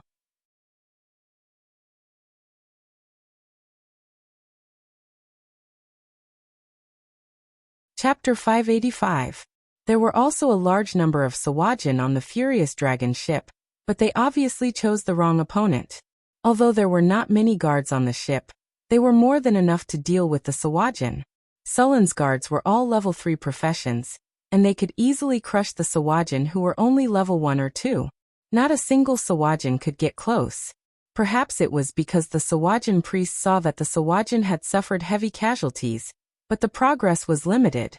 The Sawajin priest at the back could not wait any longer, and a wave of mana spread out from him. The Sawajin priest held a trident in his hand and chanted. His expression was one of madness, and the thick smell of blood in the surroundings made the Sawajin even crazier. Many Sawajin had already gone berserk. Hurricane whistled. When the last part of the chant was completed, the surrounding sea suddenly began to rise. This wave quickly approached the fleet, and it grew taller and taller. In just a few breaths, the wave had already exceeded 10 meters. The 10-meter-tall wave came crashing down on the fleet. It was obvious that the Sawajin priest wanted to sink the ship directly. However, its plan was quickly foiled. The experienced sailors skillfully maneuvered the ship, so that the bow of the ship was facing the huge wave. As soon as the ship adjusted its position, the next second, the huge wave surged over. The bow of the ship suddenly sank, and in the next second, it quickly floated up, and then the entire ship was lifted by the huge wave. The wave rushed over quickly, and the ship suddenly sank. Then it floated up again under the buoyancy of the sea. The whole process was smooth except for some bumps on the ship. The wave summoned by the Sawajin priest was easily handled by the sailors. On the Furious Dragon ship, Sulen looked at the operation of the 2 armed merchant ships and nodded with satisfaction. The sailors had done well in this test, and he was very satisfied. Since they had passed the test, there was no need to continue wasting time. A wave of lightning energy surged out from his body, and in the next second, countless lightning snakes appeared out of nowhere, and instantly covered the surrounding sea. The dazzling lightning flashed, and bolts of lightning fell continuously. The entire sea was covered by the power of lightning. The entire surface of the sea turned into a sea of lightning at this moment, and hundreds of Sawajin were drowned in the endless lightning. When the lightning dissipated, the entire sea surface was empty. After witnessing this miraculous power, the surrounding sailors looked at Sulen with even more reverence. After dealing with the Sawajin, the fleet continued to sail. After the battle, everyone was much more cautious. Sulen and Hathaway were also observing from the deck. There were a lot of creatures in the ocean. After sailing for some distance, a group of whales swam by not far away. People who saw such huge creatures for the first time were stunned. These huge whales had almost no natural enemies in the ocean, so they swam leisurely in the sea. As they ventured deeper into the sea, the fleet encountered many large sea monsters. Other than whales, Sulen also discovered some giant squid. The deep sea was the territory of these giant sea monsters. Most of these sea monsters had a challenge rating of 15+ and above. However, most of these sea monsters were neutral. As long as they were not provoked, they would not attack the fleet. After discovering these sea monsters, the fleet did not get too close. Sulen was not interested in these sea monsters, and Sulen only took care of them when they were in the way. Hathaway, on the other hand, was interested in some of the sea monsters. She caught them and seemed to be checking and recording them. Then she drew their blood and collected some of their muscle tissue. She was going to bring these back for research. Many of these giant sea monsters were ancient species, so the chances of research were high. On the 5th day, the fleet encountered a storm. Fortunately, before the storm, Sulen found an island on the strategic map. The fleet arrived at the island in advance to rest and avoid the storm. A tornado that was hundreds of meters tall formed directly on the surface of the sea, forming a huge whirlpool. It was quite spectacular. If the fleet encountered any ordinary merchant ship other than the magic ship Raging Dragon, no matter if it was a warship or an armed merchant ship, it would be doomed. The fleet found an island with an area of 30 square kilometers. There were no humans living on it, only some wild beasts and seabirds. Although the island was not too big, there was fresh water on it. The trees on the island were lush, and there were various fruits. It could be used as a supply point. Sulen marked the location of the island and planned to use it as a stronghold on the trade route. On the 13th day, Sulen found another island. The island was not big, only about 10 square kilometers. Fortunately, there was also a water source on the island. What surprised Sulen was that there were people living on the island. After occupying the island, Sulen knew that these people were a group of pirates. This island was the stronghold of these pirates. Sulen directly sent people to capture all the pirates and interrogate them. When it came to pirates, the most intriguing thing was the pirates' treasure. Basically, all the famous pirate leaders had saved up a shocking amount of wealth. Most pirates would hide their treasures, and Sulen was very interested in treasure hunting. After occupying the island, Sulen began to ask these people about the surrounding shipping routes and marked them. Soon Sulen knew the surrounding situation. After subduing these pirates, this pirate island also became an important point of the trade route. As time passed, the number of islands seemed to have increased. After sailing for 8 days, Sulen and the others finally saw the outline of the continental shelf. This place was very close to the eastern continent. Due to the warm climate of the eastern continent, this ocean could be said to be rich in resources. There were a lot of fish, lobsters, abalones, and so on. There were several lobsters alone. The most common lobsters were 3 kinds. The first was the king shrimp, which was a fierce creature. It could reach a maximum length of more than 5 meters. Its claws and teeth were sharp, and its diet was very varied. Its lower limbs were thin and strong, and it was a very fierce sea creature. The second kind was the giant lobster, which was an ordinary marine product. There were a lot of them, and the lobsters were not small. They tasted good. The last kind was called the splendid lobster, which was a very expensive lobster. It tasted the best among all the lobsters. However, the production was generally low. After arriving at this area, Sulen had people catch some lobsters of all kinds. He wanted to taste these delicacies first.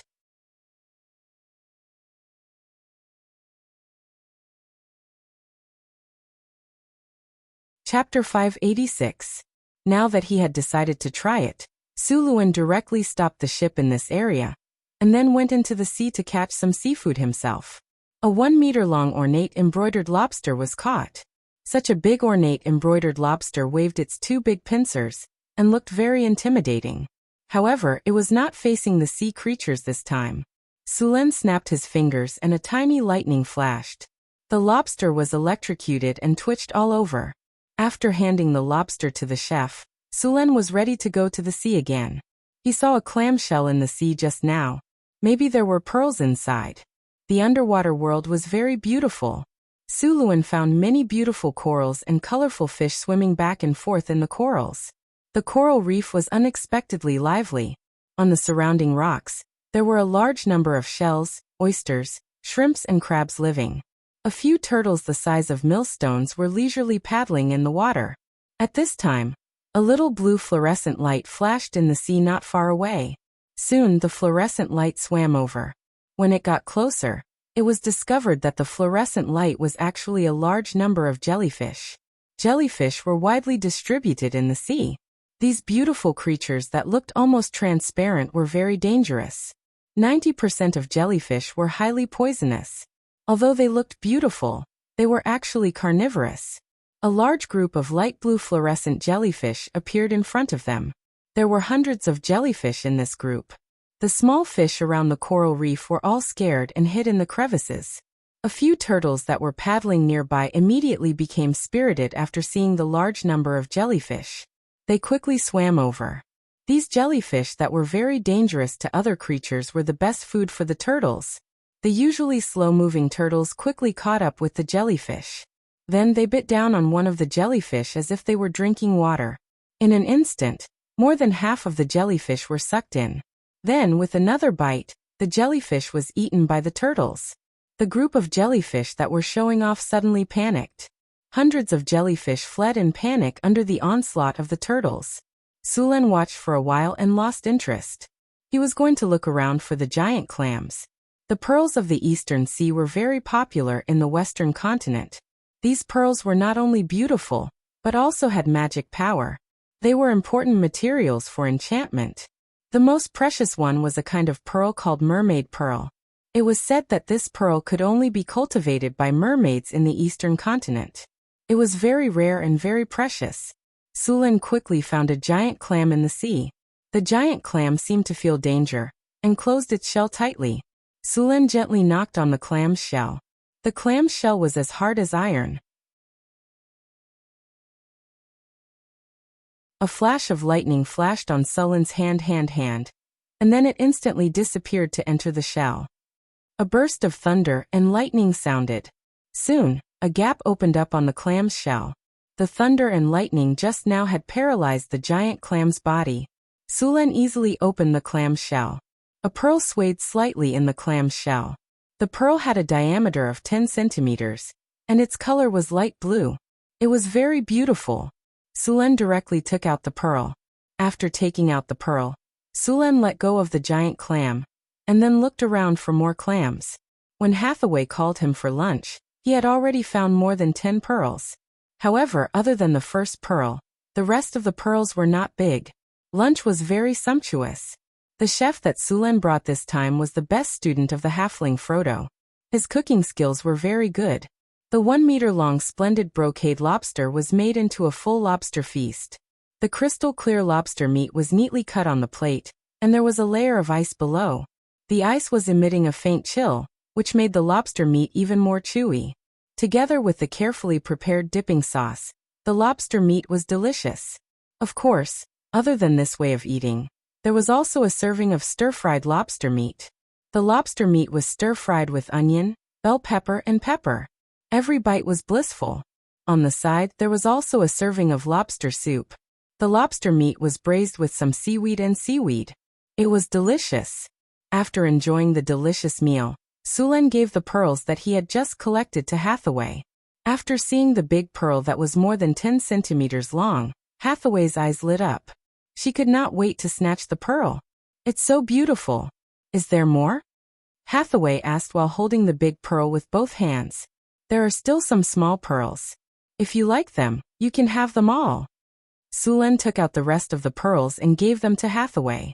"By the way, Sulen, did you find the magic pearl clam below?" Hathaway suddenly asked. "The magic pearl clam? I didn't see it." Sulen shrugged. "It's hard to find that thing." "Oh." Hathaway looked disappointed. "I remember that the magic pearl clam is the product of the ancient arcanist's transformation. If you want it, you can try to cultivate it." Sulen said, "We can open up a water area in the wizard tower to cultivate the magic pearl clam." "That's worth a try."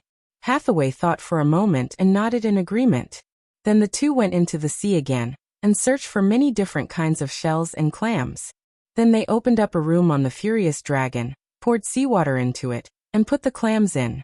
Under the effect of magic, the environment here would be the same as the ocean, and the giant clams could live normally in it. The ancient wizards carried out some bloodline transformation experiments. These experiments were developed to the peak during the Witch King era. But after the Witch King era was destroyed, there were fewer such experiments. The Arcane Empire also did a lot of research on bloodline transformation experiments. "I'm going to try to transform a magic pearl clam." "Well, If the transformation is successful, we can continue to get the magic pearl clam. If you need anything, I'll ask someone to find it. Sulan nodded and said.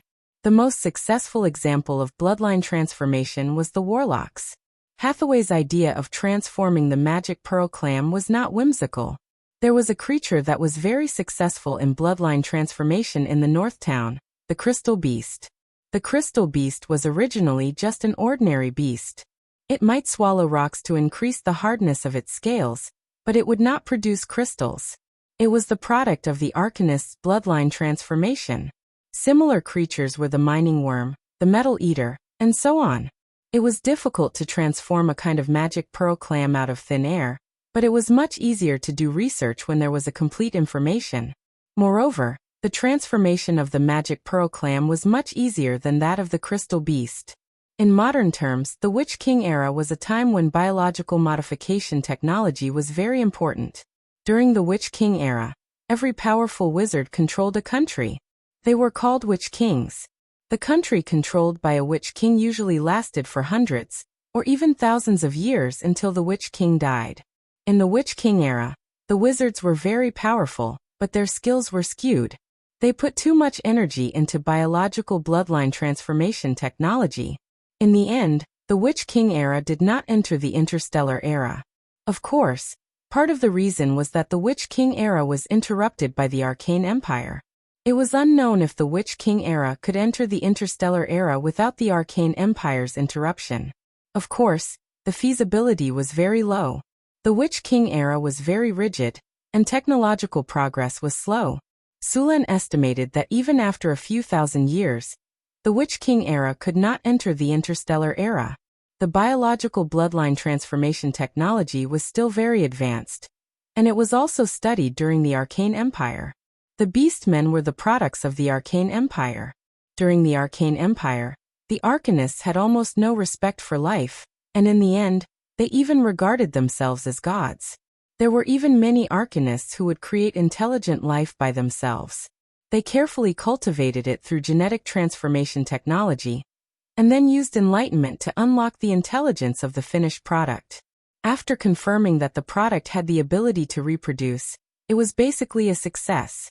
However, this kind of modified creature was not screened by nature.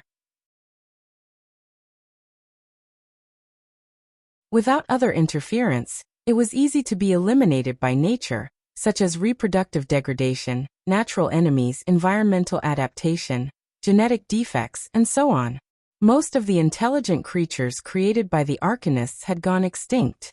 Only a small number of them had slowly reproduced after natural evolution. Of course, the intelligent creatures created in this way were far from comparable to human beings. The reason why human beings could reproduce and prosper in the multiverse, in addition to their strong reproductive ability, the most important thing was that their brain structure was excellent. Basically, all intelligent creatures that could really reproduce a civilization had a better brain structure than other life forms. After staying in the sea for a day, the fleet set off again. In fact, the fleet was not far from the eastern continent. Along the way, Sulan used the strategic map to draw a more complete nautical chart. At the same time, the route was also marked. The surrounding islands, sea monsters, reefs, and ocean currents were also marked. According to the route on the nautical chart, they could sail to the eastern continent. After sailing for a few more days, the fleet finally approached the eastern continent. In the distance, the withered earth appeared, the towering mountains rose and fell, and the wind rolled up sand and dust to cover the sky. Sulan did not need to be close to know that the environment here was very bad. The eastern continent was severely damaged in the war. Nearly half of the originally fertile continent had become desert. Even after thousands of years, the environment here was still very bad. The eastern continent was 4 to 5 times the size of the western continent, but the population here was only half of that of the western continent. Most of the population here was concentrated in the southern plains and coastal areas. The other areas had a very bad environment and were not suitable for living. The fleet continued to sail south along the coastline. After about 2 days of sailing, other ships began to appear on the surrounding sea, indicating that they had arrived at a busy shipping route and were very close to the nearest port. When the sun rose again, A lighthouse appeared on the distant coastline. They had arrived at their destination this time.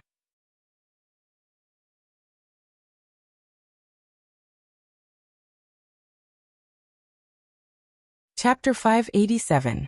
A huge port appeared in front of them. A large number of merchant ships were constantly entering and exiting the port, and the whole port looked very busy. As soon as Sulan's fleet approached the port, a small boat came to guide them. Following the small boat, the 3 ships soon docked at the berth. After arriving at the port, the manager of the caravan immediately went to negotiate with the port personnel. As one of the most frequent ports with the Western continent, the various procedures of Salt City Harbor were handled very quickly. After paying taxes on the goods transported this time, the fleet could find someone to unload the goods and trade. Sulan did not trade directly. It was his first time coming to Salt City Harbor. He was not clear about the prices here, so it was best to observe first before making a decision. At the same time, Sulan came to open up a new channel, so he needed to negotiate with the manager of this port. Of course, these worlds were in charge of professionals. Sulan did not need to come forward. After handing over the matter to the officials who came with him this time, Sulan took Hathaway to visit the city. Sulan and Hathaway kept looking at the surrounding environment. This was an unusually prosperous port city with a permanent population estimated to be more than 200,000. A large ship was docked at the dock, and thousands of coolies were transporting goods. The surrounding people's clothes were very different from those of the Western continent. A large number of armed warriors could be seen everywhere. Hathaway went straight in after seeing a magic shop. Her purpose this time was to buy various magic materials produced in the Eastern continent. Although there were many places in the Eastern continent with harsh environments, some good magic materials were often produced in these areas. This Salt City Harbor first rose because of salt drying. Later, it prospered because of trade with the Western continent. The buildings here also integrated the characteristics of the 2 civilizations. Sulan and Hathaway spent a day touring the city, and at the same time bought a lot of specialties here. The officials of Deepwater City also had a discussion with the officials of Salt City Harbor about the opening of a new channel, and finally reached a cooperation. With official support, this channel would develop more smoothly in the early stages. When the merchants found out that this trade route could make a lot of money, they would be like sharks that smelled blood, flocking to it. Salt City Harbor also had a wizard organization. Such a bustling commercial port could bring in a lot of money every day. This was impossible for the wizards who were always short of money to give up. Unlike the Western continent, the cities in the Eastern continent were highly autonomous. The cities would form a loose alliance. There were not many countries on this continent. Many cities were controlled by monasteries or wizard organizations. The business atmosphere here was more prosperous than the Western continent. After learning about the wizard organization behind this city, Sulan and Hathaway went to visit. The wizard organization in this city was very surprised that a legendary wizard came to visit. Then they warmly welcomed them. The great wizard of the city's wizard organization personally welcomed them. What surprised Suran and Hathaway was that this great wizard was also a legendary wizard. But thinking about it, if it weren't for his great power, they wouldn't have been able to occupy this treasured land. After all, the annual income of this Salt City Harbor could be converted into millions, or even tens of millions of gold nars. The income of this city was almost equal to the income of a kingdom of Florence. The area of Salt City Harbor was very large. There were also a lot of farmland around the city. In addition to the population of the city, there were a lot of towns and villages around the city. The surrounding resources were all used to support the development of this harbor. Sulan and Hathaway had a discussion with the wizard organization in Salt Lake City. At the same time, the 2 sides also exchanged some knowledge. Of course, the knowledge exchange was not very precious, but it was still not bad. This knowledge would also play a big role in the Northwind Tower. After completing the knowledge exchange, the 2 sides had a discussion. It was good for wizards to communicate frequently. Sometimes, when an experiment was difficult, they would often get inspiration from the exchange. Unfortunately, the wizard organization did not open the library to Sulan and Hathaway, which disappointed Sulan. However, the exchange of materials was still very good. Sulen used some of the materials produced in the northern secret realm to exchange for a lot of magic materials produced in the eastern continent. Although they did not have access to the library, they could enter the Salt Lake City library at will. Of course, the library in Salt Lake City did not store much wizard knowledge. There were a lot of history books and some myths and legends, as well as poetry and some literary works. Sulen was very interested in the history and mythology books here. History books could let them understand the evolution of the civilization in the eastern continent, as well as some major events. As for myths and legends, although there were many exaggerated rhetoric, many myths and legends were actually related to wizards. In terms of history, there were many differences between this place and the western continent. Before the period of the Arcane Empire, this place was called the Dark Age. The entire eastern continent at that time did not have so many deserts and dangerous environments. On the contrary, there was plenty of rain, fertile land, and rich products. It was a prosperous continent.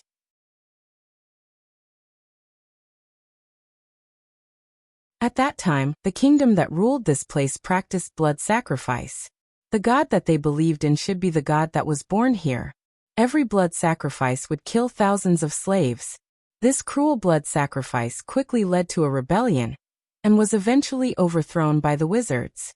The god who accepted the blood sacrifice was eventually defeated by the Arcanists. Because the native god accepted the blood sacrifice, he had long been eroded by the power of the blood sacrifice and became crazy. In addition to these, Sulen also found some places where monsters were sealed. However, most of these places were monasteries of monks. These monasteries were there to suppress the monsters. Sulen found some familiar monsters from these myths and legends, such as the demigod mummy, the dream chrysalis, and other ancient evil creatures. One of the ancient books also drew an ancient pyramid with a creature with wings that looked like a snake or a dragon. Sulen recognized it at a glance. It was a Quetzalcoatl. The Quetzalcoatl was a powerful divine creature. Their challenge level was similar to that of the dragons, but they were rare. Since the beginning of the Arcane Empire, the Quetzalcoatl rarely appeared. Similar to them was the Eastern Condor. The Eastern Condor was a powerful creature that served the ancient god, the Sun God. After the fall of the Sun God, it went to the legendary Eagle Mountain, and no longer served the resurrected King of Dawn.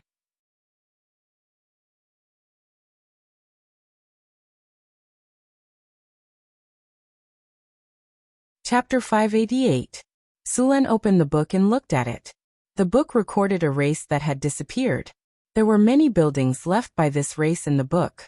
These buildings gave Sulen a feeling that they were similar to the Mayan civilization in his previous life. The same worship of blood sacrifice, the same style of architecture, and the same gods were believed in. The book in front of him had a strange totem pole with an unknown god on it. The whole totem pole was covered with blood, and blood seemed to have seeped into it in many places. Under the totem pole were countless slaves who had been killed. These slaves were beheaded, and their blood flowed on the pyramid. The gaps of the pyramid seemed to have been filled with blood, and under the pyramid, a large number of humans in simple clothes like primitive people were constantly kneeling. There was also the symbol of wind and rain on the totem pole, which meant that they believed in a rain god. There were no written records of the rain god on other continents, but in this civilization, it was very revered. It symbolized the harvest. From ancient times to the present, people had always been in awe of the gods who were in charge of the harvest. Sulen was not very interested in these gods. These gods who had accepted the blood sacrifice did not end well. According to the division of the Arcane Kingdom, these gods belonged to the nature gods. There was no good or evil, and they were very susceptible to the influence of believers. These gods had a high chance of becoming evil gods. Now, the gods recorded in these libraries were likely to have become evil gods. In addition to these materials, there were also records of many disasters and various monsters that happened in ancient times. After looking at some more, Sulen found that these monsters seemed to be the ancient evil that had been sealed. It seemed that although these mortals did not know the origin of these monsters, it did not prevent them from recording these disasters. However, these records had now been regarded as myths by ordinary people. Sulen still got a lot of useful information from these stories, such as where these monsters were killed or defeated. Combined with the map, it was easy to find the approximate location of these monsters that were sealed. In addition to these, there were also many ruins of ancient cities, but it was not known what these ruins had left after thousands of years. Because the main purpose of this trip to the eastern continent was to open up new shipping routes and trade, Sulen did not go to these places to search. Searching for ruins sometimes depended on luck. If they were lucky, they could just dig a hole. If they were unlucky, it was not unusual to spend a year and a half. After staying in the library for 2 days, the fleet also completed the transaction during this time, and was ready to return with various goods from Salt City Port.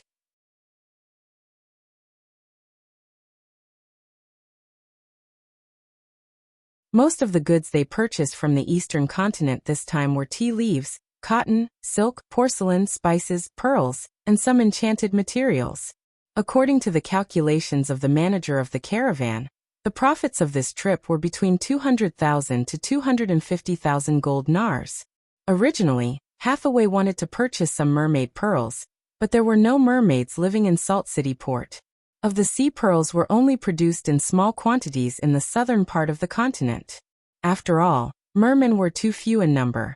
Because of the hydrological environment and other factors, the eastern continent was rich in pearls, and the quality was better than the pearls in the western continent. Although they did not buy any mermaid pearls, they purchased a large number of pearls this time, and some of them were magical pearls. Low to medium quality magical pearls could purify some potions, remove the side effects of potions, or neutralize toxins.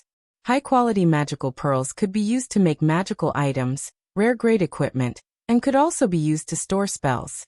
They were very popular among wizards. There were also a lot of silk in the eastern continent. It was also the best silk production area besides the elves. After all, the elven forest had been closed for more than 1,000 years. The number of half-elves was too small, and the production of silk was limited. Many silk were sold from the eastern continent, and of course, some were sold by the drows in the underground world. However, the drows sold silk stockings more often. Almost all the nobles went crazy for them. Even the witches could not resist the temptation of silk stockings. This thing was expensive. On the surface world was very hostile to the drows and claimed to cut off all trade with them. However, most of them were just words. It was easy to know if they were trading with the underground world. Just look at the women, and see if they were wearing silk stockings. In addition to these, 5 of the people who came this time stayed in Salt City Harbor to build a warehouse. The warehouse would buy materials from Salt City Steel, and at the same time, sell various materials from Northern City. Northern City's paper, purple crystal honey, and white sugar were very popular here. The sales of vodka could only be said to be average, but the sales of rum were not bad. Purple crystal honey was the most popular. The wizard organization in Salt City Port directly expressed that they wanted to buy all the purple crystal honey. Although Sulen was tempted, he still rejected them. After all, the warehouse in Salt Lake City still needed money and honey to make a name for itself. There were still many advantages to building a warehouse in Salt Lake Port. When the fleet came again, they could directly transport it back to the mainland. This way, a lot of time could be saved, and at the same time, they could also collect information about the eastern continent. It took a few days for the fleet to complete the supplies and set sail again.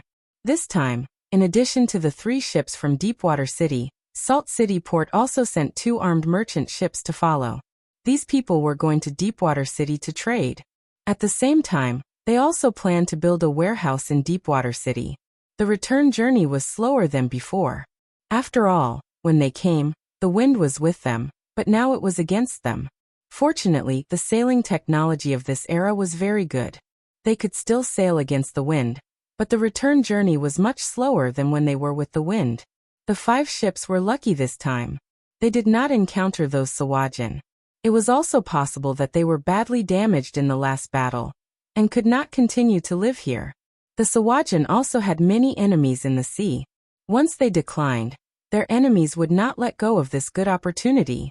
There were also a large number of intelligent races living in the sea. They must be the Kotal Sawajin, mermaids, Naga, Sawajan, Sirens, and so on. These races were not friendly and harmonious with each other. In the depths of the sea, there were also some extremely terrifying sea monsters, and even the children of Dagon. Dagon was also a very dangerous creature. Even the gods were afraid of him. He represented evil, chaos, madness, and blasphemy. It was said that his existence could be traced back to the time of the ancient gods. He was a very powerful and evil creature. He was one of the most powerful demon lords. He was known as the King of the Deep, the god of sea monsters, the shadow of the ocean, and was the nemesis of the god of the sea. Dagon was not a name that was fixed in stone. According to the research of wizards, Dagon was originally a subordinate of an ancient god.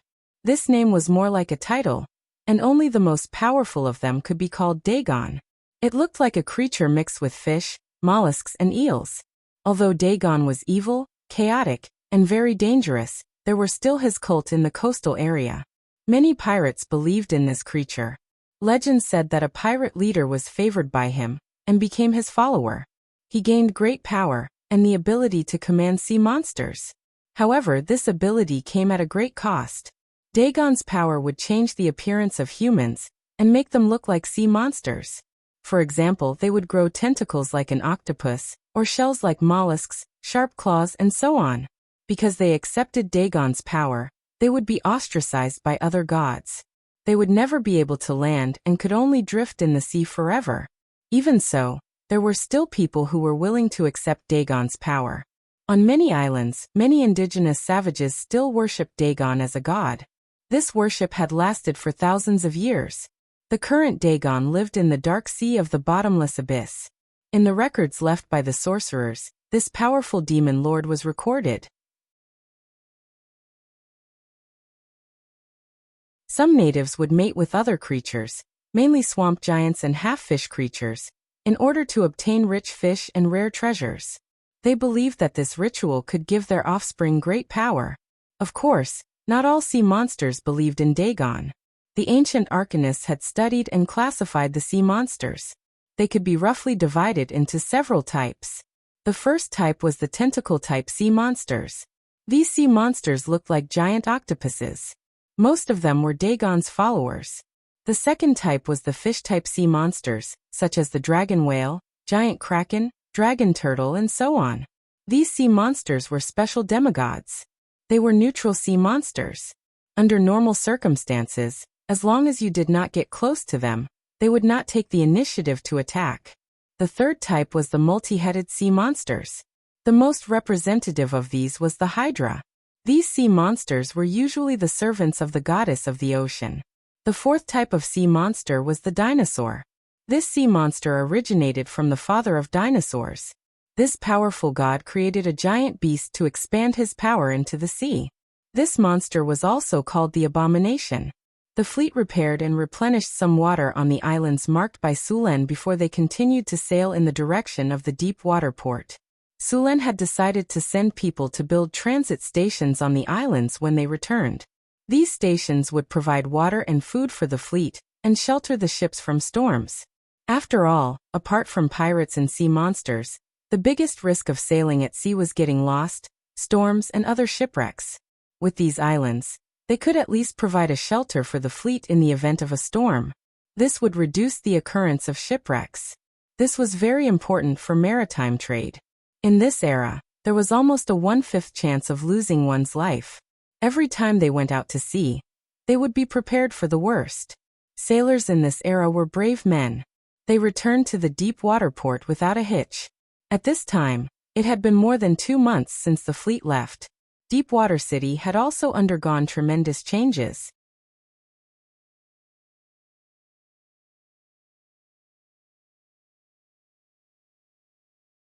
Chapter 589. Deepwater City. Since the last time they left, it had completely changed. The original wooden fences had been replaced by bricks.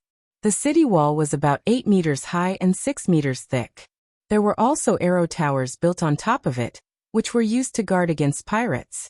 There was an arrow tower every 20 meters on the city wall. The scale of the whole city was comparable to a medium-sized city. The residents here had reached more than 30,000 people, and there were even more kobolds and goblin slaves. The whole city was very busy. The east gate of the city was facing the port. It was about 1 kilometer away from the port to the city. The road connecting the port and the city was paved with bluestone. It was 8 meters wide, and there were drainage canals on both sides of the road. Teams of patrolling soldiers were patrolling back and forth, and there were even some half-elf archers among them. This surprised the people of Salt City Harbor. The half-elves were also a very xenophobic race. In the beginning, the half-elves were discriminated against by both elves and humans. This led to the half-elves only being close to each other for warmth. They were not close to other races, and it was not easy to hire them. Musen looked at Sulen with eyes full of surprise. Originally, in their view, this so-called Deepwater port should be just a small city. They came here because of Hathaway, the legendary witch. They did not have much hope for Deepwater City.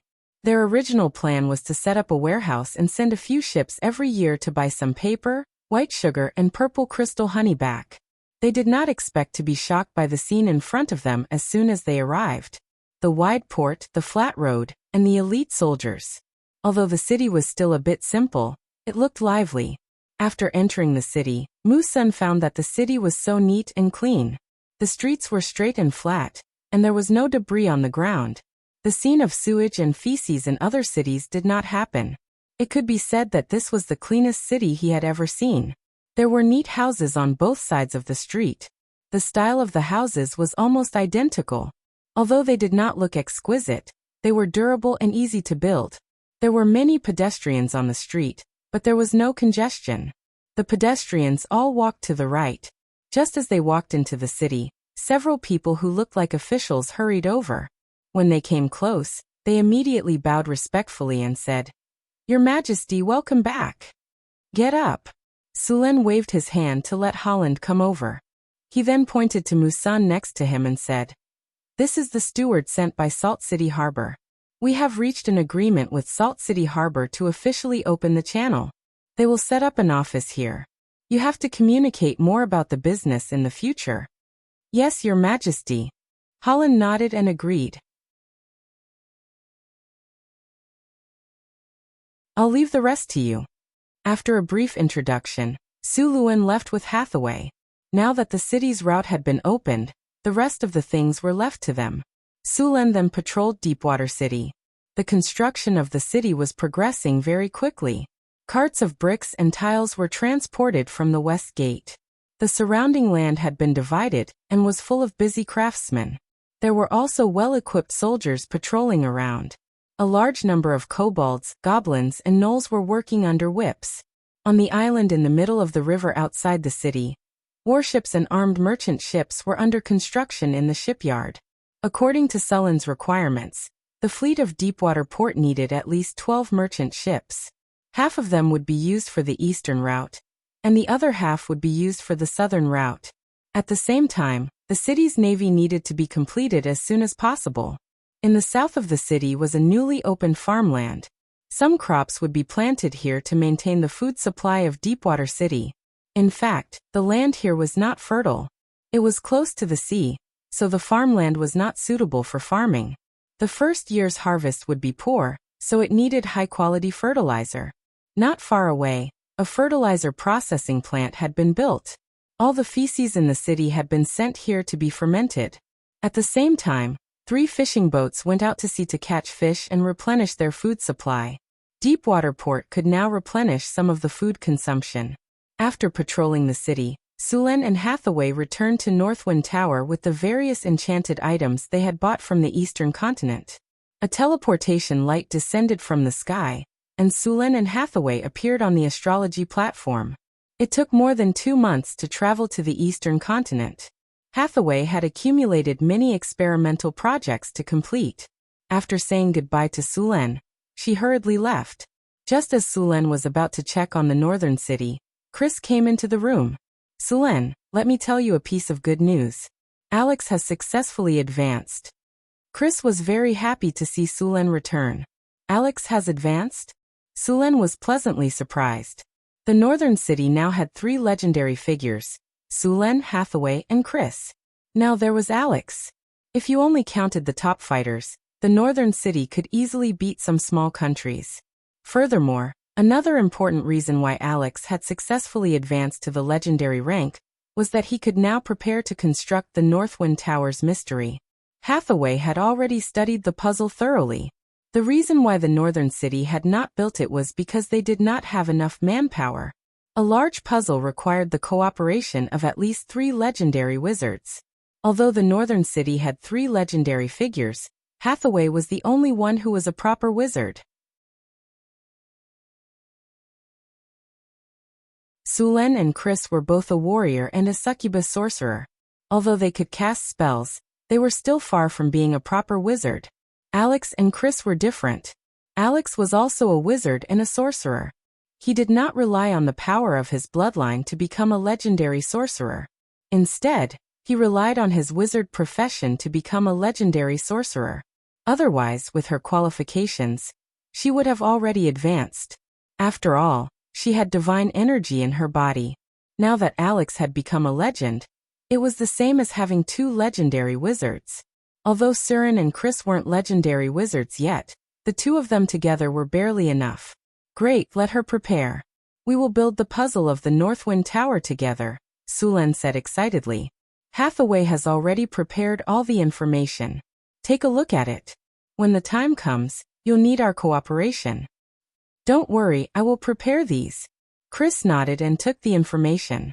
Riddles were learned by the ancient arcanists from the High Elves. At first, the human riddles could only cover a radius of 200 meters, but the elves' riddles could easily cover the entire city. The elves' riddles were very powerful because they had the help of the elven gods. The human puzzle waited until the end of the Silver Age, when the emergence of the mice energy nucleus achieved an explosive breakthrough. Since then, the human puzzle technology could be relied on to the floating city, and became an indispensable defensive rune. The puzzle also underwent rapid development during the Arcane Empire. It was said that when the Arcane Empire was at its peak, the puzzle of the floating city had been upgraded to an artificial magic net. With the artificial magic net technology, ordinary people in the floating city could also cast some low-level spells. The artificial magic net was made by imitating the magic net woven by the goddess of magic. Of course, it could not be compared with the magic net of the goddess of magic that covered the whole world. The artificial magic net could usually only cover an area of more than 10 square kilometers, which was usually slightly larger than a floating city. The puzzle that Sulen and Hathaway intended to weave was not that big. It mainly covered the range of the Tower of the North Wind. After all, the bigger the puzzle, the more energy it would need to consume. When he saw Alex again, Sulen's eyes lit up. After successfully advancing to the legendary realm, Alex's appearance had also undergone some slight changes. At the same time, after advancing to the legendary realm, her bloodline had also advanced. After completely integrating with the divinity, she had now become more beautiful, and had a noble and holy aura. She was wearing a pure white dress with gorgeous patterns embroidered with silver silk thread on the cuffs. The silk thread simply outlined a few strokes on the dress, but it outlined a bellflower, which was very vivid. Her wine-red hair draped over her shoulders, and she wore an exquisite crown on her head. She had a slender waist, a full and plump buttocks, and a pair of long and slender legs that were far more beautiful than the average person's. The pair of wings on her back had been put away, and she looked like a goddess who had fallen into the mortal world. Her delicate facial features, beautiful face, and elegant temperament made Sulen feel that she was even more beautiful than before. Congratulations on successfully stepping into the legendary realm, Sulen said with a smile. Sulen. Alex's beautiful face smiled like a blooming flower. She stepped forward and gave Sulen a warm hug. Her white hands gently wrapped around Sulen's neck, and she tiptoed and gently kissed his forehead. My king, thank you for your help. If you hadn't brought me out of the underground world and provided me with all kinds of resources and even divinity, I wouldn't have been able to reach where I am today. Feeling the warmth on his forehead, Sulen smiled and said, The resources I provided were only a part of it. The main reason is your own hard work. However, you slacked off after advancing to the legendary realm. You must know that the legendary realm is only the beginning of the real world. I know. Don't worry, I will catch up with you as soon as possible, Alex said affectionately. By the way, I have all the information about the puzzle that Sister Hathaway prepared. When do you think we should start weaving the puzzle? In the next few days, there are some other preparations to be done. When Hathaway is ready, we will start, Sulen said.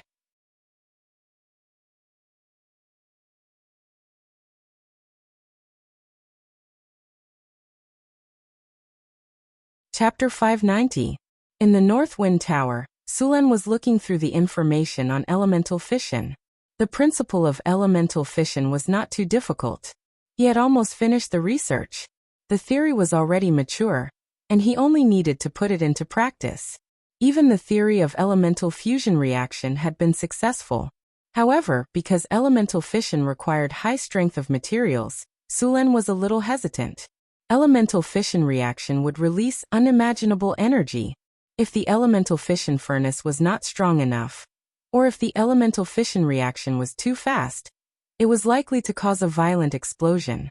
If elemental fission explosion occurred, the power could be said to be far more powerful than a level 9 spell, so he had to be careful. Making elemental fission furnace required a lot of materials from the astral world. Fortunately, Sulen and Hathaway had collected a lot of materials in the astral world. It was enough. Elemental fission furnaces were usually used on floating space towers. Although the elemental pool could also support the floating space tower, at this point, the elemental pool needed to accumulate enough energy to support the floating space tower for a period of time. Only the elemental fission furnace could support the floating space tower for a long time to fight in the air. Last time, he got an intact floating space ring. With the information left in the wizard tower, the technology of the floating space ring was completely understood. As long as he had the materials, he could produce it. In addition to the special materials of the floating space ring, the most important thing was the 28 types of anti-gravity runes inscribed on it.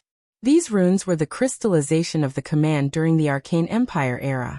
Only such a carefully made floating space ring could support the wizard tower, which weighed thousands of tons. Master, the elemental pool of the wizard tower is full of energy, Tower Spirit Een suddenly said while Sulen was thinking. Sulen stopped thinking. It was useless to think too much now. He had to do the thing in front of him first. The elemental pool was full of energy. He could consider weaving the puzzle. On the astrology platform, Sulen, Hathaway, Chrissy, and Alex stood in the center with serious faces. Phyllis, Sandy, Karina, Angela, and Anna stood not far away. Several other wizards of the wizard tower were all there. They looked at Sulen and the others with excitement. They were looking forward to what would happen next. Let's start, Sulen asked. Begin. Hathaway nodded and said. Hathaway walked to the center of the astrology platform and waved the staff in her hand. Milky Way, prepare to activate the energy connection channel.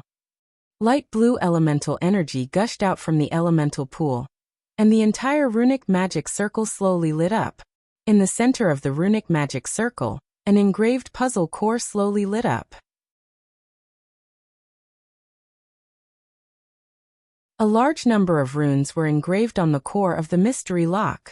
Under the influence of this enormous energy, each of them seemed to be alive as they spun rapidly. The huge drop of energy was activated, and the whole floating city shook slightly. The estimated powerful energy wave spread quickly from the wizard tower to the surroundings.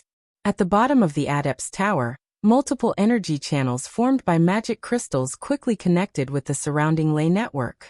The ground energy of the entire northern citadel area began to converge towards the adept's tower. As the elemental energy kept fluctuating, the surrounding elemental energy kept flowing towards the wizard tower. Soon, the concentration of elemental energy in the wizard tower doubled. Activate the elemental pool. Activate Earth Vein Network. Begin energy materialization. As the orders were given, the entire wizard tower was soon surrounded by an energy siphon. At the top of the wizard tower, an elemental siphon like a whirlpool reached all the way to the sky. A huge amount of energy kept converging there.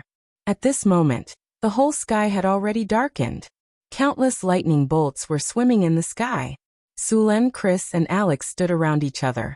Powerful elemental energy was gathering around them. Prepare to weave the mystery lock. At this moment, Hathaway suddenly ordered. Magic reshape. Surin's team of 3 promptly took action.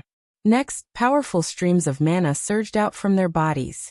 Thanks to their power, the originally chaotic streams of mana began reorganizing themselves. Strands of magic appeared in midair. These strands were completely formed by energy. Hathaway gently waved her staff, and runes quickly appeared. As soon as these runes appeared, they began to entangle with each other. Soon, a strange runic circle appeared in front of them. Magic weave. Under Hathaway's command, strands of magic strands quickly crisscrossed. At the same time, runes were constantly imprinted on the strands of magic strands. In just a few breaths, a fishnet-like mystery lock appeared in front of them. As the mystery lock continued to weave, the surrounding elemental energy was constantly absorbed by the mystery lock. The strands of magic strands formed by magic energy were quickly weaved under the effect of those strange runes. After these runes were completely formed by energy, they formed a huge network. This network quickly expanded as Hathaway and the others continued to weave. Soon, this huge network enveloped the entire Wizard Tower. The light blue mystery lock network lit up the sky of Northgard City. Hathaway's silhouette had already flown into the sky, her gorgeous magus robe fluttering in the wind, due to the rich elemental energy. All the runes were linked to her body, and then like a spider web, they kept spreading in all directions. Under the magus tower, a large number of runes were engraved on countless magic crystals, and at this moment, they were also linked to the runes in the sky. So beautiful. Xanthi looked at the layers of blue network in the sky, and her eyes sparkled. Karina looked at the network in the sky with a mesmerized expression. As a wizard, she could clearly feel the power of this power. The elemental energy that was originally like a runaway horse was suddenly bound by the huge energy network in the sky. Those wild horses were quickly tamed, and one by one, they moved according to the command of the leader horse. Grace stood on the astrology platform and looked at Sulen, Hathaway, and the others in shock. That energy network had shocked her.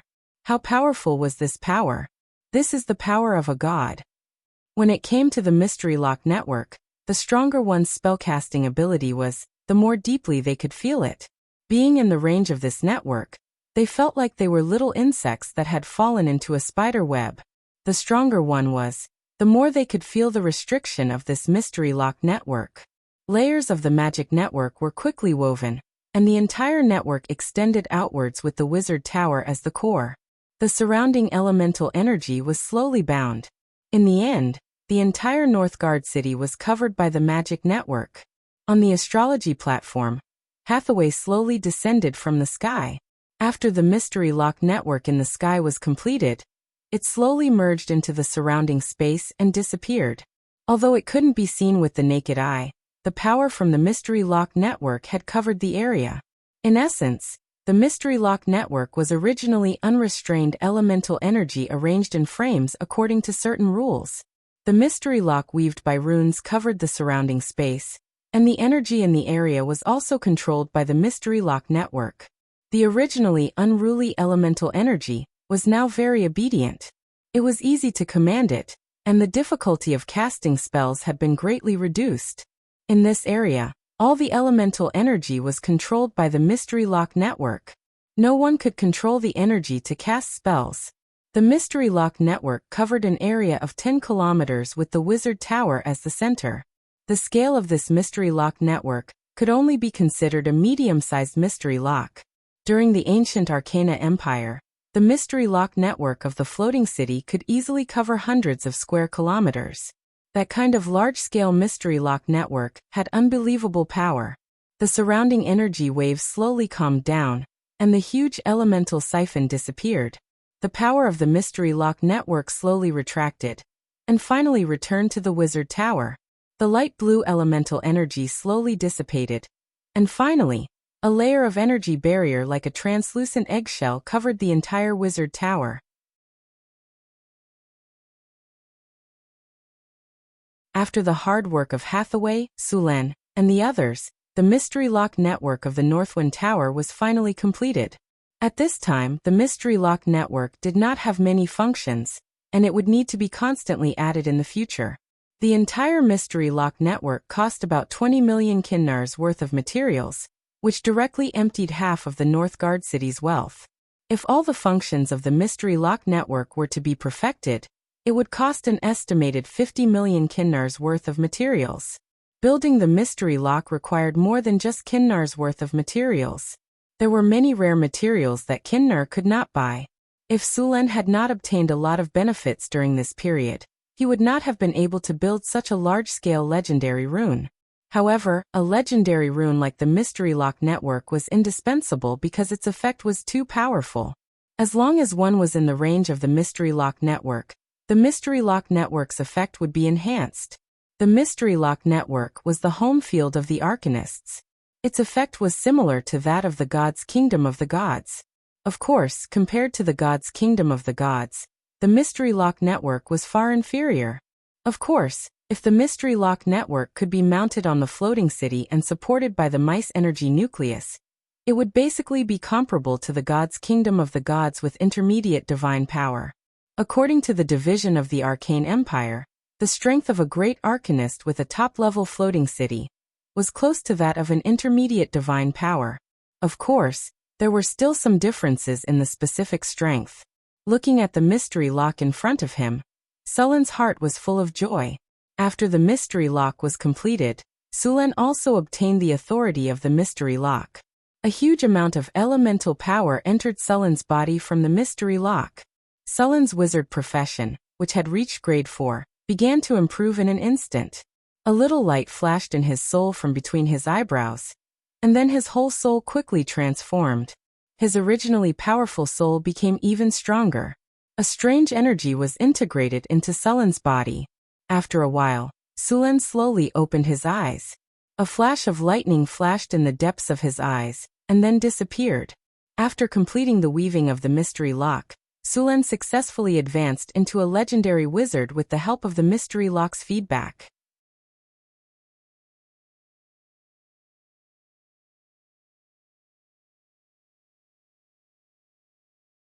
Chapter 591. The Enigma of the Tower of the Northwind was not complete. Only the basic part was completed. The complete enigma had 4 effects. The first was the enchantment. The enigma had a strong protective enchantment that was used to protect the area inside the enigma from external damage. The second was the spell sequence. This part of the spell was stored in the enigma. As long as one became a wizard and obtained the authority of the enigma, they could use it. Of course, there was a limit to the number of times they could use it. After all, the energy in the enigma was limited. Not everyone could use it at will. However, Sulen and Hathaway were not restricted at all. The third was the anti-magic field. The enigma relied on the control of elemental energy to achieve the effect of anti-magic. However, the power of the enigma was limited, and could only stop low-grade wizards. The fourth was the enchantment effect. This enchantment could be used to enchant creatures within the enigma. This enchantment effect could be used once every 24 hours. The fifth type was the permanent effect. For example, the creator of the Mystery Lock had set up the permanent effect to banish every evil otherworldly being that entered the Mystery Lock. As long as an evil otherworldly being entered the Mystery Lock, the permanent effect would be triggered and the target would be banished. According to Hathaway's calculation, if they wanted to complete the enigma, they would need to spend at least tens of millions of kinnar. The game was completed in a short time. Sulen opened the system panel to check the attributes of the enigma. Enigma, unnamed intermediate enigma range, 10 kilometers in radius, core, Tower of the North Wind enchantment effect. Not added can add up to intermediate spells, anti-magic field. Low-grade wizards are forbidden to cast spells within the enigma. Permanent effect. Not added can add up to intermediate spells, activated spell sequence. Not added can add up to intermediate spells. Within the range of the enigma, all people on the same side will be enchanted by the enigma. The magic recovery speed will be increased by 50% to 300%. The difficulty of casting spells will be reduced by 50%. Within the range of the enigma, the difficulty of casting spells will be reduced. Within the range of the enigma, the concentration of elemental energy would also be increased. In the era of the Arcane Empire, even the ordinary civilians could live up to 150 or even 200 years old. In other areas that were not shrouded by the mystery, the residents did not have long lives. Hathaway and Sulen had to slowly add the spell effects on the Enigma lock. They would be even busier in the future. After making the Enigma lock, the next step of the Wizard Tower's transformation could be put on the agenda. Sulen. With the sound of footsteps, Hathaway came over and said, "Now it's time to consider upgrading the Wizard Tower to a floating space tower." "It is indeed time to upgrade it," Sulen nodded and said, "By the way, do you have enough materials for the floating ring and the elemental fission furnace?" "The materials needed for the elemental fission furnace have been prepared. We can begin the experiment. Also, the floating ring can be made. However, there are still some parts of the Magus Tower that need to be built. The base of the Sorcerer Tower needs to be reinforced. The foundation of the Sorcerer Tower needs to be replaced with obsidian. Obsidian was hard and had good magic conductivity. In the past, in order to save money, Sulen used some ordinary materials for the foundation of the Wizard Tower, and then added the hardening spell to make it so tough. In addition, the base of the Wizard Tower and the rocks below needed to be separated. Fortunately, Hathaway had taken these into consideration when building the Wizard Tower. The successful foundation transformation of the Wizard Tower was very boring, so these things were handed over to the rock golems. With the addition of obsidian and the hardening spell, the strength of the entire Wizard Tower had been improved again. Theoretically speaking, when building the Wizard Tower in the future, it was best to reinforce all the places with the hardening spell, because the floating space tower that roamed in the astral world must reach the strength of a strategic defensive fortress. Ordinary rock structures were completely inadequate. The enemies encountered in the astral world were very powerful, and ordinary equipment could not survive. In this way, the workload in the future would be even more terrifying. And when the floating space city was upgraded, the number of hardening spells needed would increase by several times. Under normal circumstances, a floating space city had a total of 3 layers of protection. The first layer was a super-large energy protective force field, which could withstand the impact of small meteorite showers in the astral world. It could withstand the energy pressure in a special environment, and at the same time, stabilize the ecological balance inside the floating space city. It could isolate harmful substances from the outside world, allowing the floating space city to be in an environment similar to the ground. The second protective barrier was the Maze Lock, which was a top-level rune that integrated strategy, attack, and defense. Because the energy consumption was too large, it would only be activated in a combat state. To keep the Maze Lock open for a long time, it required a huge amount of energy. The Arcanists could keep the entire Maze Lock open all the time, because they had the Mice Energy Nucleus. The last layer of protection was the strength of the floating space city itself. This was to ensure that the floating space city would not be destroyed so quickly when the first 2 barriers were broken. At the same time, its structure would be quite stable. A large number of buildings in the floating space city must be hard enough, otherwise, they would collapse and shatter before they could fly. The floating space city was the most outstanding building in the era of the Arcane Empire. It was the war fortress of the Arcanists. Those Arcanists relied on the floating space city to conquer and colonize countries in the multiverse. At that time, they directly drove the floating space city to leave the material plane and go to the astral world. When leaving the range of the main material world, it was easy to have problems if the base was not hard enough to escape gravity. Therefore, the floating space city needed to be built as strong as possible. When the floating space city was teleported as a whole, the pressure that the floating space city needed to withstand was extremely high. The pressure brought about by the space jump was very high. If the strength was not enough, the floating space city would directly collapse and disintegrate during the teleportation. From the era of the Arcane Empire to the present, the number of times that the floating space city had been teleported as a whole was very limited. The few recorded teleportations took place in the battlefield with the gods. The strategic space jump to stop the gods' consumed energy at the same time was provided by multiple mice energy nuclei. A single mice energy nucleus could not provide the energy. Sulen could only wait until the elemental fusion furnace was completed to try it. Milky Way, scan the overall structure of the wizard tower. Scanning. Perfecting the data.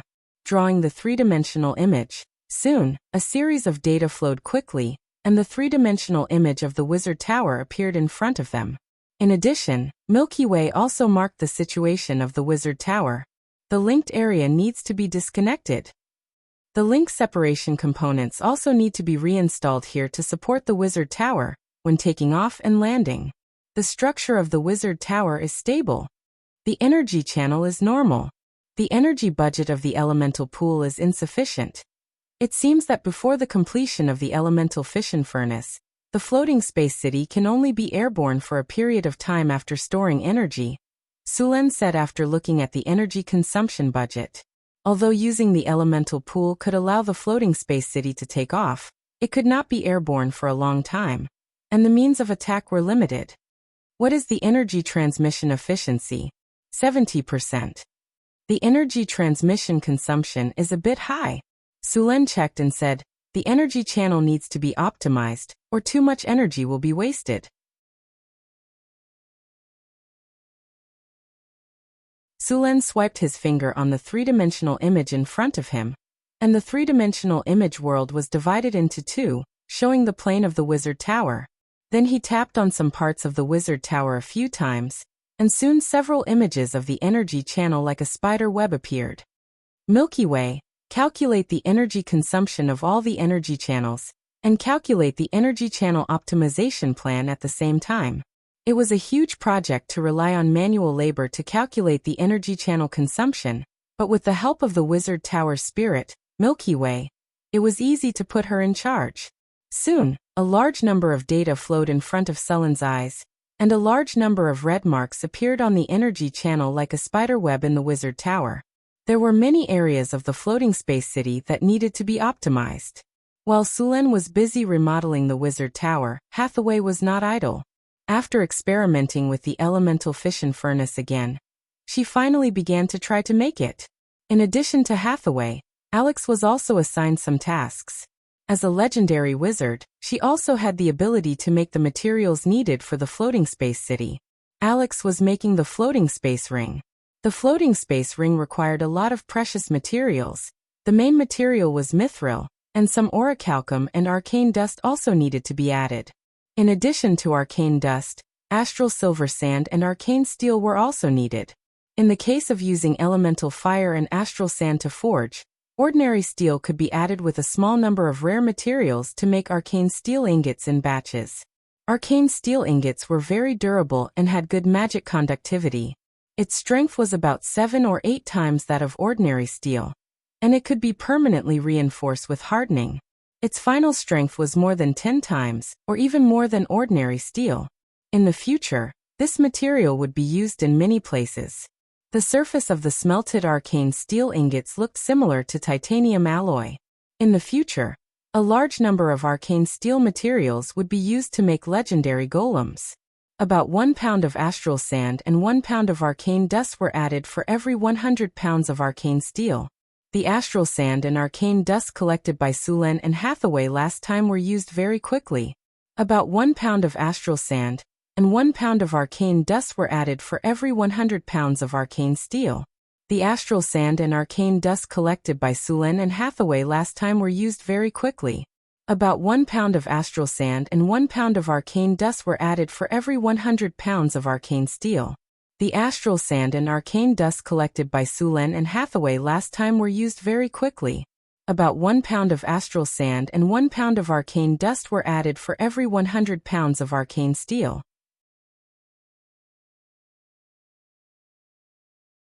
The astral sand and arcane dust collected by Sulen and Hathaway last time were used very quickly.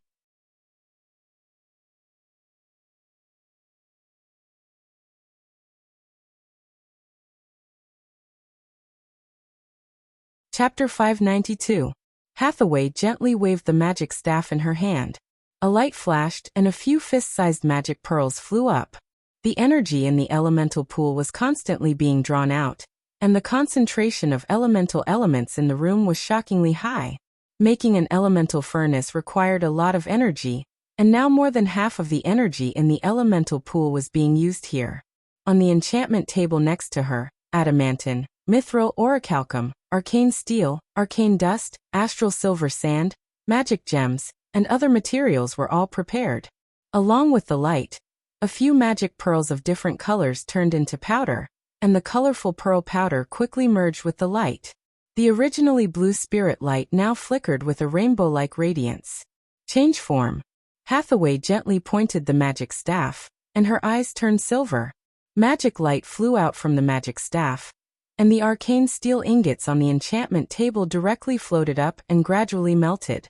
As the arcane steel melted, the rainbow-like light also merged with it. Creation.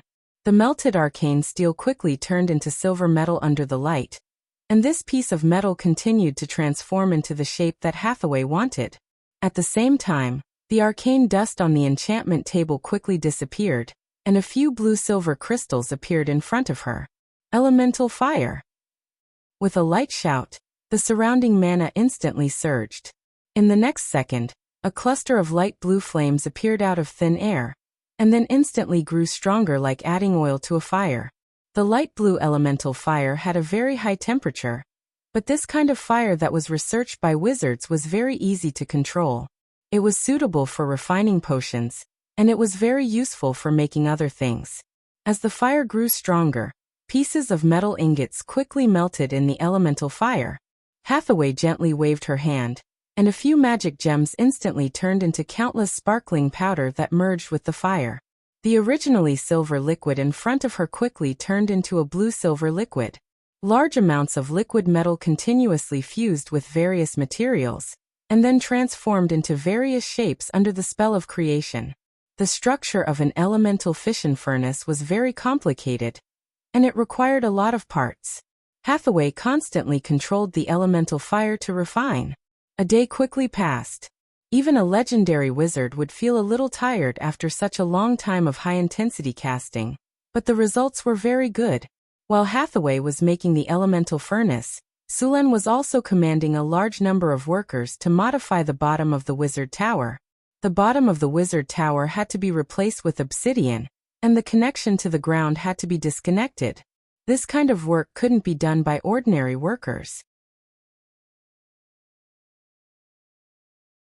Fortunately, there were many gray dwarves in the northern city, and they directly dug according to the blueprint. The bottom of the wizard tower had to be completely hollowed out, and then connected with the metal runes. When the tower was lifted, the metal runes used to connect the tower would be separated, and they would be used to connect with the tower when it was landing. The Durgar's excavation skills were very advanced. Apart from the main support points, the entire bottom of the tower had been hollowed out. Next, a large number of metal constructs would be installed. The efficiency of the hundreds of gray dwarves was very high. It only took a few days for the bottom of the wizard tower to be completely excavated. A large number of hardening spells were cast on the excavated space, and the whole ground became very hard. In addition, a large number of wizard apprentices were installing the metal runes. In another laboratory in the wizard tower, Alex was refining a floating ring. In the middle of the experiment, a floating ring with a diameter of about 5 meters quietly floated in the air. Alex was concentrating on engraving runes on it. Silver spell energy constantly outlined runes, and then after fusing with mithril and astral silver sand, they slowly merged into the floating ring. The floating ring flashed, and in the next second, a rune appeared on the floating ring. At this time, a large number of runes had been engraved on the floating ring, and the runes were connected from head to tail, covering the entire floating ring. As the last rune fell, the floating ring suddenly burst into a dazzling light, and then the light dissipated, and everything returned to normal. The wizard tower's work lasted for 2 months. When Sulen finished installing all the metal runes at the base of the wizard tower, and the wizard tower's energy circuit was optimized, Hathaway's work was almost done. In the laboratory, a powerful energy wave shrouded this place. Hathaway embedded the last energy crystal in the rune body in front of her. and then put in the already prepared element fission fuel. With a strong light, the high-tech elemental furnace in front of her slowly started up. An amazing energy wave was transmitted from the elemental furnace, and the surrounding energy channels quickly lit up. The powerful energy filled the wizard tower in a flash. The whole wizard tower shook slightly at this moment, and a powerful elemental tide spread out from the wizard tower. Phew, it's finally done. Looking at the elemental furnace in front of her, Hathaway's tired face flashed with a trace of relief. Sulen, who was instructing the craftsman to check the metal runes, suddenly felt a powerful energy coming from the wizard tower to China. The energy wave was a little shocking, and the aftermath was more than 10 times stronger than the elemental pool in the wizard tower at full capacity. This is the elemental furnace.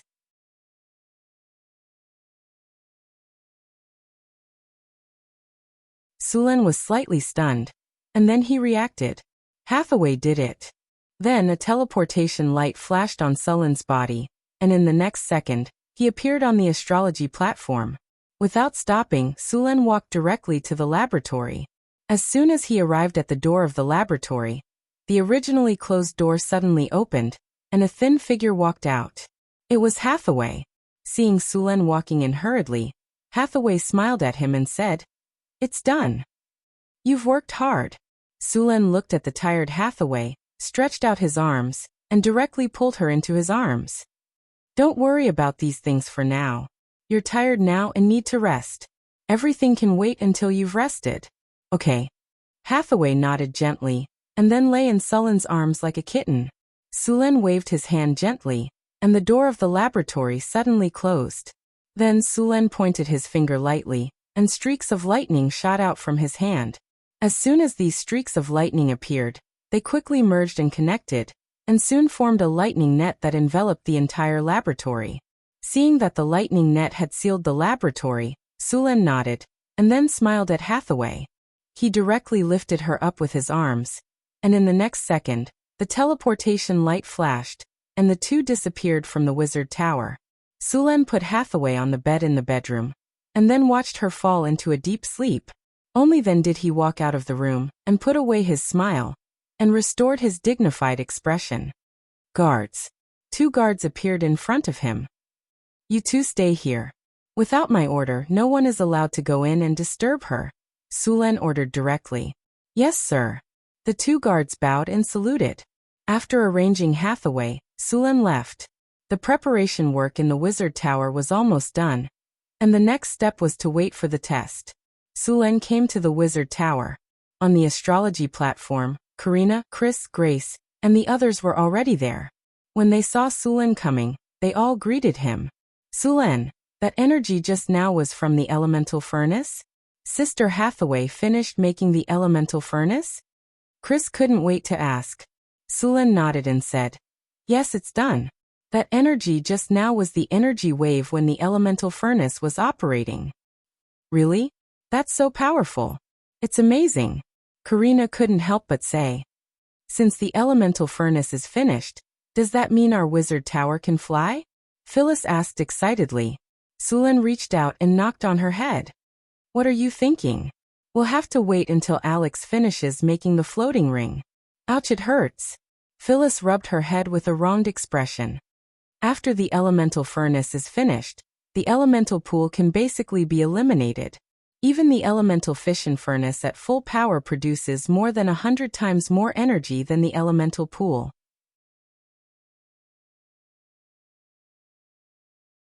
The energy output is stable, and the size is small, so it's very convenient to use. We can also continue to increase the number of golems in our army. Originally, the Tower of Northern Wind could only use 2 to 3 legendary golems and 3 to 500 stone and steel golems. If there were more of them, the elemental pool would run out of energy. Now that they had the elemental furnace, they wouldn't have to worry about the energy shortage even if the number of golems doubled. "Oh right. We got a lot of dragon blood from the dragon we killed last time. Get ready. I'll give you a dragon blood baptism in a few days to further increase the purity of your dragon blood. By then, you should be able to use some spells." Sulen pinched Phyllis's pretty face. "Really? I can use spells?" Phyllis was pleasantly surprised. She grabbed Sullen's arm tightly with both of her arms. Those amazingly developed weapons kept rubbing against his arm, and they were very elastic. Of course, after the dragon blood baptism, your dragon blood will be further improved, and your strength will also increase. As a dragon disciple, you're born with the ability to cast spells. Of course, a warlock's ability to cast spells is weaker than a wizard's, but you should pay attention and try to be a wizard in the future. I understand. When will the dragon blood baptism be carried out? Phyllis asked eagerly. After I'm done with all the things I need to do. Sullen smiled and said, the dragon blood baptism can be carried out 5 times in total. If you encounter a black dragon, a blue dragon, or a green dragon in the future, you can carry out another dragon blood baptism. After a few baptisms, your body should be comparable to a legendary warrior's. You're tuning in to the Li Mei's Sword of Destiny YouTube channel. We're so grateful for your support, and don't forget to subscribe to join us on this incredible journey through captivating stories. Your generosity through donations truly makes a world of difference, as it's the primary source of revenue that allows me to expand and enhance this channel for you. Thank you from the bottom of my heart for being a part of this adventure.